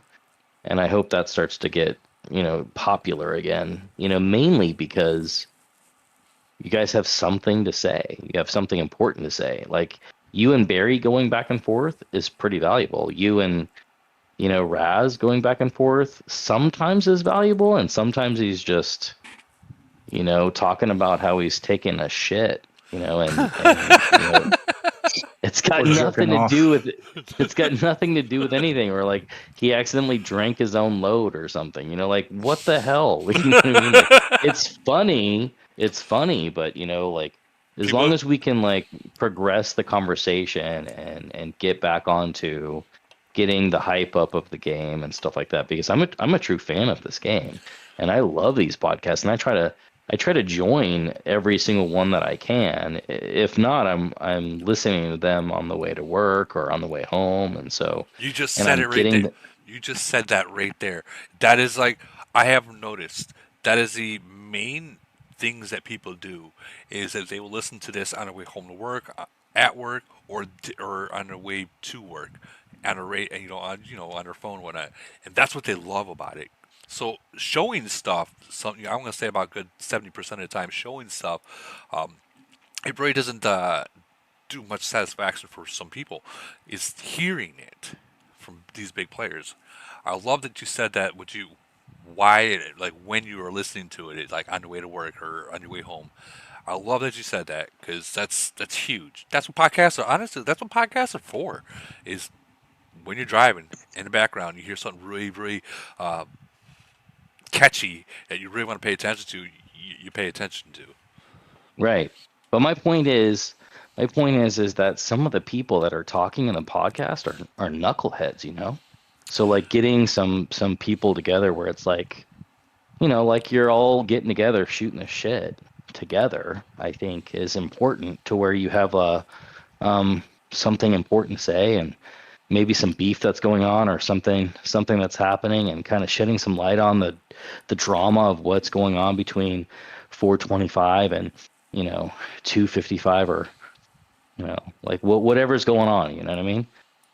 Is kind of fun. It dramatizes it a little bit, but it also makes it so that way, you know, the content that you're trying to get out is, you know, like let's say that there's some, you know, new thing that helps encourage people to drop bubble or something like that. Some technique that someone's using to sort of support, you know, getting people to drop bubble to get people to actually play or something like that. You know, like having a dialogue about strategy or tactics because it's not just about like officer equipment. You Right. know, it's not just about, you know, warplane equipment. It's about how we use it and how we what I liked about that woman, baby Oracle, Yeah. was she was like we use everybody. Like everybody's useful. And I think that that is such a valuable thing that this community needs to hear is that spenders, non-spenders, you know, like it's a, you know, it's an ecosystem. And if you kill off a certain part of the ecosystem, well, then you're going to kill the whales too. So everybody's got to play their role and everybody's got to do their part. And what I'm shocked to hear is that 425 doesn't have the same amount of, you know, participation because I would have thought the opposite. So to hear, you know, another nation beating them in polar like completely, you know, shocks me. Well, So you got to realize that like certain events that certain nations will do or alliances will do, and some just they won't do, but they'll go super hard on other events. Um, and I think that's what because we talk about having to pick and choose what events that your alliance is going to do. Because if you do everything, you literally can't. You're running the free to play players or very low spenders out of the game because you're just too active. And the whales can do it, yeah, 100%. But what about that person that's only spending $200 a month? You just spent all his $200 a month on well, that's EW my and whole point. speeds. Yeah, How are that's they beating 425? Because, you know, mental, I think everybody, I mean, I'm in 737, right? I'm in 737 staring at his rainbow bright I love that dragon. thing, right? And I mean, and I know he's probably going to be mad to hear me say that, right? But it's like a rainbow bright. Everybody's staring at it because everybody's thinking how dope it, you know, it actually looks really rad, you know? It does, But doesn't like, it? yeah, like everybody wants it. And And you're right. Everybody's staring at it and everybody wants it. And of course, Mental's got it and League God doesn't. So everybody's like, ooh, like he's got a, I have a red dragon, okay? I have a red dragon and League God has a red dragon. But like he's sitting right next to Mental, right? And it's just kind of funny because it's good that Lead God isn't just like so juiced that he's got to do the same thing, that he's got a team, he's got a group of people that like it's okay that someone else has the next biggest thing and he doesn't have to have the next biggest thing. And so having that that team and stuff like that, so I'm completely shocked at the fact that participation wise it just shocked me, and it's good to kind of understand some of the troubles that everybody faces, and so that way you could take it to your own team and sort of help your own society, your own group of people become better. Dude, Lead God is the best leader I've ever met in any of the nations. He's the most amazing leader. He's I about think he's about the nation. Well, sure, but I think that to hear you say that is so good. But I've also heard that it was riddled with civil war and it No, was no. tough for a time. For years, it had civil war or something like that. Well, maybe before me, but before they won the first GC, I joined, right? So I was with them their first GC, and I got like top 3 killer and blah blah blah. But I'm telling you, the guy and his team, the best leadership team I've ever met. That's why I moved there. The best guy I ever met. Super, super humble. He lets me. I always beat him in so many events, and he's Because you're mid range. Well, even before, but yeah, now mid range. Yeah, super cool guy, and he's about the team. And people are always like complaining, "What about the free players?" I'm telling you, the guy cares about the free players. He's a really, really a cool leader, and his leadership team are really, really cool. I wouldn't have gone there unless I knew that. Really, really cool. So I gotta ask you, I'll, Mento, I gotta ask you a question. Okay, so C-44 comes out. We're not gonna say how long, but we know it's coming. Okay. With the amount of troops that you have, are you going to continue until it comes out to recruiting, or are you going to stop and wait for C-44 and then the next tier troops come out and then pursue it? Or are you going to just keep going and then just promote them all? Yeah. So, thank you. Good question. It has nothing to do with them with these voids, and these guys get really angry at me. It has nothing to do with these voids. I'm going to go to 700,000 and then add 700,000 or max, and then I'll switch to the C-44 troops and I'll max those out, right? It's no offense to these voids, and they get angry at me, right? But I think LG has even said to them, there's no offense. I gotta push my group, no offense to them, right? Right. I'm not trying to win a void or win a title. I don't give a shit about that. But I gotta get my troops up. I hear you. I hear you. I tell you what, you are one of those cities that I don't think many people will think about hitting. I think they'd more be running. I've been attacked. I've been attacked before. It's been a disaster for them, but I've been attacked. Remember the guy? I don't know if you remember the guy Debo. Debo, I do remember him. Okay, so Debo and 5600. He still plays, right? 5600. 5600, yeah. CC 560. So in 495, we zeroed 5600. I think twice, and we zeroed Debo 3 times, and then he quit.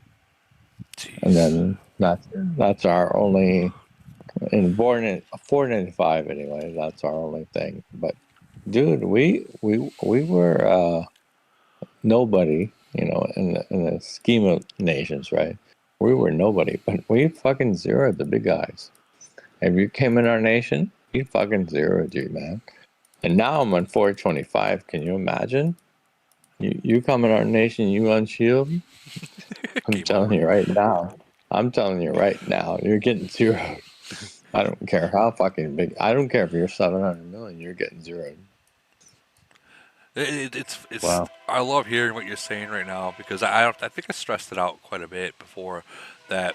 Like for these newer nations, you will see them pour into your nation, and they will sit there and attack, and they will come back and sit in the same spot. Like people don't understand that you got like 10 seconds after you port before you're found. I'm not a poster, right? Like I don't post on Facebook and I don't post in the thing, but I want to say 2 voids ago, some guy was like 200 million, and I just sent 5 fleets, and I sent 5 fleets, and I sent 5 fleets. He was zeroed. He lost like I think about 10 million, and everyone makes fun of me because of course I have a new account, so they look at my new.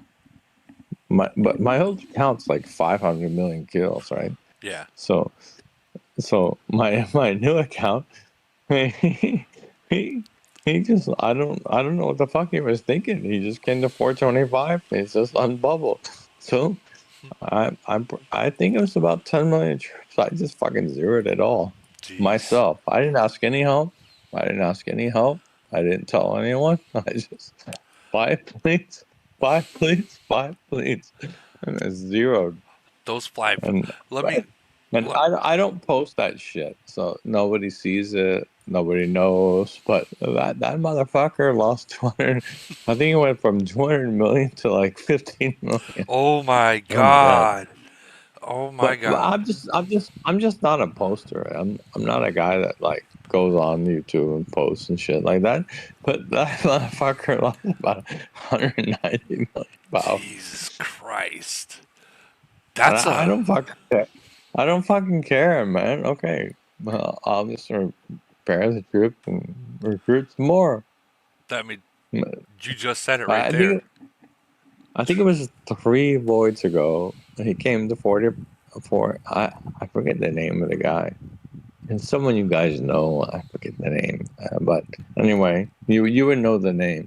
And he was zero. Oh my god. I didn't ask any help, and I didn't want any help. You went in balls deep. Well, I don't even know you. This is the first time I've talked to you, but I was always like wondering, why does the guy always wear a bubble? Like, why is he always wearing a Uh, bubble? And everybody but just says that fucking. you're crazy. They just say he's mental.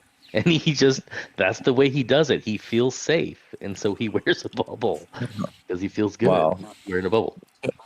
2 things. First, don't be stupid with your resource. You spend a lot of money on this game. Don't be stupid. A bubble is so cheap, and don't be arrogant. Oh, I can't bubble. That's not being. You got to be humble, man. You can't be stupid. I'm telling you right now, I'll destroy that whole fucking nation. But you got to be humble, man. Second, you know how many times I woke up and like some guy's crying, like literally crying. His life has changed because there's 100 million and someone zeroed him just because we're in civil war, right? Yeah. Yeah. So you learn the lesson, and you don't want to get SOS and lose like 1 million troops. So yeah, I'm humble, man. I will look. My account, it can do some damage, but I don't want to lose troops, and it's just a buff. So you have to put your like arrogance aside. You know what I mean? That that Mm. that makes sense. That makes sense. Like it really does. Like for instance, for like myself, where I'm at. I mean, I'm At 351 million BP, in my area, there's very few people in the globe that can actually zero me out. But if But I they can SOS you. they can They can SOS me. SOS you, and they can fuck you up, man. Yeah, they could. Right.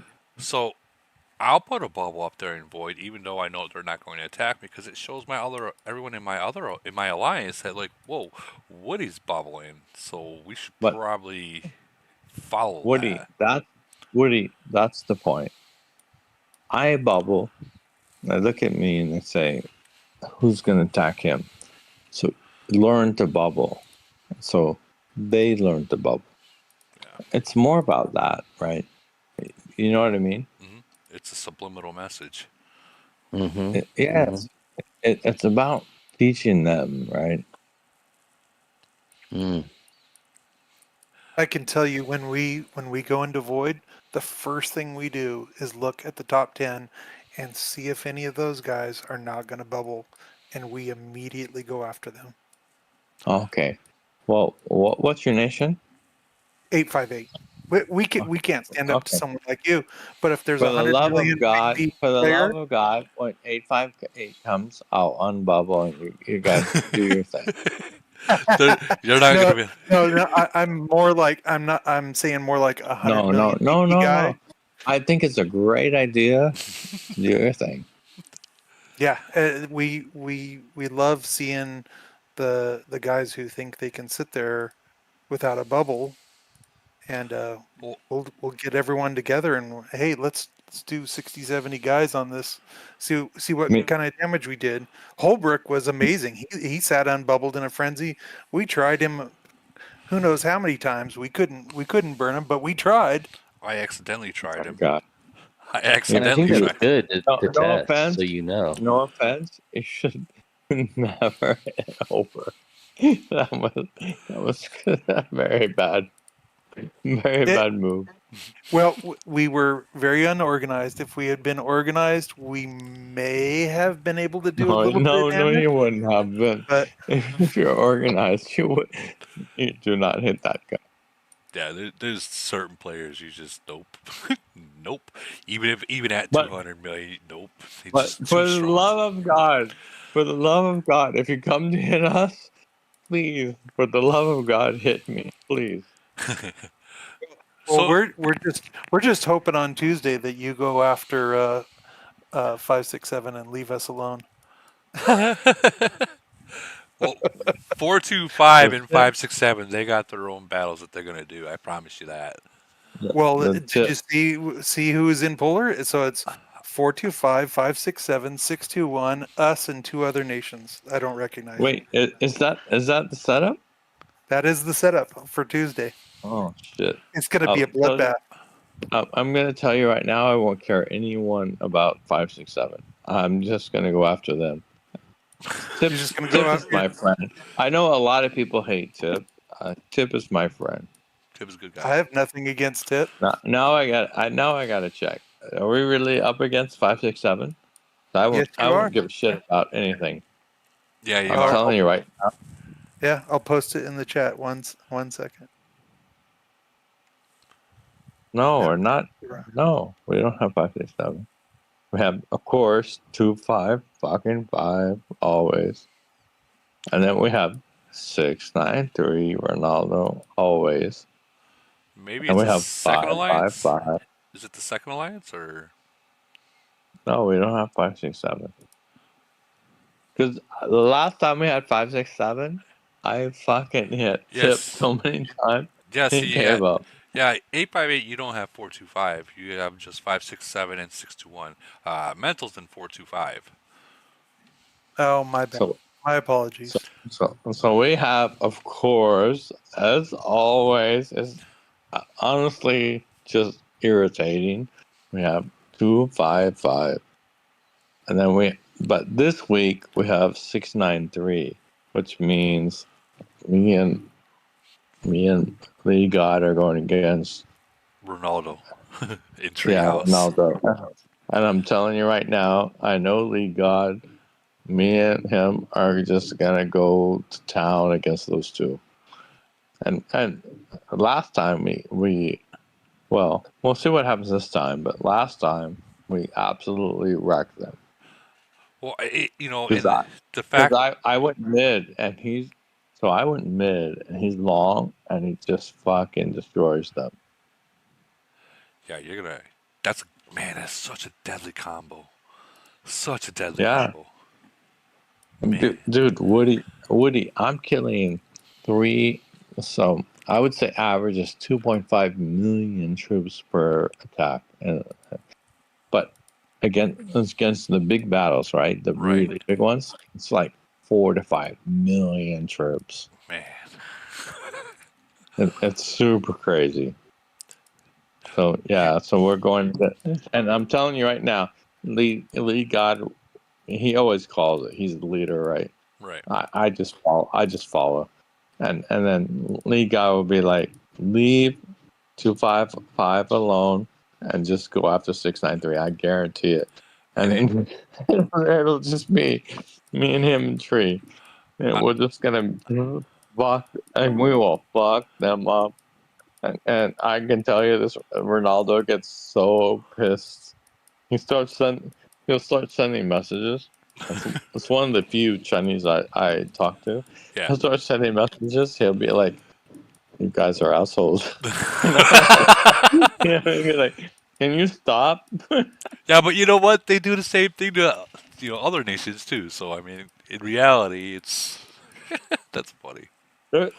They're actually cool. I don't know why so many people don't like him. He's actually a very, very nice guy. He is. He is. He really is. Honestly, he's a very nice guy. I think I think it's the fact that they're a locked nation from China, and we are not locked. But I think Yeah. people forget that. I mean, yes, there are some bad seeds over there, just like there's bad seeds over here, and usually it's the bigger players that are cool. They're calm. Ronaldo, I'm sure Treehouse guy, he's probably cool. But you get like a player like this. I'll put him in. Get a player like this that completely makes it this guy right here. Let's just say it. Let's just say that name. A I player like can't even pronounce his name. player like Raz. Player like Raz. I know he's your best friend, but I fucking No, hate the guy. he's a good friend of mine. But I agree with everything he does? No, I don't agree with some I of the things he fucking does. hate the guy. He said too many things about my wife. Yeah, it's Anyway, Ronaldo and Tree, that is a fucking hard duo, man. They're good. That's a strong fucking duo. he's gonna make you run for your money, huh? Yeah, but we got them. Lately, LG, LG. God, he's the strongest guy, right? Right. And I just support him, and yeah, we got him. It's fun, it's fun to play with a guy like that, right? It's fun playing with help. You know what I mean? Oh yeah, If you're yeah. if you're the only person playing like the whale style against a whole other nation, that sucks. Because for one, it's super expensive. For two, it's just I guess it's just super expensive. It comes a point where you can't do it on your own, and if people don't help out, they're never gonna help out. You gotta move, and Yep. even if it hurts, even if you spend the money, best move I ever made. I spent the money. Best move I ever made. When I picked up my account, the office power is 7K. 7K. Next week I'll be 24. Right? Right. It just hurts. It just fucking hurts. But I'm so much happier. I got a team. I got a great team. Great leadership team, right? And I hear you guys talk about this every week. People just do not understand. Pick a good team. So I do want to, before I end this, I do need to bring something up that I totally forgot to bring up earlier from like KS Queen said. So there are other nations out there that will come void time that will buy a city in the enemy nation and just zero them out. To me, that's a it's kind of a bitch move. If we're being real, like fight it out. If you can't beat them straightforward, then you can't beat them straightforward. You shouldn't be buying other people's cities just to zero them out. Like Let's be honest. That's a Raz move. Raz did that first, and it's disgusting. Absolutely disgusting. Don't do it. yeah, I don't agree with what. And the thing is like people are gonna find out. Other nations are gonna find out about it. Like it's not just hey, this is a secret. Everyone's gonna find out about it, and you just put a really bad name for your nation by doing something like that. Imagine like because you did that, now everyone buys cities in your nation and does the same thing to you. Like it backfired. But yeah, I would have to say that I don't like those kind of moves. Is it smart for a win? I mean, oh man, I'm gonna hate saying this.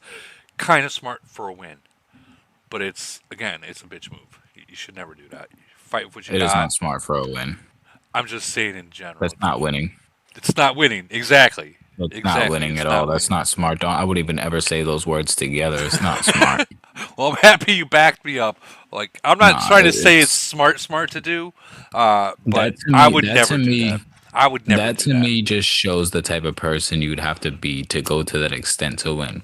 There's so many other ways you can play this game where it's at least on like respectable level. That right there to me is gross. It's disgusting, honestly. Like you have to be some sort of like you have to be a clown to want to do that. Like you just spent money to buy a city in another nation to sit there and spend money to keep healing it and killing it and doing that. To me, it's gross. Like sure, one time doing it to be funny and not actually controlling the win or the loss.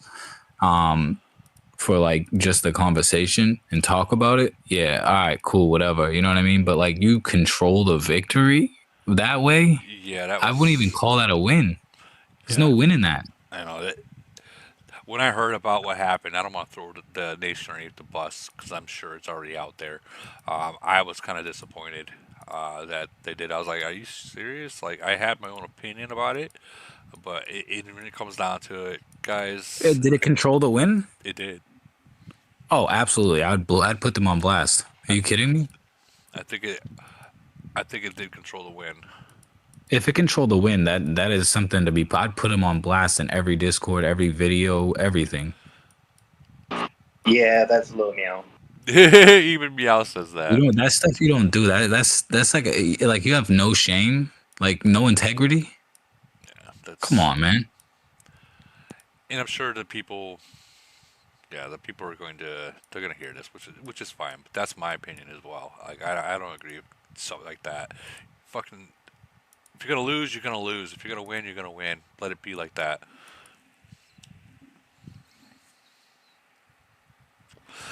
But I did hear that the nation, when afterwards they zeroed out that city. Period. Total. Like this was in frenzy, I believe. It just recently happened. So that city, it was found afterwards, and it no longer has troops at all. But again, there you go, Chaos Queen. I put it out there for you. Yeah. I'm not gonna say what nation it is. Sorry. Oh, you can tell me, bro. Nope. Well, Privately. there's more people watching still. I don't want No, to I'm throw not their saying on business. live. You can tell me privately. Trust and believe.